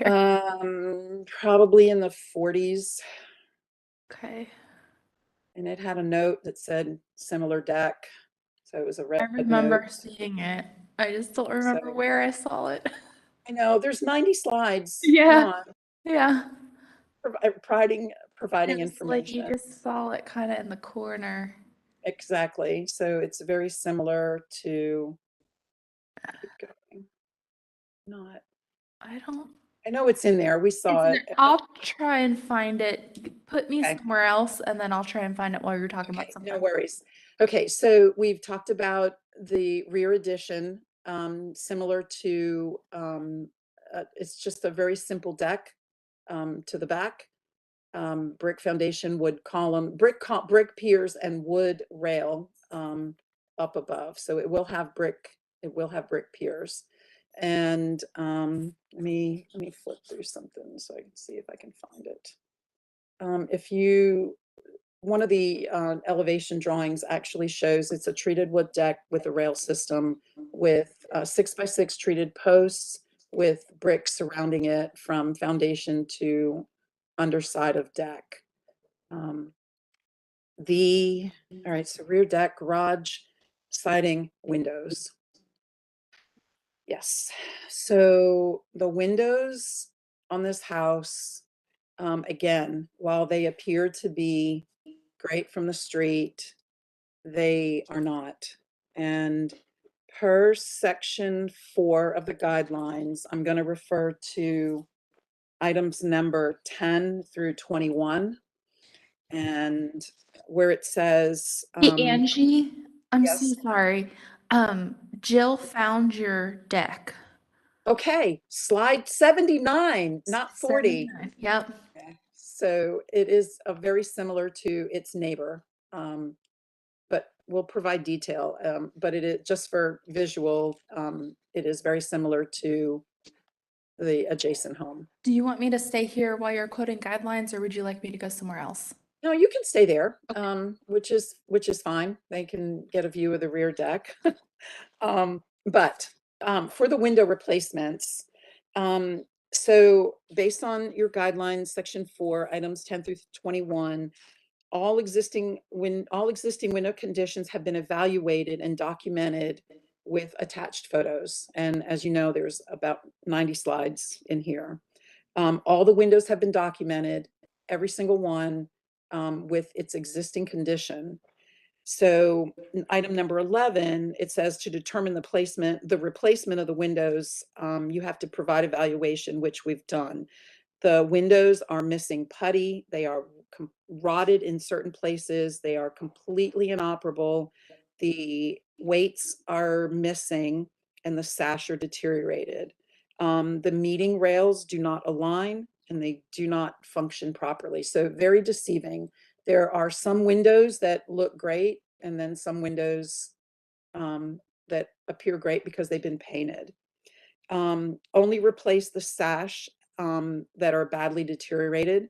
And so we're proposing a full sash kit per the guidelines, and the original openings will be maintained and original trim will be maintained. So there's going to be no alterations except for a couple of windows, which are noted in the elevations. There are mismatched windows. They're 1/1, they're 6/1 on the back of the house. And I know you're flipping through these, Christy, which is great. Thank you for doing that.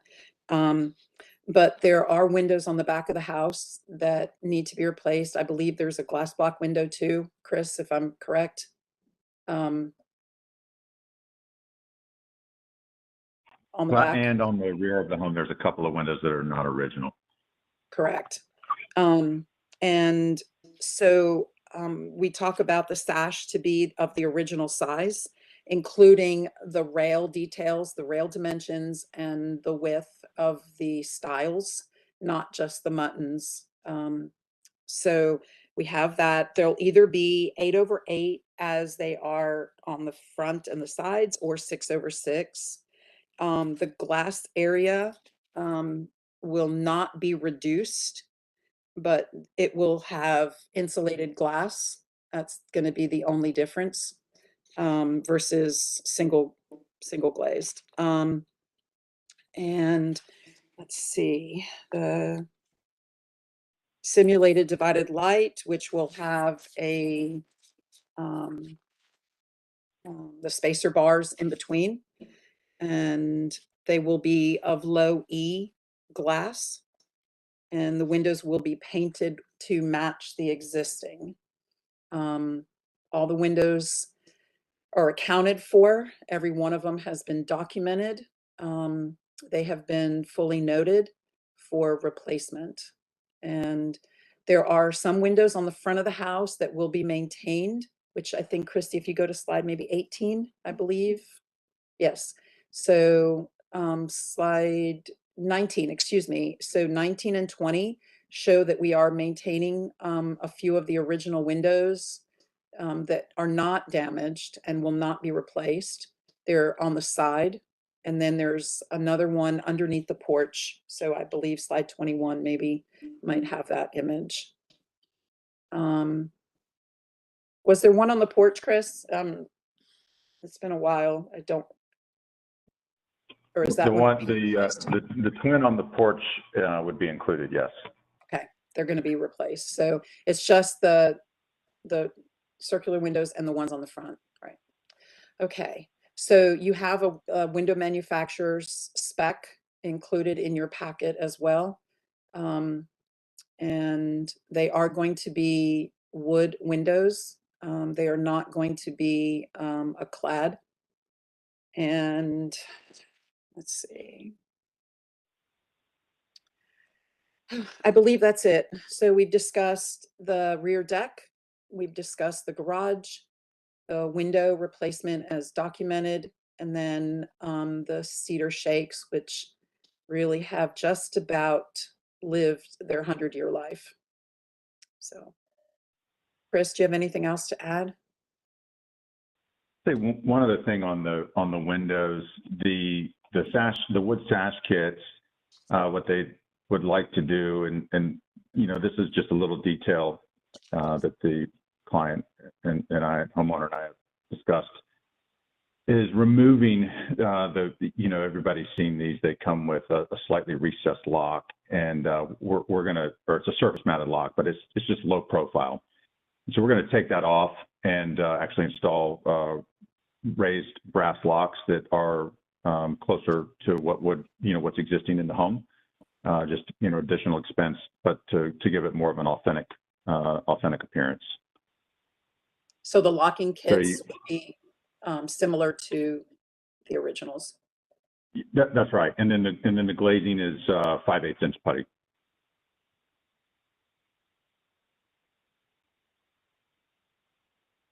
Okay. Anything else? No, I think that's it for now. All right, Angie. Do we have anyone on the line, Christy? No callers. All right, commissioners, questions for Angie and Chris? I did. Question. Okay, we'll start with Commissioner Hawkins and then we'll move to Commissioner Bell. Angie or Chris, quick question. Have you guys consulted a window restoration specialist about the windows in this home?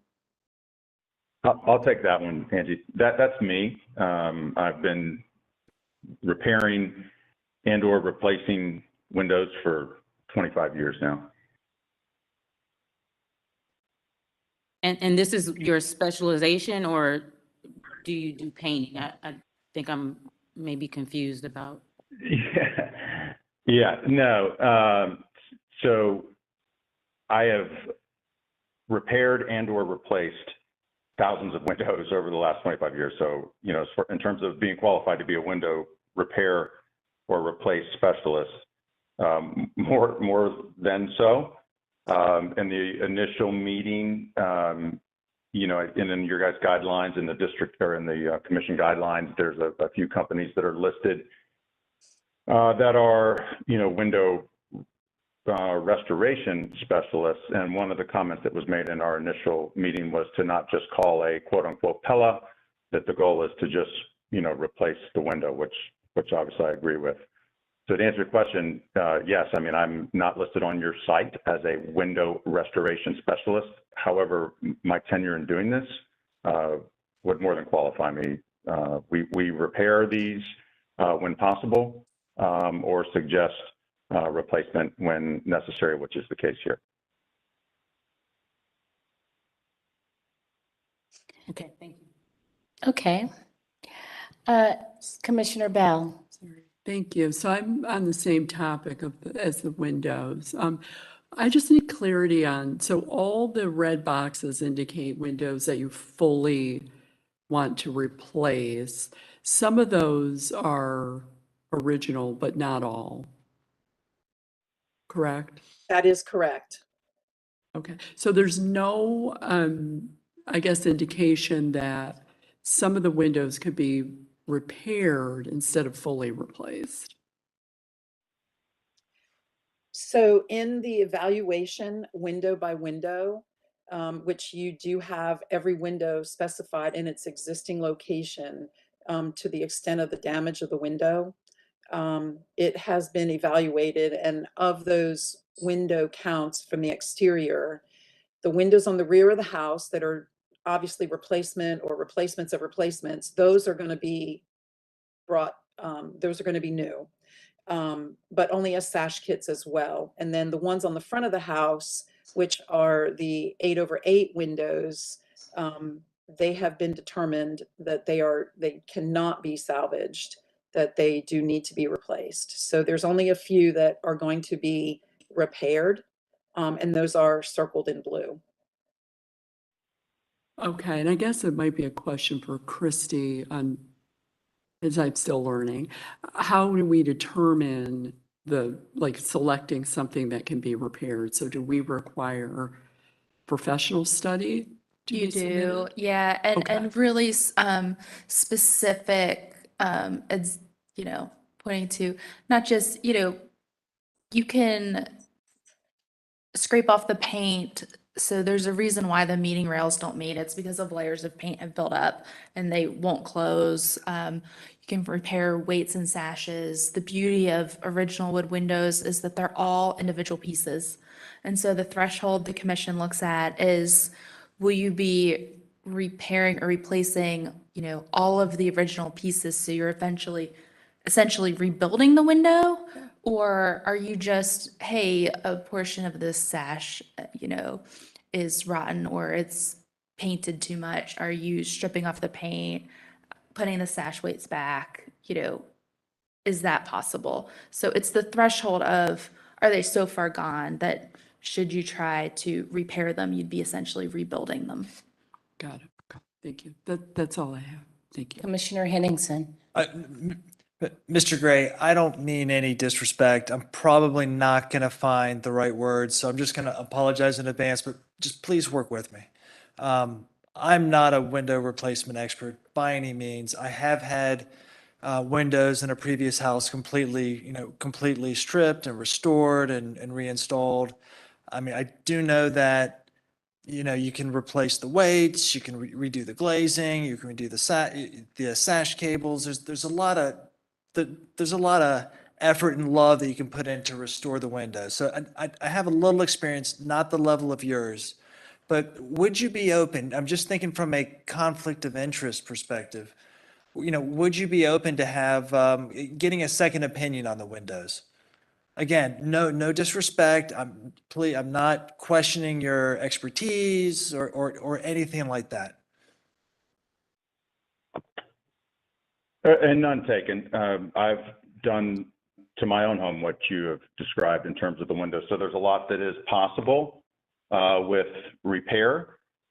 I would have to, defer to the homeowner really on that one if they're open to it. I have a feeling that just candidly speaking, when the option is to get an opinion from somebody who is solely in the business of repair as opposed to replace, maybe the suggestion I would make to the homeowner would be, we go down the road of 2 more opinions. Fair. That's absolutely fair. Again, I mean, based on the pictures, and again, I will agree that fresh coat of paint can hide a lot of things, but based on the pictures, the standard that we require to authorize the actual replacement versus the restoration of the windows is really high, and it's really hard to to see based on these pictures that they're really beyond repair. Yeah, I mean, I think that. Go ahead, Angie. No, go ahead, Chris. Please finish. Yeah, I was just going to say that, I think that's a reasonable statement. As many pictures that are in here, you ultimately can't capture the level of inoperability and misalignment, frame racking, so on and so forth that exists in a photo. Unfortunately, getting everybody together to come out and look window by window, that's not going to happen. So taking these out, which I have done numerous times, and refurbing them, to me, when I looked at this window by window, there's a myriad of issues that when you add all of them up, which is I think one of the things that's in your guidelines, if I'm not mistaken, when you look at all of this, you come to the conclusion that I'm replacing, to replace a shaft cord, to replace a pulley here, there, but when it's issue after issue after issue on window after window after window, and I'm not talking about just a simple reglazing, when you have to then plane down multiple rails, multiple styles to get a window that will actually operate in a racked opening, not to mention cracked glass, going back with restoration glass. When all of these factors come into play, in this case, that's, you know, the reason for my recommendation would be to replace not the whole unit, but just the SAS kit, so we can maintain the, you know, the casing, and then just go back with new SAS kits. You know, similar profile. There's a lot that we would do, which probably hasn't been mentioned. I live a few doors down from here, so I do have an interest in the way this looks. There's a lot that can be done with this SAS kit replacement to make, you know, to make the windows blend with the style of the house, blend with the hundreds of other SAS kits that have been installed in the district. And in my opinion, some of the steps that we'll take, they'll actually look better than many of the SAS kits that have been installed in the district. Thank you for that, Chris. I'm going to piggyback on Commissioner Henningson's comments, and when we're getting our 2 additional opinions, or however many that is, I would love for them to be people who have worked on, in addition to yourself, windows in our designated historic neighborhoods. That I think will be very helpful. Also, making note of the windows that are not original is also helpful. Because, you know, it's a moot point if we're talking about windows that are not original.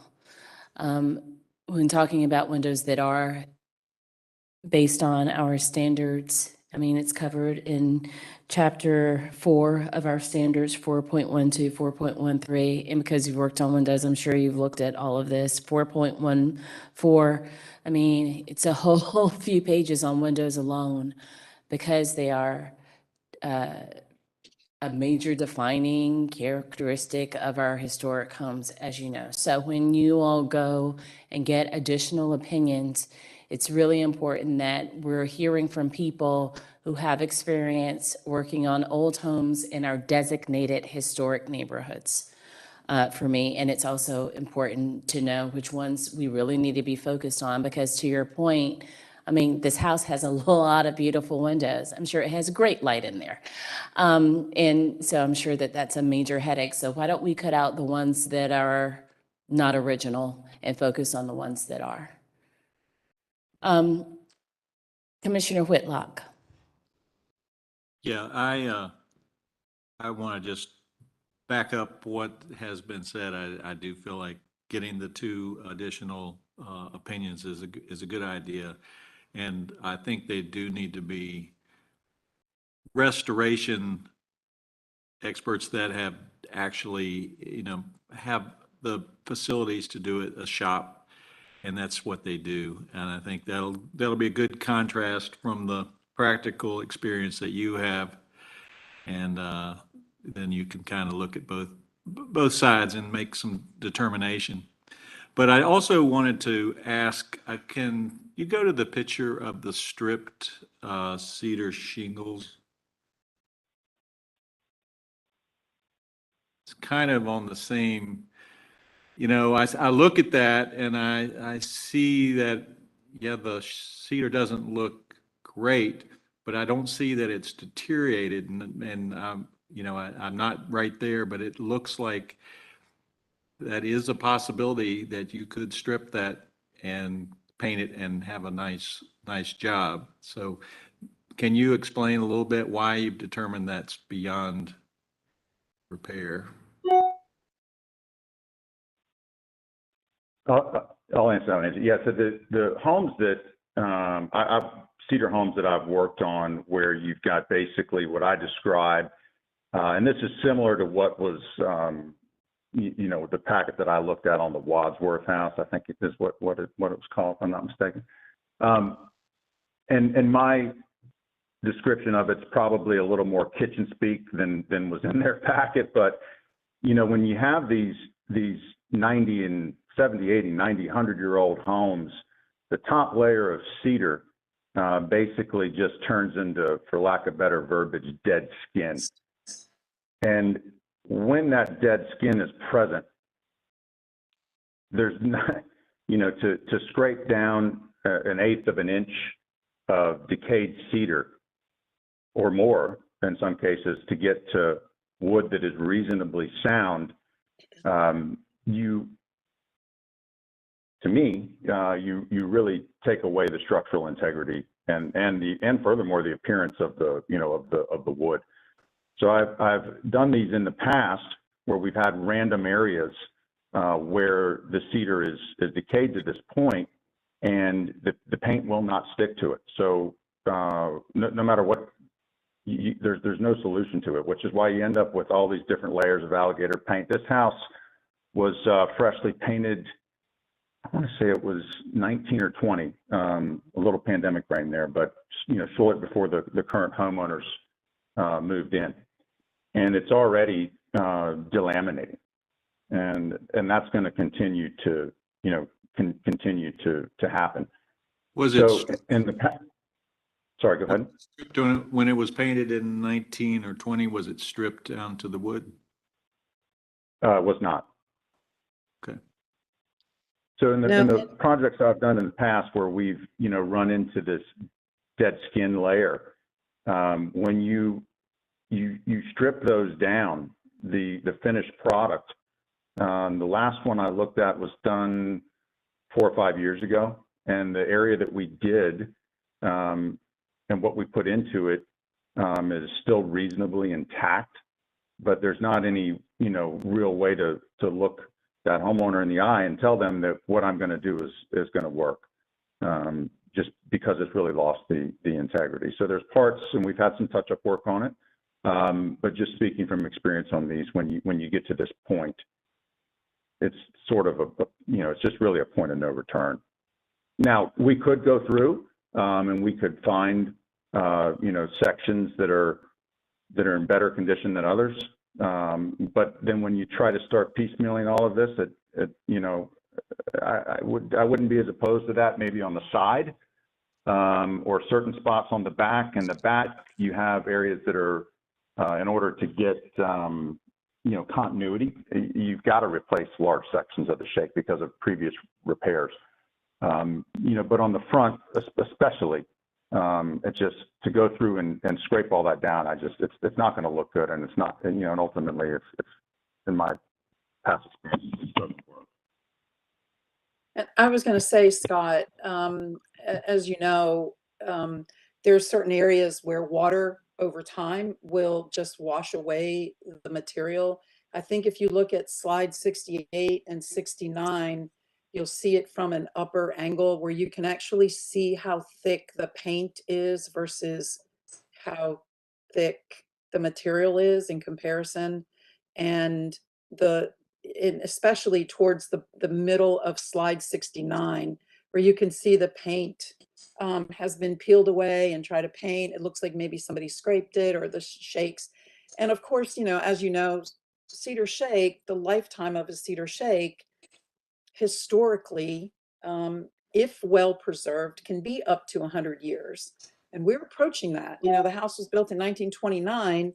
I don't know prior to these owners, like how it was maintained, but paint is cosmetic, is not a fix for this.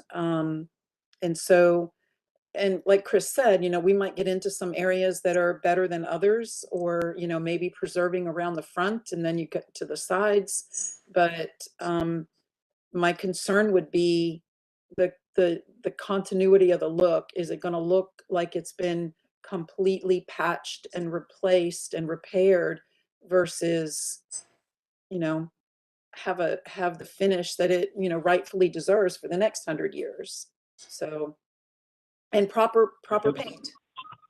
Just to piggyback that, Angie, that when you start blending all of this, if you go in and you start blending on the front, everybody that walks by is going to see it. To be fair, there's areas on the sides that you can't see, and I'm sure they would be open to some blend there. But on the front, it doesn't really make a lot of sense to try to patch, try to patch that in.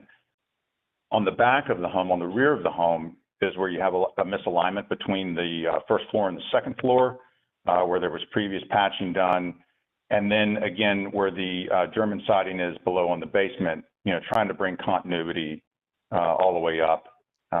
It just, and adding in that deck, it just makes more sense with the condition of the cedar to then combine all that across the back. So I think the homeowner, would definitely be open to,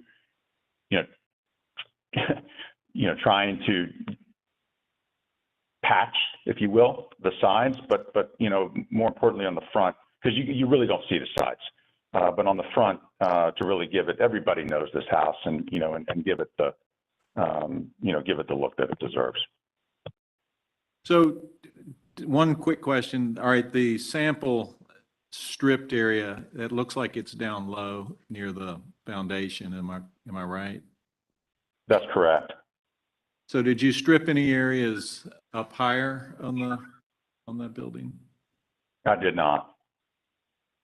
So, but if an easy one to do would be up, on the dormer or above the side porch. So I guess just in closing, I think that we're just looking, I think that, what is it that's going to convince this commission that cannot be restored, that siding and those windows can't be restored? I guess that's really the question we're going to have to battle with. But thank you. Yeah, I was going to say, to back up to the siding, again, I would reference the Wadsworth house where, there weren't sections stripped that were, 20 feet in the air and so on. I mean, it was one section that was easy to grab, and some of that, it looked like it had already been replaced, but the shingles, new shakes at some point. So what I was, looking to demonstrate there was that, this is a section that it's what when you look at if you zoom in on the pictures, it's really what the whole house looks like.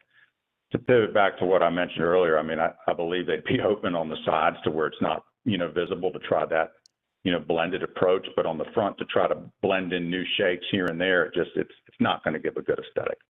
Thank you. All right, Chris, thank you. Additional questions, commissioners? Before we close, we haven't addressed the addition. Do we have any questions about the addition?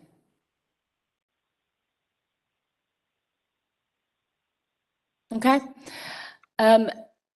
Chris, Angie, anything you want to say before we close for deliberation? No, I think we pretty much said it all. So thank you. All right, thank you. Oh, Commissioner Wojcik? Angie, you had mentioned that the addition for the garage would have a hipped roof on it, but on the side elevation drawings, I believe that it's kind of a hip on the back and a stepped shed on the front. Could you just go over Yeah, it one more time? Sure. So if you go to the slide where it shows the proposed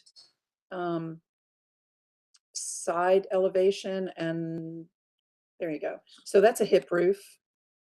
So if you look at the slide after that, you'll see that that is a hip. It's a kind of a hip shed, but it ties into so the next slide, you could see it. It's a hip. Matches the porch that's above. So if you can see the porch that's above.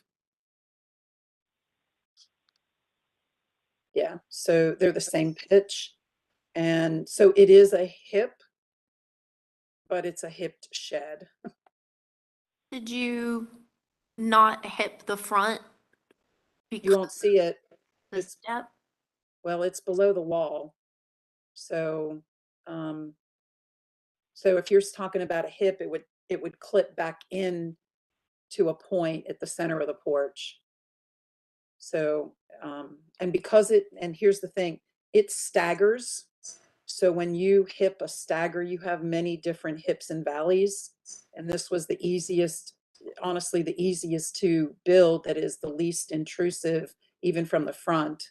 So because you don't see it from the street and that retaining wall is right there, if you look at the floor plan, which is the slide 8, you'll see that stagger that I'm talking about. So it becomes a shed towards the front of the house, but becomes a hip on the Ordermore side. Thank you. All right, thank you. Okay, we will now close for deliberation. Commissioner Hawkins, will you lead us in discussion on this one, please? Yeah, I think the biggest sticking point for me, and I think you made the point about the windows, I think without hearing some more opinions from window restoration specialists, I don't feel like we have enough information to make a determination about window removal. And I do agree that perhaps if this is restudied, that we focus on the historic windows. And so, yeah. Okay, let's pause there. Other thoughts about the windows, commissioners? Yep, we're on the same page with that. Okay, so let's move on to the next point.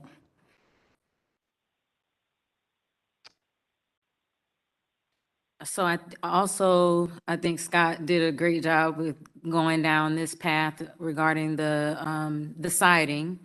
I feel like it's similar, but we do know that the age of, or the longevity, the life of cedar is, I think it was mentioned around 70 or 80 years. So I guess the question I would ask you guys is, if the siding is of that age and has reached that age, do we still push forward with trying to restore it?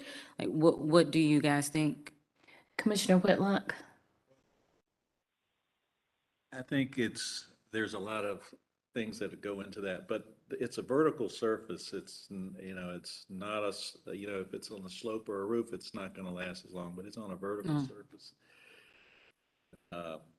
I mean, and I would have to go out and look at it, but from what I see in those photographs, it's got a lot of life left. Okay. So then to follow up on Chris's analogy of the dead skin, it might just need a nice exfoliation before going and putting the makeup, i.e. the paint, back on. I mean, if there was some wood actually coming off, that would indicate to me that it was rotting, and I didn't see anything that looked like that. But again, I'd have to see it in person and touch it and know, but that was down low, and that's usually where you're going to see more deterioration. Mm-hmm. I think it's got a lot of character too, so I don't think that house would look so different with brand new shakes or shingles on. Say that last part I think again. that it just wouldn't have quite the character with new shingles on there. Okay, it would not have quite the character as new shingles. If we could get you to speak into the mic, Commissioner Whitlock, so that we can all hear you. Yeah, so Commissioner Bell. Just one thing is that I know that they also talked about maybe just focusing on the front of the home and then, keeping the sides and the back. So I don't know how everyone feels about that. But to your point, keeping the character, once you start switching it out, it changes everything. So. And our standards are very clear, right? So it's 5.2, numbers 3 and 7. Repair rotted or missing sections rather than replace the entire element. Number 3. Number 7, replace wood elements only when they are rotted beyond repair. It keeps coming up again and again because it's important, very much like the window, issues with the windows come up again and again because they're important. And so as one commissioner on this board, I think the only way I'll feel comfortable making changes that go against our standards is if we have an abundance of proof showing that it is in fact deteriorated beyond repair, showing that they have tried to strip it before painting it. I completely understand the house not maintaining the paint if it hasn't been stripped, that's layer upon how many years worth of layers of paint. So if it has the exfoliation and then a paint job and it's not working, then I would feel a lot more confident in saying, yes, replace it. Because again, I just want to repeat what I've been saying all session, which is we have to be consistent. We cannot do for one what we are not willing to do for the next. And we often tell people when they want to replace these items that are defining characteristics in our neighborhood, that first they have to show us beyond the shadow of doubt that that is what is needed. And I don't feel like we're there yet. So any other comments about the cedar shakes and replacing them? Okay. Well then, Commissioner Hawkins, let's move on to our next point. Is that the addition? The addition, yeah, the garage. I don't think we talked about it at length. I do know Commissioner Wojcik had some questions about the roof of the garage. And I'm also not sure if so we can start there. Yeah, I think that's a great idea. Commissioner Wojcik, so can you help enlighten those of us who might not be as knowledgeable about you about the roof forms as it relates to the rest of the house? Well, unfortunately, Angie is working with several items with architecturally that exist for her. With the roof line, she's trying to repeat existing roof structures that are there while working with setbacks and existing retaining walls and height differences. And so I feel like the hip part, the hip shed combination is appropriate for the style, especially since it's presented on the existing covered porch on that side of the house. I'm just wondering if there might be a way to simplify that front offset shed so that it doesn't look like there's two different roof lines happening on the same structure. Okay. All right. Commissioner Goodwin, what say you about the roof line of that garage? Okay. No, he has no input on that. Commissioner Whitlock? I think I see why, I understand why she designed it the way she did. It didn't bother me. I think it is somewhat obscured by where it's being placed. And I have a hard time imagining something that would be better unless a flat roof, I don't know what you would do there. Sure. Okay. So let's look at our standards, reforms and materials, 6.13. Just a reminder too, that we look at site constraints and specific, things to each property as well. When Okay. applying the standards. Thank you for that. Yeah, you're welcome. Yeah, okay. PJ, thoughts on the roof? Thoughts on the roof are hey, can we go to that side elevation picture? My thoughts on the roof are with that retaining wall being right there, the fact that that roof form is asymmetrical is not going to be noticed. And to Christie's point with the site constraint, right? I mean, that's why I feel it meets our guidelines. Okay, all right. And so those are the three main points, yes? Yep. Okay, so it sounds like Commissioner Walker? Yeah, I guess I'd like to I'm sorry, I apologize, revisit the cedar siding one more time. I mean, from the research I've done, it's 60 to 70 years, assuming that the cedar siding is taken care of and under perfect conditions. And so I guess I I can, I'd like to consider a little wiggle room in the fact that it's now 30 years over what was its maximum lifespan. Perhaps the owner could do some small section, try to strip it down and paint it, or strip it down and really see what they're left with. But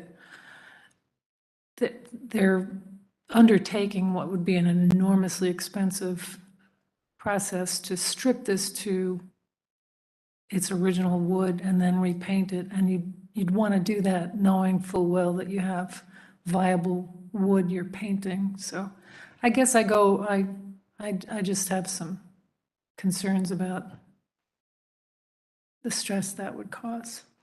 So I think please rebut this, but one of the things that we talked about was taking samples higher up, because according to Commissioner Whitlock, of course, lower down it's going to be a little bit more challenging, but higher up, not stripping the whole thing. So I want to understand what you're saying, Commissioner Walker. Are you saying that you are in agreement with stripping sections to see how it works, or that you would prefer to go straight to replacing it?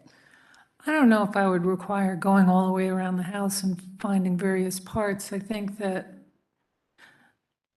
I guess I struggle with that fact that if cedar siding has a maximum lifespan of 60 or 70 years and it's at 100 years, at some point you've got to say it's dead, it's. Yeah, and I would go, so again, just because I'm trying to parse this out so that we can understand it better, right? So we just said that the complexity of the roof form of the garage is warranted because of the site, because of what's going on that individual property.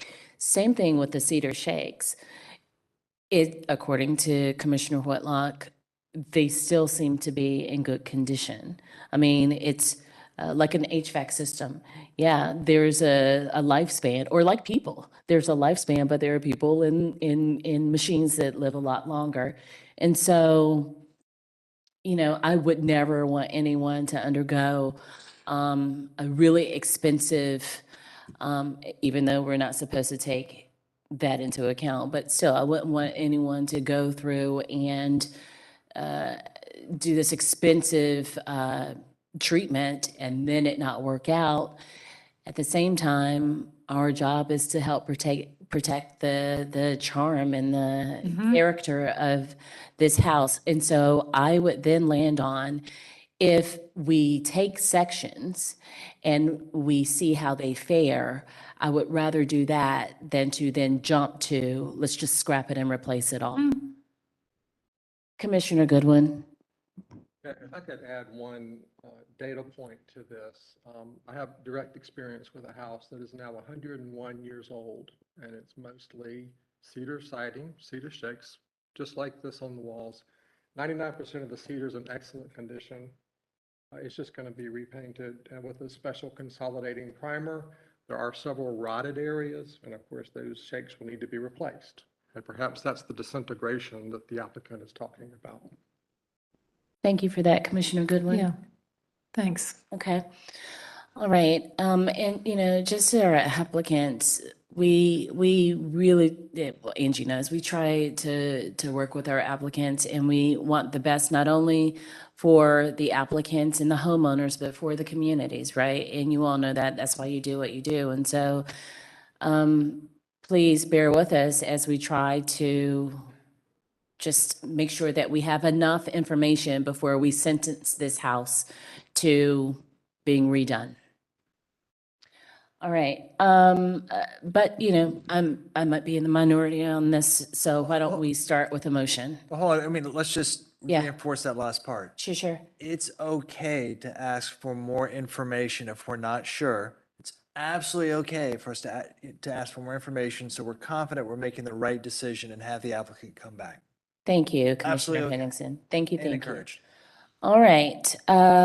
So anyone feel like making, Commissioner Bell? No, don't be. Yeah. So are we good with I think we got wrapped up in the cedar in the windows, but or the siding in the windows. Are we good with the stairs and the deck? It sounds like, I think that's going to be replaced with wood as needed. Or is that a full, I should have asked that while they were giving the update. And then I did have a question on the door. Is that going to be a wooden French door? Is that included in the information? We can preface that that's what we want, right? Or, It's phasing out of the district and it's completely hidden, and usually we allow some flexibility in those circumstances. And they can work So- with staff. they can work with staff on that, okay. But to Commissioner Bell's point, we have not addressed, a part of we haven't addressed the stairs, so, Yeah, the stairs, and they're also, changing the back wall. They're kind of reconfiguring everything. mhm. Here's existing, and then here's proposed.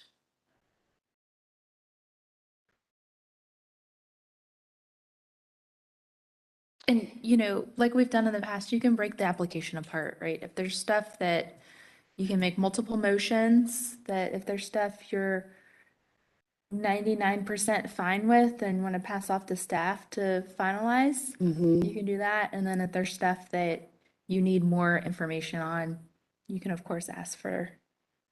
Sure, okay.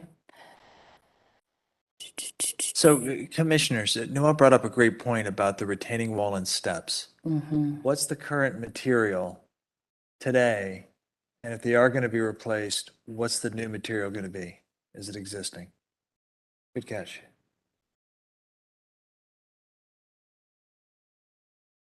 What is the part current, I what kind is of- the I think I current missed. material? We're changing the location. The stairs are kind of on the back here. You can see it in some of the photos, and then they're moving them to the side.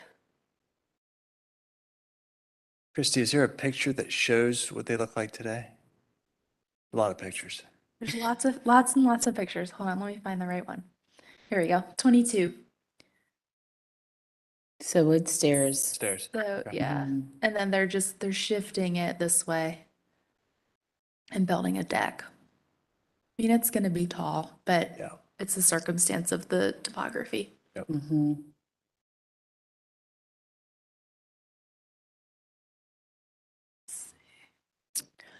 And if you have questions specifically about this, reopen and ask. Let's, so they're moving the stairs because that will be where the deck is. The stairs are right here now. Yeah, And so they're moving it, Mhm. and it looks like the retaining wall. I can't tell if it's new or well, looks like it's new. why don't we reopen so that Angie can speak to this for us, just provide a little clarity. Yeah, and it might be the fact that you're missing that elevation Yeah, too. yeah, yeah. Angie, hi. Okay, I'll make this quick because I know you're in deliberation. So the stairs currently, they're diagonal across the back, but they actually are also on the side, which that photo is deceiving. So if you look at the slide 6, sorry, go to slide 6. I know it, slide 6, yeah. So they actually, so they wrap around. So the retaining wall is, if you're facing the rear of the house, is to the left. And we would be working with the existing retaining wall that's there. So the direction of the stairs are going to go front to back instead of left to right in just paper direction. So slide 8, the stairs are going to rotate 90 degrees, but work still within where the retaining wall is. And you can see the property line. So And where is that in, relative to the garage? on the other side. So the garage is to the right. So if you look at the slide you're on, Yeah, mhm. so when you're facing the back of the house, the garage is to the right. The stairs that, there's a lot of steps. I think there's like 18 or 19 risers because of the height. Mm-hmm. probably more. I think there's actually 25 risers because there's an intermediate landing. Mm-hmm. And then it turns to the deck. And how far back from the front elevation is that, Angie? From the front of the house? In, God, it's the rear of the property. If you'll look at the survey, I'm sorry, go to slide 5. I can tell you from there. So from the front of the house, you're probably at maybe 20 feet from the front of the house. Mm-hmm.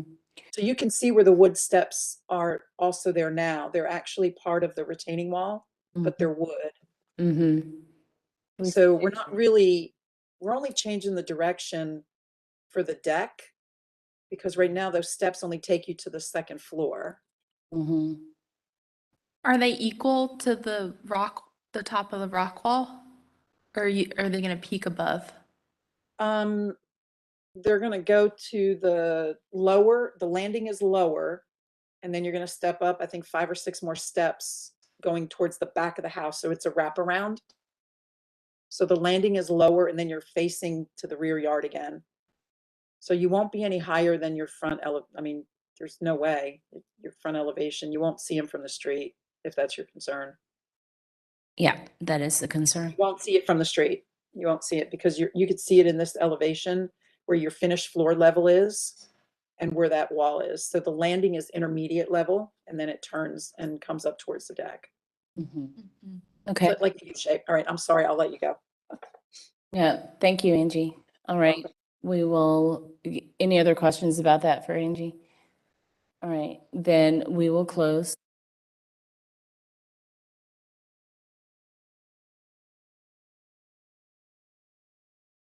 We'll close again for deliberation. Okay, having, now that we've heard from Angie, do you still feel like we need additional information? It's set back 20-some feet from the front. It sounds like it's gonna be aligned with the deck that's back there. You won't see it from the street. It's gonna remain wood, yes? And she did say that there is already an existing structure there. Yeah. They're just replacing it Yeah. with something functional. Yeah, so with that being the case, I don't have an issue with it.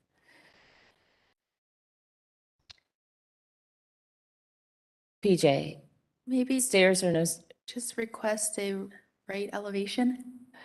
that's helpful, thank you. Yeah, and Yeah, staff's willing and then we don't have to guess about how it's going to look. right. Back to having more information. Yeah, no, I just think they need a better elevation diagram. Okay. I think the concept of moving the stairs from where they are today to where they want to move them is, I mean, it's not visible from the street, it's the rear elevation. The original retaining wall is staying.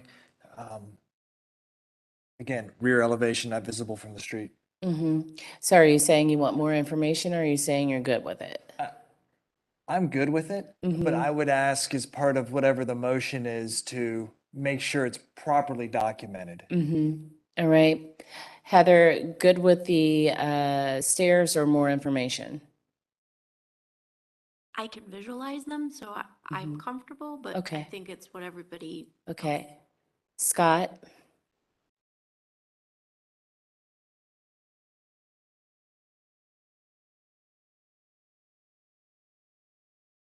Okay. I No. mean, I can act it out. I mean, it's going from like this to like this, Noel? maybe like a landing. I'm good, I'm good. Okay. Krista? I'm good. I think the only thing that the back elevation could change potentially because based on what we decide on the windows is the only comment I have on that elevation. Okay. So you want to Some speak of the about things the, based on what we decide about the existing windows? Is that what you mean? Right, because those, what they're showing are all brand new windows. And I think that whole elevation potentially could change based on what that decision is. So, Sure. Okay. Phil? Better drawings. Better drawings. Commissioner Hawkins? Agree with everyone. All right, so the consensus is we want to see it. So thank you, Commissioner Bell, for catching that. Love it when our new commissioners come on, like, ready to go. All right, so then we would want to see the elevations that include the new positioning of the stairs. All right. Okay. Is that it, everyone? Okay, well, Commissioner Hawkins, if you will state the motion again, please. Sure, I'll state a motion. I'd like to make a motion to continue this application for further, for restudy of the original windows per guidelines 4.14 through 4.12 through 4.14, focusing only on the historic or original windows. And same, restudying the Cedar Shake, request for Cedar Shake replacement versus replacement, doing a further examination of repairing the existing Cedar Shake according to per guidelines 5.2, numbers 3 and 7. Also requesting applicants to provide updated elevations, particularly showing the original windows and the right elevation.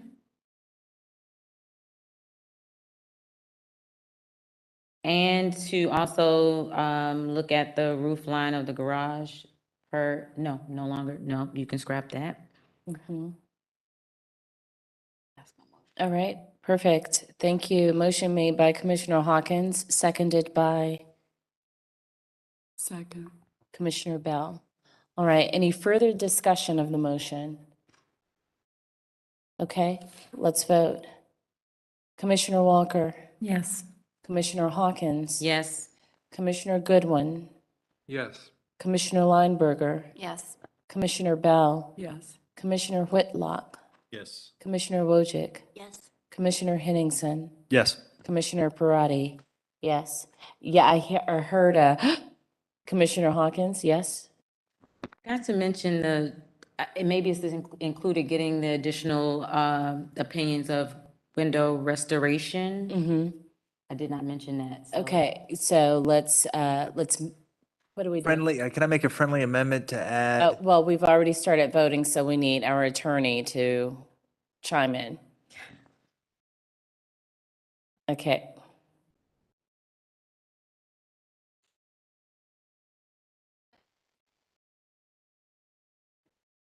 We're requiring it per our discussion.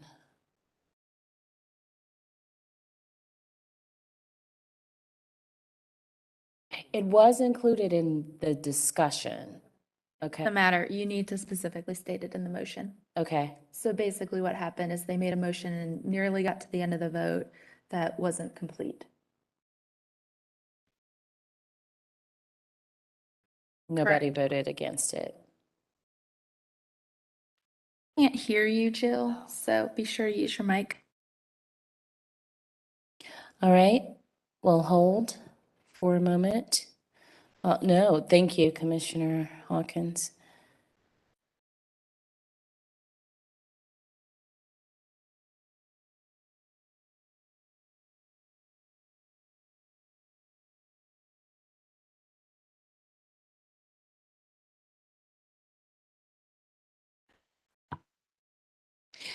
Question, how did you state it? When we talked about the cedar shakes and the windows, how did you state it? That we needed more information, correct? Restudy The original windows. Okay, so, with that being the case, and with the discussion that we've had with Chris and Angie, I would imagine, and I'll state this and then let Jill chime in, I would imagine that they would, since we've stated what our restudy should be, that they would come back with a restudy that speaks to what we've requested in order to not have it continued again. So I think that we are covered in that regard because we have discussed it ad nauseum. And because we want to restudy if we don't get the information that we need, or if we don't get information that is helpful for us to go on and make a decision, then it would have to be continued. Right. For all practical purposes. For all practical purposes, I feel like we're covered in that regard. Jill? Fine.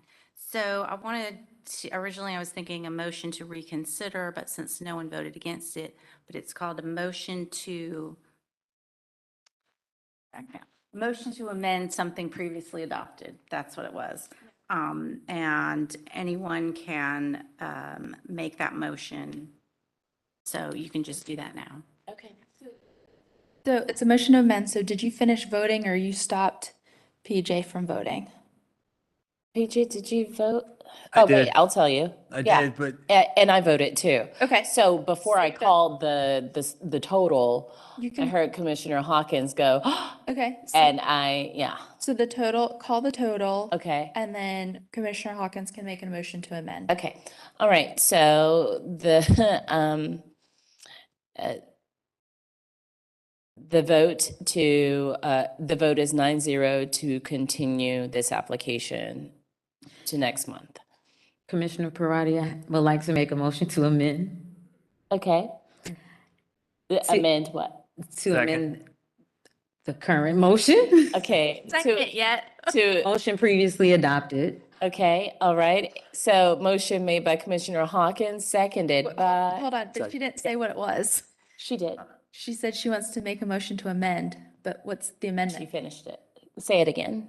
To require at least 2 additional restoration specialists to evaluate the historic windows.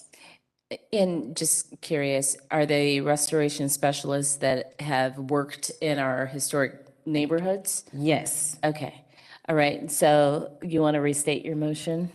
yes, I will. Okay, I'd like to make a motion to amend the previously adopted motion to require at least 2 additional restoration specialists who have worked in our historic districts to evaluate the historic windows of the property. okay, motion made by Commissioner Hawkins, seconded by Second. Commissioner Henningsen. Any discussion of the motion?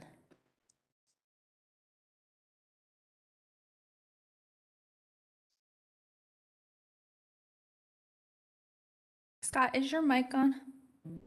Thanks. Yeah, I question why they have to have had worked in the district, because there could be someone that has much higher credentials that hasn't worked there.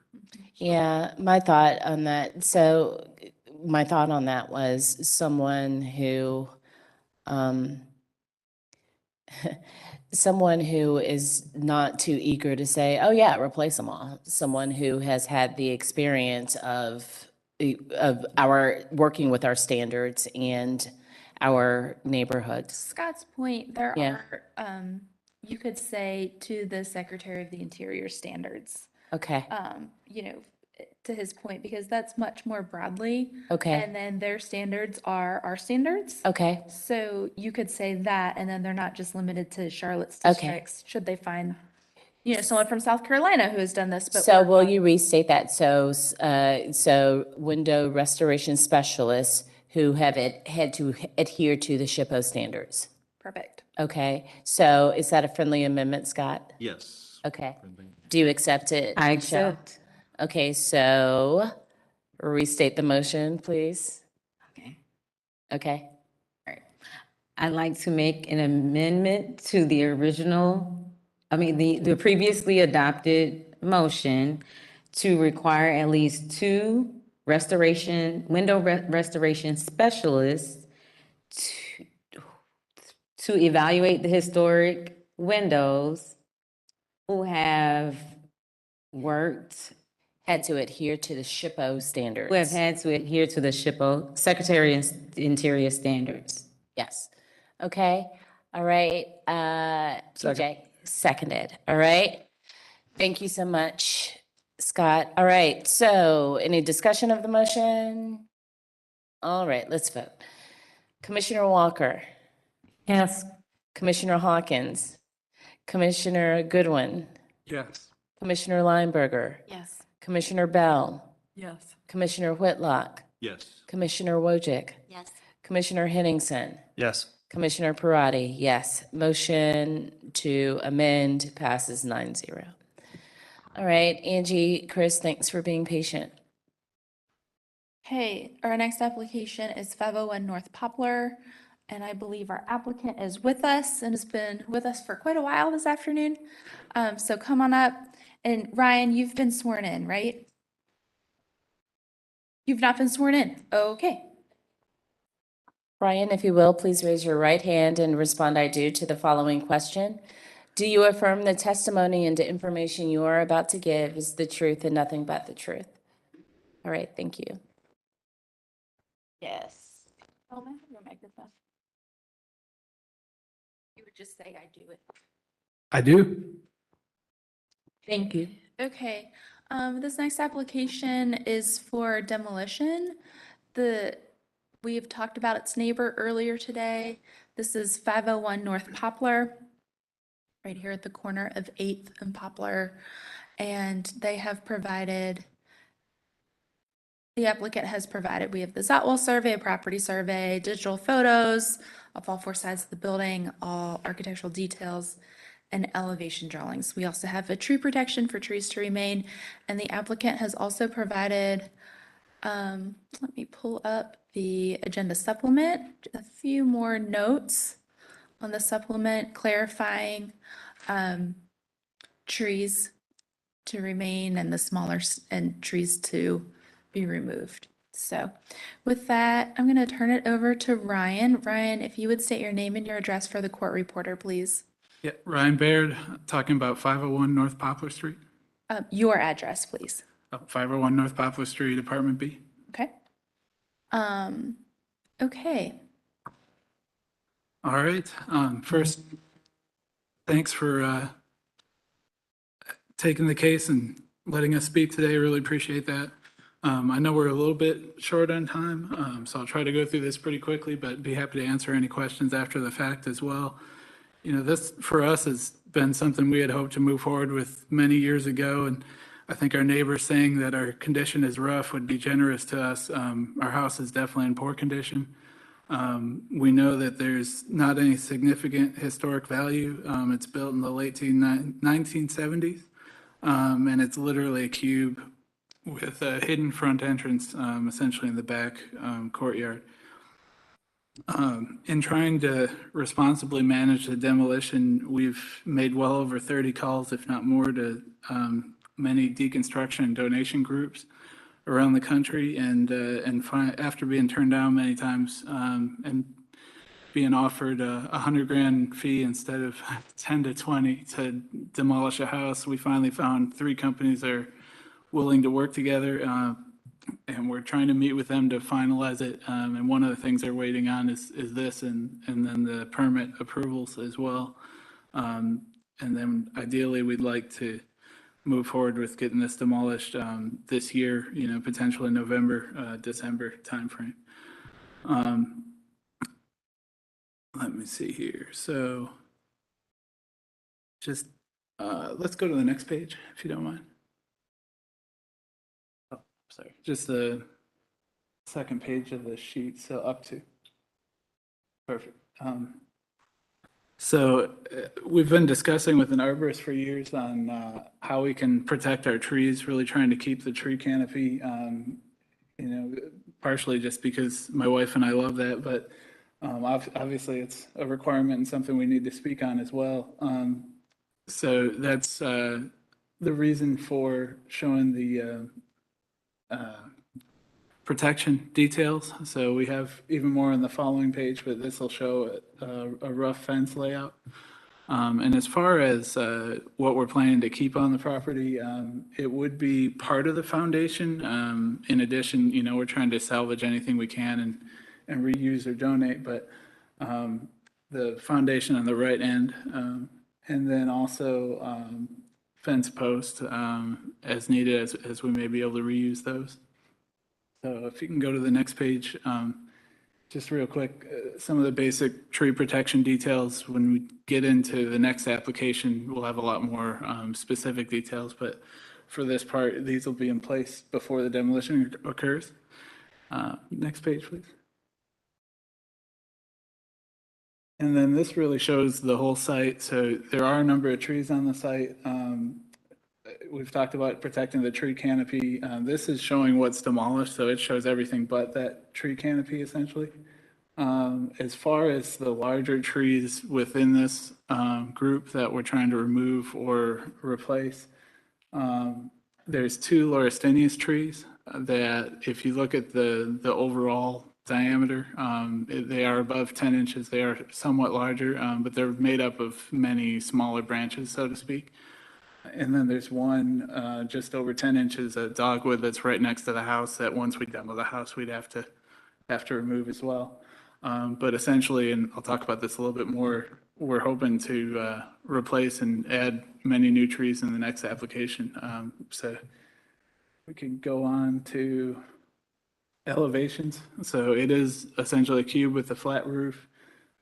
Basic plank roof siding, full glass sliding doors, front doors, storm doors, and not too many features, so to speak. So, and the fence around the house is also made of planks, just siding. And then if you could go on to the photos, this will show you the 4 elevations in photographs as well as 2 for the site. These are the 2 trees we're trying to protect at all costs. They're both maple trees. One's about 80 feet tall, the other's about 70, and they cover most of the lot themselves. And then these are the 2 Laurustinus trees I've mentioned. They're larger. They both are ones that we don't like and have heard it's not as valued of a species. They've dropped a lot of berries on our cars for one, but also they've kind of grown weird, especially the one on the corner. Used to have a city tree there that had fallen down. And then on the next page, so those 2 we'd be planning on replacing, and these 3 we'd be planning on replacing as well. They're really the image on the left is the one right next to the house that we'd have to remove once we demo the house. And then the 2 on the right are actually a little bit smaller than 10 inches, but the next 2 significant trees that we'd have to replace. And the main reason for replacing instead of trying to relocate is trying to protect the maple trees. Can't do that much digging and not risk any health issues there. So this next sheet shows the architectural details requested on the application form. So again, very basic construction. A lot of cheap construction from what we've seen. We've done some interior renovations where we cut into a piece of drywall and they're missing part of the exterior insulation. So just gives you an example. And then lastly, the site survey, which I'd be happy to talk about if there's any questions. And then streetscape surveys first, just images of the nearby streets. And then second, the actual Zotwell street surveys. So essentially, we're requesting immediate demolition, both for condition and time to properly deconstruct and donate the property for anything that's salvageable. Thank you so much. Really appreciate you taking the time to sit through other applications to present and for your application. All right, commissioners, we have our demo sheet here. We can go through it and answer. I think your wife has joined us on the line, has she? It's quite possible she's at least listening in. Okay, yeah. I know she is And planning. Ryan Tillis, Yep, our architect. their architect, yeah. Yep. Did they want to talk or are we good? Not today, not for the demo. Okay. That I know of. Okay, thanks. They could text me if they change their mind. Okay, sounds good. Those are the only other people we have On the line. on the line. Okay. Do we have any questions, commissioners, for our applicant here? No, The it's only- pretty, yeah, yes. I just Ms. have Bell? one, and I Yeah. apologize if I missed it. What is the plan after demo? That's separate. Mhm. Oh, so, sorry, I'm new. Yeah, no problem. I've They, been they're told gonna, for- So, they want to rebuild a new structure, but we keep those separate. So demolition is its own thing, and then the new construction is its own thing. And so they're asking for typically, if it's found not to be a historic property, typically the commission still has like a waiting period of 90 days. And he's here asking that you waive that 90 days so they can come sooner for their new construction and to get their house dismantled. okay, The current house thank you. dismantled. Is that correct? Yeah, that'd be fair to say. Yeah, and I understand I'm not allowed to talk about the new construction, so that'll be a separate application. And one question, how would you describe the architectural style of your house? 1970s, very basic box cube. That's what I thought you said, with a flat roof, okay. Yeah, I mean, yeah. I'm not an expert on 1970s styles, but with anything but a flat roof, you know, I can't think of a style that's strictly a cube. Ours next time. It's gonna happen again. Okay. All right. Commissioner Walker? Yeah, hi, thank you. Just for clarification, which were the trees that you were going to save? The No, you said two- the maple. Yeah, there's two maple trees. So there's one on A Street by the driveway. If you could actually go up to the other site plan, that'll show the actual trees. But so this one shows the fence around the trees, but doesn't show the trees because this is intending to show only what's being demolished. And then if you go up 2 pages, that'll show the actual trees. Okay. Okay, so slide 5 shows the trees to be saved. So you can see what Ryan's referencing is there's the kind of tree protection plans right here. And those are reflected here. So all these little things will go away, but the trees themselves will remain and everything else will be demolished outside of the red dashed lines. And do you have a tree protection plan from an arborist? Yeah, that's where we came up with this. But we'll continue to have further meetings. I think especially in the new construction, we'll have additional details and we've talked about air knife and other things in order to protect the trees and other measures there. But for the demo, we'll also be coordinating with them. We have a number of site visits after this approval to get the demolition finalized. Some of the companies wouldn't come out to our house until we could get this part approved. Ryan, why do you want to waive the 90 days? Part of it is just the poor condition of the house. You know, we don't want to be living in it for long. We've been fighting mold here and there. We've had a lot of other issues. And just the condition of the exterior is definitely at risk, to say the least. And then the other part of it is we know that to properly deconstruct and donate the home is going to take a few months. And we don't want that to get into a range where it ends up delaying our new construction. You know, we want to make sure we have the time to do it right and plan it properly. Okay. All right. Thank you. Any other questions, commissioners? Yes, Commissioner Lineberger? Yeah, I just want to clarify, so, because I don't think we've had one of these where we've done demo of the site as well. So we're approving demolition potentially of the building, but also of the trees on the site. The exception of these two Right. mature canopy trees. A Understood. lot of the trees are And I would add, ornamental. you know, a condition we're expecting, I don't know how you document it, is the 3 larger trees, at least the 2 Laurustinius and dogwood, at a minimum, we will be replacing in the next application.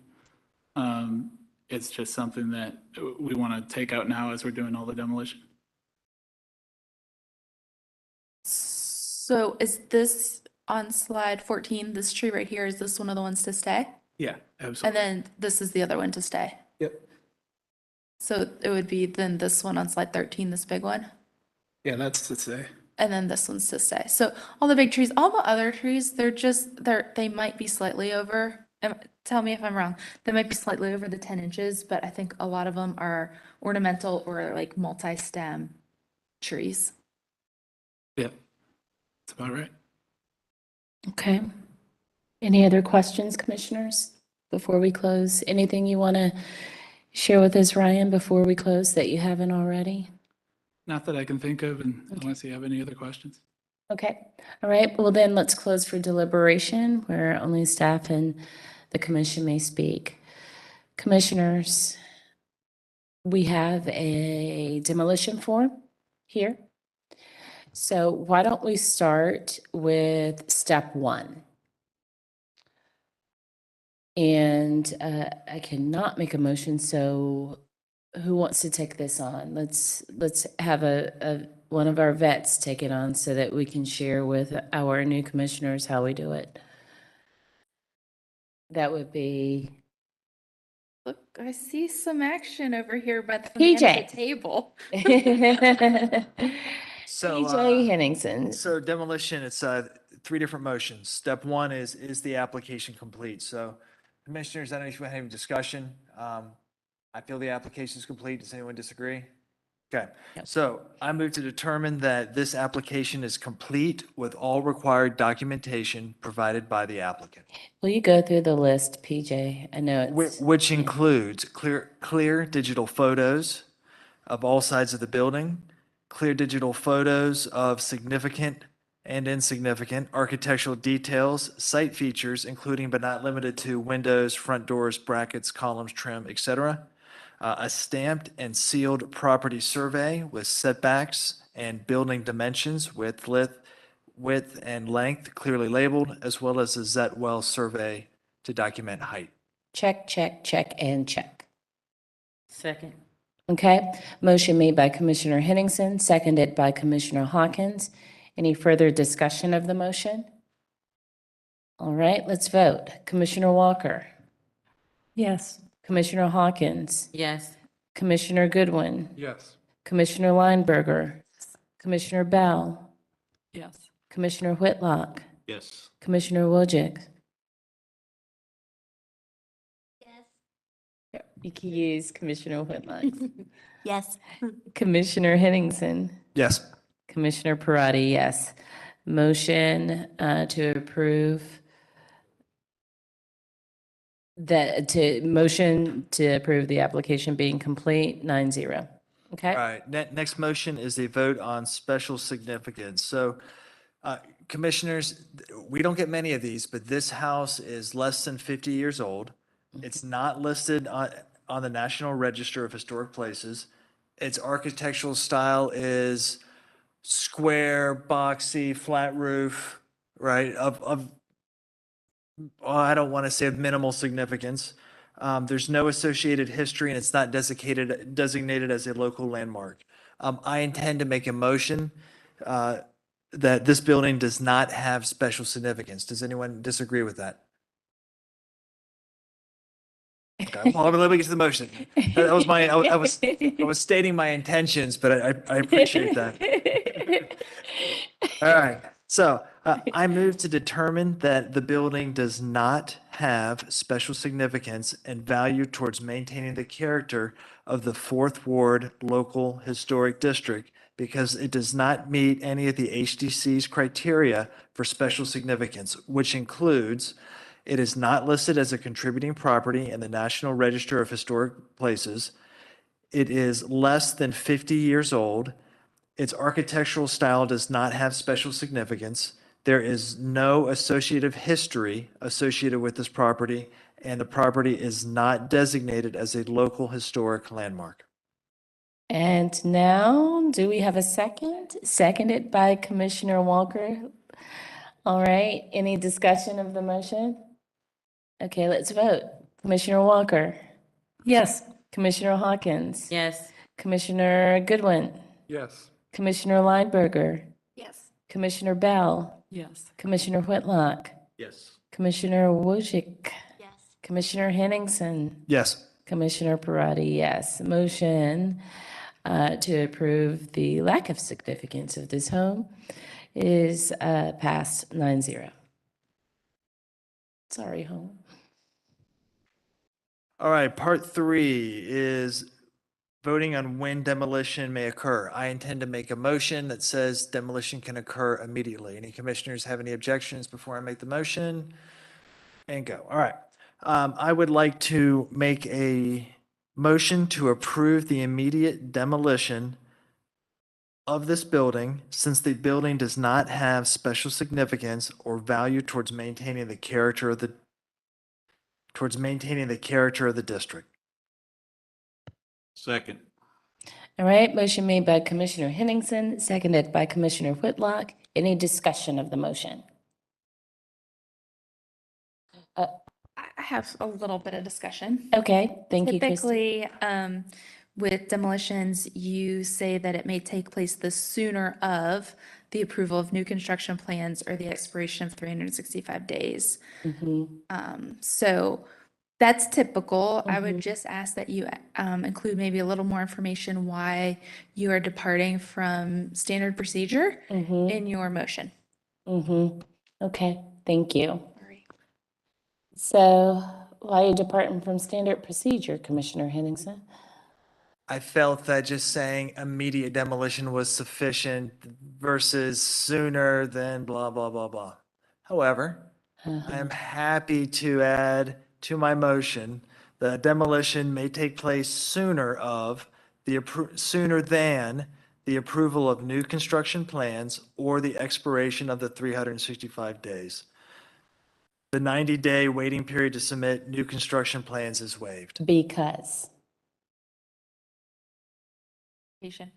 Are you saying immediate demolition is okay and we're not going to wait for the approval of new construction plans? I'm just looking for clarity. Yes. Okay, so you are authorizing immediate demolition because he made a case? Because the applicant made a case for sustainability Okay, to reuse and repurpose the existing structure, because of his intention to deconstruct the building rather than demolish. to deconstruct the building versus demolish. Thank you. All right. That's exactly what I Thank you. needed. Thank you. All right. All right, and now let's one more May I time repeat with it? feeling, yes. All right. So let me restate with a little more detail and clarity. So I would like to make a motion to approve the immediate demolition of this building since this building does not have special significance or value towards maintaining the character of the district. The demolition may take place upon, Immediately, and you can state why. okay, the demolition may take place immediately before the approval of new construction plans because the applicant intends to, what was the word? Deconstruct. Deconstruct and repurpose the house versus demolish. All right, so are you still good with that, Commissioner Hawkins? Or were you the one who seconded? Commissioner Walker, you seconded that? Okay. All right, thank you. Motion made by Commissioner Henningsen, seconded by Commissioner Walker. Any discussion of the motion? So should we, I mean, he's not going to be able to recycle everything. I mean, a lot of it's going to end up in the landfill. And do we need to state that? So give him some slack on that. And I think the intent's there, that he's going to deconstruct as much as possible, and it's not going to be bulldozed. I think like he typical. said in his statement to and recycle, so it didn't say parts of, so just Yeah. raising. No, thank you. Yeah. But I also said intent too. Yeah. Christy, Yes. when was the last time we said demolish right away before we had new construction plans? And what was the basis on us for doing that? We, It was Sixth Graham. It was recently the big property at Sixth and Graham because they needed to start demolish so that they could start figuring out what they could preserve. So it was a similar condition. the selective demolition. Yeah. We've, it's rare for us to do it. but Yeah. That's why I asked that Commissioner Henningsen explain why, but it's also, I applaud the applicant for deconstructing. I would love if we could even move towards that for our historic houses. There are San Antonio and Seattle have put into place deconstruction ordinances. So I know we're not there yet, but it is becoming more and more best practice. And, I think that's a great intent of the applicant. Not to mention the fact that sustainability is becoming moonshot goals for many, many, many, many corporate organizations internationally. So. Okay. All right. All right. Thank you. I appreciate that. So any other questions or concerns? Did we need to mention the 90-day being waived in this last motion? I had said immediate demolition or deconstruction, immediate deconstruction. Submit new construction. She's talking about waiving the waiting period for new construction plans to be submitted. Yeah, I did. Yeah, okay. Waiving the 90-day. Yeah. You got this, Candy? Yeah. Hey, hey, so PJ, I'm happy to go at it again. PJ, don't kill me. I'll But I'm not the only one who missed that. Like, I also missed that. So one more time. Some say third time is a charm. Yeah, I think it is. So let's see if it's true. I appreciate everyone's patience, including the applicant who's been here for a very long time. I would like to make a motion to approve the deconstruction, immediate deconstruction of this house, since the building does not have special significance or value towards maintaining the character of the district. The deconstruction may take place sooner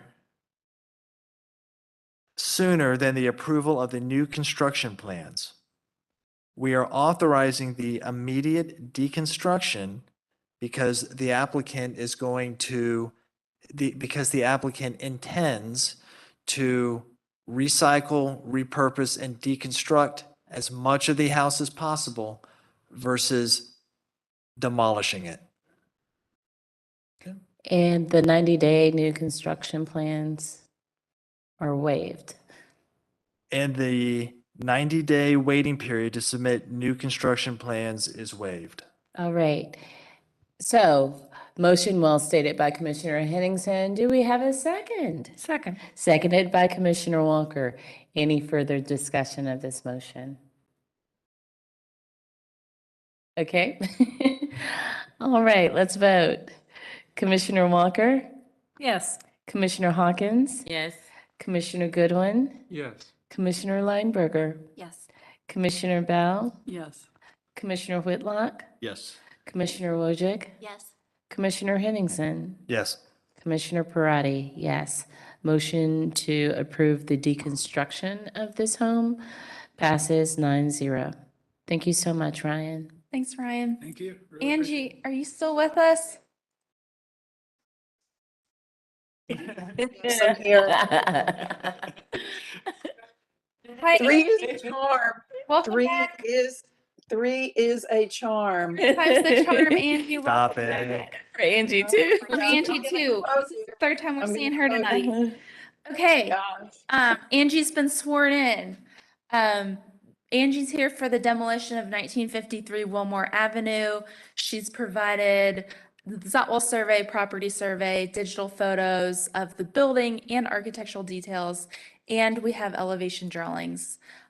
You'll remember this is the house that they carved out, this other lot, and there's a new construction right next door that I think Angie did that too. So, Angie, I'm gonna turn it over to you. I don't know if there's really anything for you to add. This is a pretty straightforward demolition request. And yeah, if you would state your name and your address for the court reporter, please.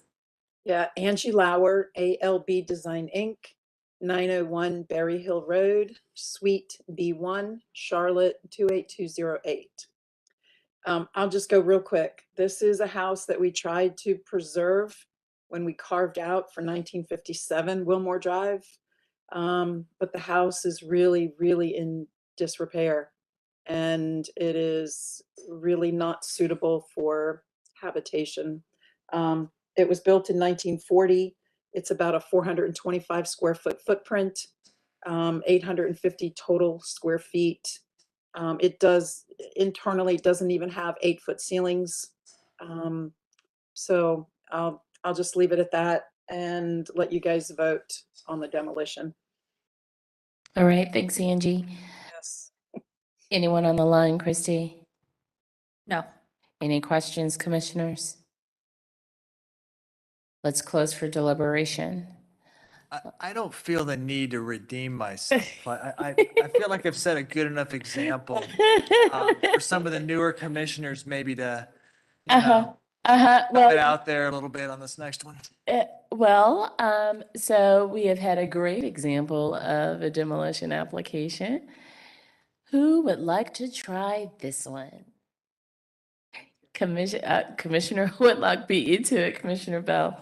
That's the other thing. That's the other thing about this commission. You got to be like quick on the draw for motion making and seconding. All right, Commissioner Whitlock. Okay, required documentation for demolition.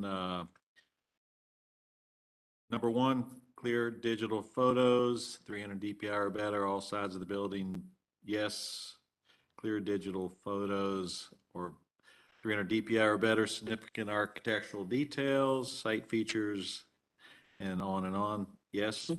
Stamped and sealed survey with setbacks. Yes. Zotwell survey height. Yes. Mm-hmm. So I move that we approve this requirement is approved. If you'll read it as it's stated in step 1A, Commissioner Whitlock. I move to determine this application as complete with all required documentation provided by the applicant. All right, thank you, Commissioner Whitlock. Motion made by Commissioner Whitlock, seconded by? Second. Okay, good job, Commissioner Lineberger. Commissioner Lineberger, quick on the draw. All right, any discussion of the motion? Okay, let's vote. Commissioner Walker? Yes. Commissioner Hawkins? Yes. Commissioner Goodwin? Yes. Commissioner Lineberger? Yes. Commissioner Bell? Yes. Commissioner Whitlock? Yes. Commissioner Wojcik? Yes. Commissioner Henningsen? Yes. Commissioner Parati, yes. Motion to approve that this is complete, 9-0. Okay, Okay, number two, we're voting on special significance. I move to determine that the building has special significance and value toward maintaining the character of the Wilmore Local Historic District because years of construction are over 50 years. all right, perfect. Thank you, Commissioner Whitlock. Motion made by Commissioner Whitlock, seconded by Commissioner Goodwin. Thank you. All right, any discussion of the motion? Let's vote. Commissioner Walker? Yes. Commissioner Hawkins? Yes. Commissioner Goodwin? Yes. Commissioner Lineberger? Yes. Commissioner Bell? Yes. Commissioner Whitlock? Yes. Commissioner Wojcik? Yes. Commissioner Henningsen? Yes. Commissioner Parati, yes. Motion to maintain that this building has some significance passes 9-0. Okay, Okay, when demolition may occur, I move to approve the project with 365-day stay of demolition on the building due to its special significance and value towards maintaining the character of the district. Receipt of accurate measured drawings of the building to be demolished are required for HTC records before before plans for new construction will be considered by this commission. All right, thank you. Motion made by Commissioner Whitlock, seconded by Second. Commissioner Bell. All right, any discussion of the motion? Okay, let's vote. Commissioner Walker? Yes. Commissioner Hawkins? Yes. Commissioner Goodwin? Yes. Commissioner Lineberger? Yes. Commissioner Bell? Yes. Commissioner Whitlock? Yes. Commissioner Wojcik? Yes. Commissioner Henningsen? Yes. Commissioner Parati, yes. Motion to have a 365-day stay on this demolition passes 9-0. The third time is a charm. Thank you so much, Angie. Thank you. All right, commissioners.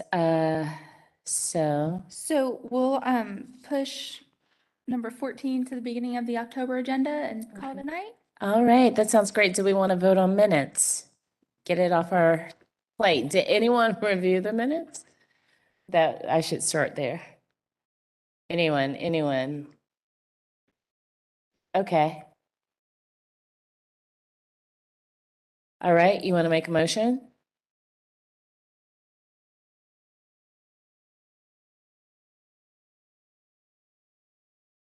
Okay, thank you, Commissioner Whitlock. On a roll making motions, who do we have to second this one? Second. Seconded by Commissioner Lineberger. Do we have discussion of the motion? All right, let's vote. Commissioner Walker, I was absent. you can still vote. Yeah, you can still vote. Right, Christy? Matter of fact, you're expected to vote because everyone's expected to read the meeting minutes, even if they weren't here. And So that or they can watch know. the video on YouTube, Commissioner Walker. All right. And you missed a fabulous job done by our Vice Chair, Commissioner Hawkins, and our new members. All right. So yes, Commissioner Hawkins, Yes. Commissioner Goodwin, Yes. Commissioner Lineberger, Yes. Commissioner Bell, Yes. Commissioner Whitlock, Yes. Commissioner Wojcik, Yes. Commissioner Henningsen, Yes. Commissioner Parati, yes. Motion to approve the minutes passes 9-0. All right, we have reached the end of the agenda. Is there any further business to discuss? No? Yes. Yes, thank you, Liz Hales, for the Pop-Tarts of O'Crumbs. Check them out online. All right, they are delicious. Okay, so the meeting is adjourned at 7:12 a.m. Thank you all. PM. That would be the longest meeting ever on record. It feels like a.m. 7:12 p.m. Thank you. Thanks, everybody.